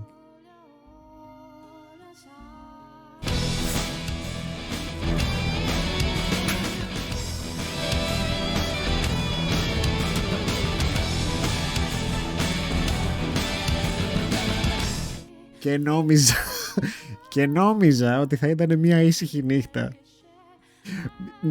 Νόμιζα ότι θα ήταν μια ήσυχη νύχτα που θα μπορούσαμε να ζήσουμε τον έρωτά μας.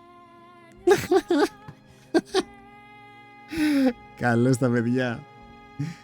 Καλώς τους. Έλα ρε αφάνα. Καλώς τα να βγάλω ρούχα. Κάτσε περίμενε να βγάλω.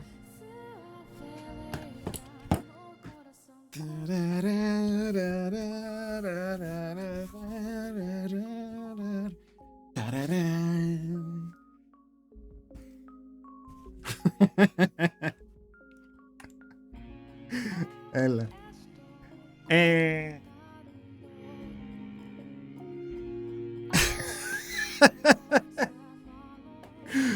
Μαλάκα, εντάξει.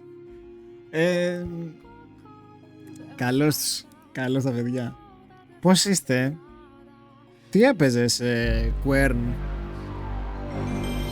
Καλώς τον κλεφτοκοτά. Είδες, το striptease πάντα δουλεύει. Εγώ το ξέρω, τα ξέρω από παλιά.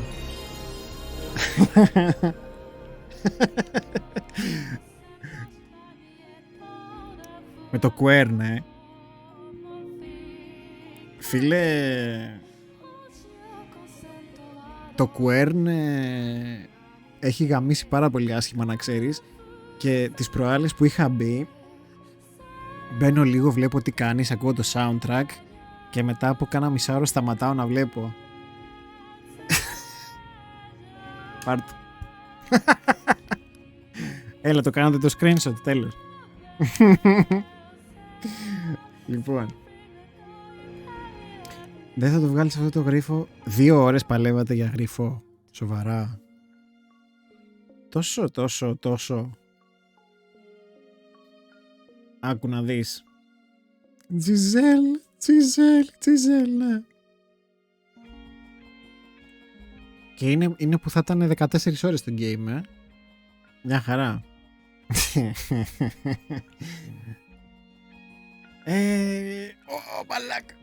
Μαλάκα, πόσες ώρες έχουν περάσει?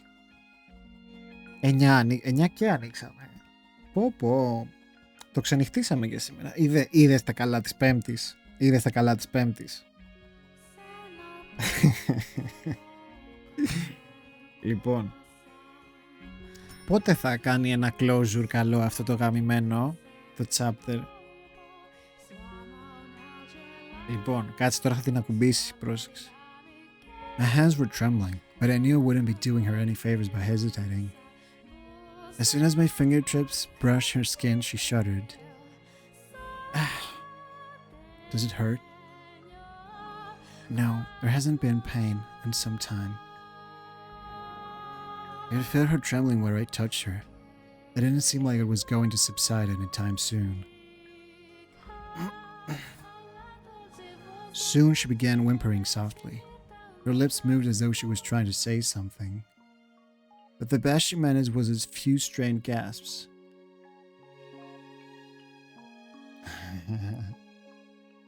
Men of culture. Tears had begun welling up in her eyes as well.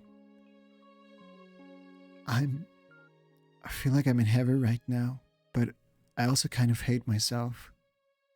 Hate yourself. But why? Because I can't stop shaking. I'm overjoyed to feel your touch, but I can't control my body.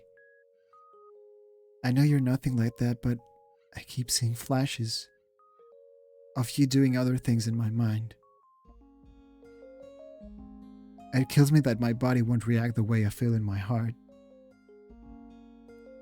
Θέλεις να κάνω, ρε μαλάκα.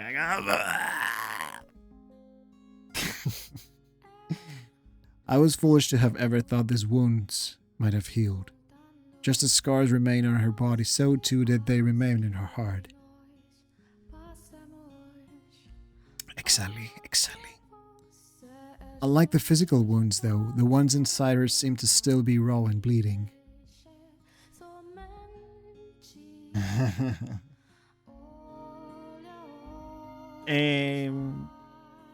Είναι. Μην κοιτάς τώρα τα παιδιά εδώ πέρα δεν ξέρουν το context όλο αυτό που συμβαίνει, οπότε... She just did such a good job of acting normal that I had begun to think she might have gotten past them. Of course not, you blind fool. You shoved me back there because it brought back those memories. That's right. Και εγώ αυτό κατάλαβα. Τον έσπρωξε γιατί δεν ήθελε ακόμα. I'm sorry. I'm really truly sorry. Ναι, ισχύει.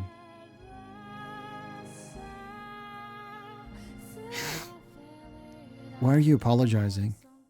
I should be the one. Do you have any desire to place a curse on him? What? Do you want to curse Antonin? If you so desire, I might be able to make it happen. Τι λέει ρε μαλάκα? Cast a curse on him, perhaps even a fatal one. I ignore the fact that he's my father. I don't consider the man family anymore. Ακόμα live είναι, ναι.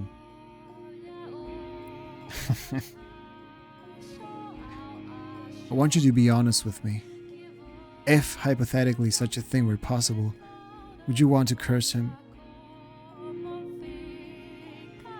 No, I would not want that. Why not? You have every right to take revenge. For what that man did, he deserves punishment. He inflicted so much pain on you. You're still shaking more than a year later. You could just let him get away with it out of the goodness of your heart. Hypothetically, if you wanted to curse him, I wouldn't do it even hypothetically. And not out of the goodness of my heart. I'm just a coward. A coward. If curses were real, and he were to die by one, then I would never ever be able to forget. If my resentment for him took his life, that would mean he had damaged me so permanently I was never able to get past it. I don't want that. I want to be able to forget. Κατάλαβες που πάει αυτό, I'm still shaking now, but one day I want to be able to proclaim proudly that it no longer has any control over me. Αυτό δεν ήθελε να θυμηθεί. Η Ζιζέλ. But I appreciate the sentiment. Σε έχει σοβαρή απορία τι έχει γίνει. Πού να στα λέω.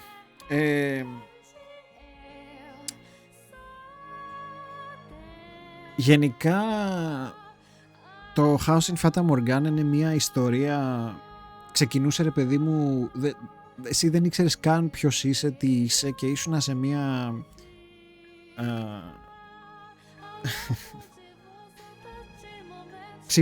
ξύπνησες στην αρχή σε μια έπαυλη και δεν ήξερες ούτε που είσαι ούτε ποιος είσαι. Αυτήν κοίταξε, αυτή, ναι, αυτό ξεκίνα τα VOD, αυτό, ναι. Αυτή η Giselle δούλευε ως παραδουλεύτρα στο σπίτι της οικογένειας του Μίτσελ, οι οποίοι ήταν noble family, ξέρεις, και τέτοια, και την είχαν εκεί για maid, και ο πατέρας του την και κάποια στιγμή το έμαθε η μάνα της, η γυναίκα του Μπάρμπα, και αυτή γενικά δεν ήταν στα καλά της, ρε παιδί μου, ξέρεις, είχε αρχίσει να γερνάει και είχε αρχίσει λίγο να τα χάνει, και τη βρήκε τη Τζιζέλ και της λέει έμαθα τι κάνεις με τον άντρα μου και και ήθελε να την εκτελέσουνε, να την πάνε για execution τη Τζιζέλ. Και αυτός ο μαλάκας, ο Μπάρμπας, αποφάσισε να μην την εκτελέσουνε. Ναι, δηλαδή θα την πλήρωνε κιόλας, κατάλαβες, η Τζιζέλ, και αποφάσισαν να μην την εκτελέσουνε, αλλά να την πάνε εξορία στην ουσία σε μια απομακρυσμένη έπαυλη που είχαν εξορίσει και τον μικρό τους γιο, τον Μίτσελ, τον οποίο είχαν εξορίσει επειδή ήταν καταραμένος. Και γιατί ήταν καταραμένος? Γιατί ήταν αλμπάινο, ή τουλάχιστον αυτό έχουμε δει μέχρι στιγμής. Ξέρεις, είναι άσπρος, έχει κόκκινα μάτια, δεν είναι βρικόλακας, όχι, απλά έχει αυτό το look, ρε παιδί μου. Και ο Μίτσελ έχει μείνει σε αυτή την έπαυλη 10 χρόνια, ήταν μέσα στα σκοτάδια, ούτε άνοιγε, ξέρεις, φώτα, ούτε ήλιο άνοιγε να έχει. Αυτό, παιδιά, είναι ένα από τα stories, ένα από τα chapters. Εδώ τα λέει portes, doors, και αυτό είναι ένα από τα chapters που αυτοί οι δύο στην ουσία είναι οι main χαρακτήρες μας, τουλάχιστον μέχρι τώρα. Πριν βλέπαμε κάποιες άλλες ιστορίες που οδήγησαν εδώ πέρα, τα οποία βέβαια μπορείτε να τα δείτε στα VODs, στα αγαπημένα μας VODs, στα οποία μάλιστα βάζω και πες το, chapter marks για να κάνετε skip τα just chatting και τις μαλακίες, οπότε είναι μια πάρα πολύ ωραία ιστορία. Timestamps, μπράβο. Οπότε θα μπορείτε να κάνετε skip τα just chatting και όλα τα fluff. Πόσες ώρες παίζω σήμερα? Άμα σου πω ότι δεν έχω καταλάβει, από τις 9 και Vitamin D. Ζαουάρντο. Γενικά είναι εξαιρετική ιστορία. Εξαιρετική ιστορία.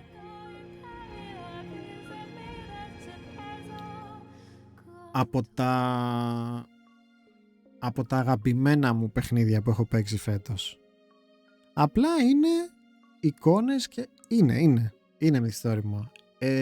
Δεν είναι game, είναι interactive story. Έχει και κάποια alternate endings, bad endings. Ένα είναι το true ending.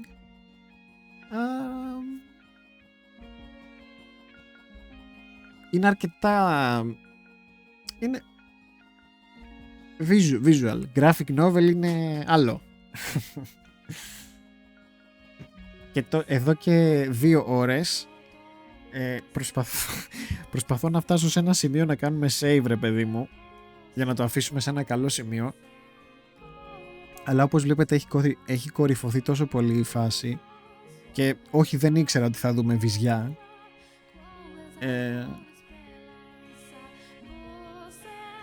αλλά όντως έχει κορυφωθεί η φάση. Δεν μπορώ να το κόψω εδώ, ρε παιδιά. Δεν μπορώ να το κόψω εδώ. Δεν βλέπεις ρόγες, βυζιά βλέπεις. Όποιος θέλει να ξανάρθει, δέκτε.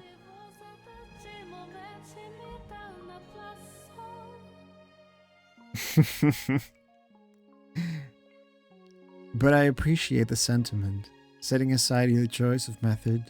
Θέλω να τα αφήσω σε ένα καλό fade out, ρε παιδί μου, πώς να σου πω. Όχι απαραίτητα να like το chapter. Απλά σε ένα καλό... You asked out of concern and that's more than enough for me.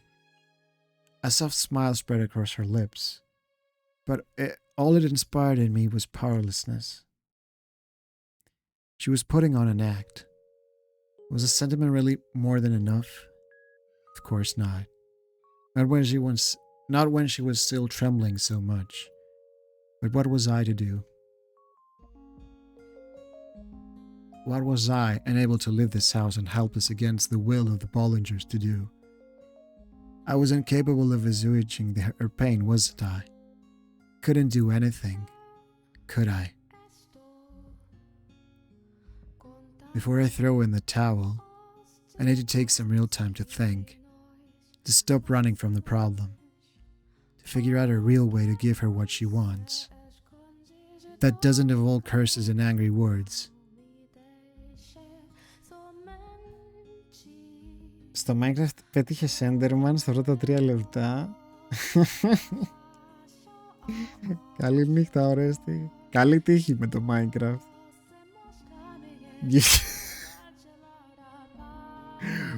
Πω, εσχρός. There has to be something only I can do. Giselle. I took the hand that had been tracing her scars and slid it around her waist. Even now her trembling showed no signs of abating. I will never...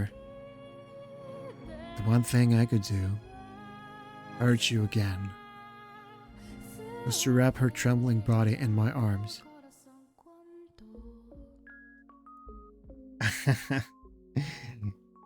Έλα ρε σταμάτη.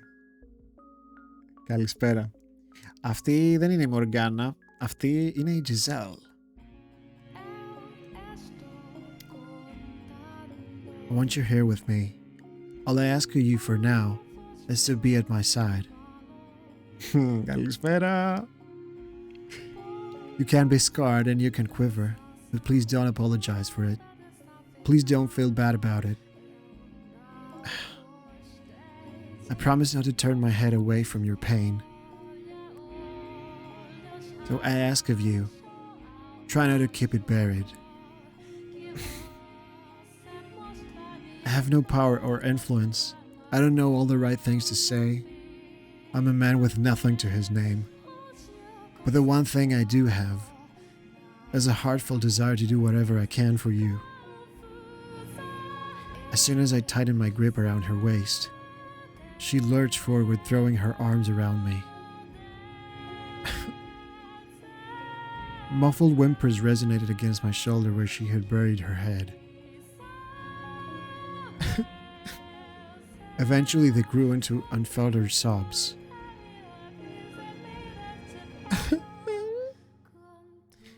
And my bedchamber was enveloped in the sound of weeping. She cried like a little child. The usually strong-willed, cheerful, optimistic Giselle wailed from the depths of her soul.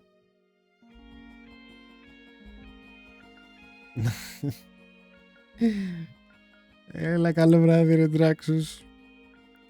Παιδιά, σας ευχαριστώ πάρα πολύ που κάτσατε μέχρι τέτοια ώρα. This past year she had constantly been nudging me forward. It was always her leading the way. There had undoubtedly been moments where she had wanted to cry like this but couldn't. So starting now, I was going to try and support her too. I was sure I would mess something up, as I had little experience being caring. I would probably anger her, probably stress her out, and probably make her cry. But I had found my resolve. I had overcome my hesitation. I was sure I could do it. That I could create a place where she could find peace. I could surely. Άννα, γεια σου. Εδώ είναι ένα ωραίο σημείο. Θα κλείσω κι εγώ, ρε. Giselle didn't stop crying until the sun had begun peeking over the horizon. I had, as I said, not looked away, simply holding her in silence. Ποιο stream είναι αυτό, μπορούμε να πάμε τέτοιο, μπορούμε να πάμε raid. She had a decidedly not childlike frame, which she deemed incredibly small in my arms. We felt each other's warmth through my clothes. Τρόβο. Το γιατρό. Between sniffles, Giselle said softly.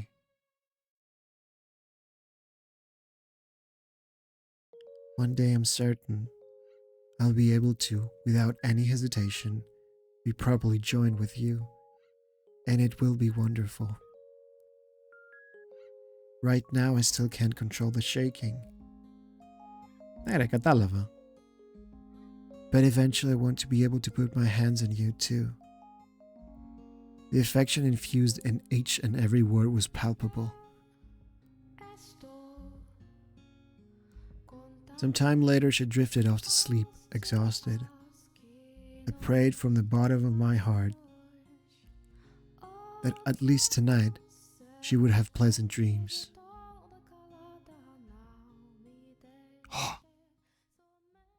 Τέλειωσε το τέτοιο. Περίμενε. Εδώ είναι. Εδώ είναι ευκαιρία. Εδώ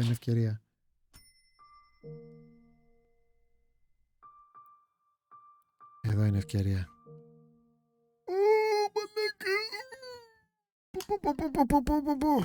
Η μέση μου. Δεν είμαι για τέτοια πια. Λοιπόν. Πού να σας πάω? Ποιος είναι ανοιχτός? Εδώ στα δικά μας τα μέρη. Στο Twitch TV. Για να δούμε. Εσύ να πας για ύπνο, εντάξει. Καταλαβαίνω. Είναι δύσκολο και για σένα. Λοιπόν. Ξέρω που θα σας πάω.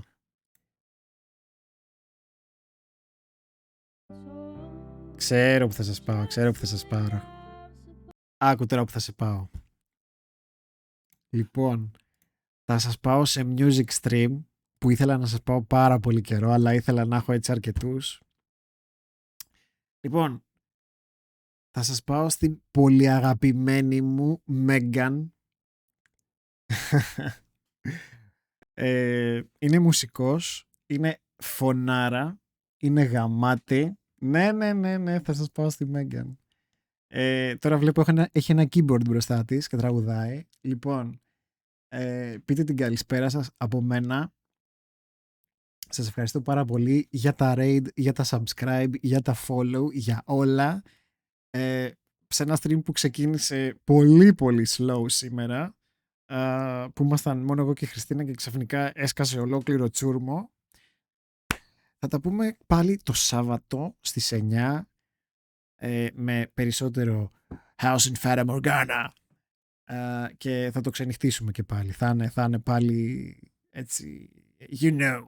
Λοιπόν, σας ευχαριστώ και πάλι παιδάκια και θα πάω να ντυθώ και να φάω γιατί πείνασα πάρα πολύ. Λοιπόν, πάμε να ακούσουμε Megan και θα τα ξαναπούμε το Σάββατο. Φιλιά.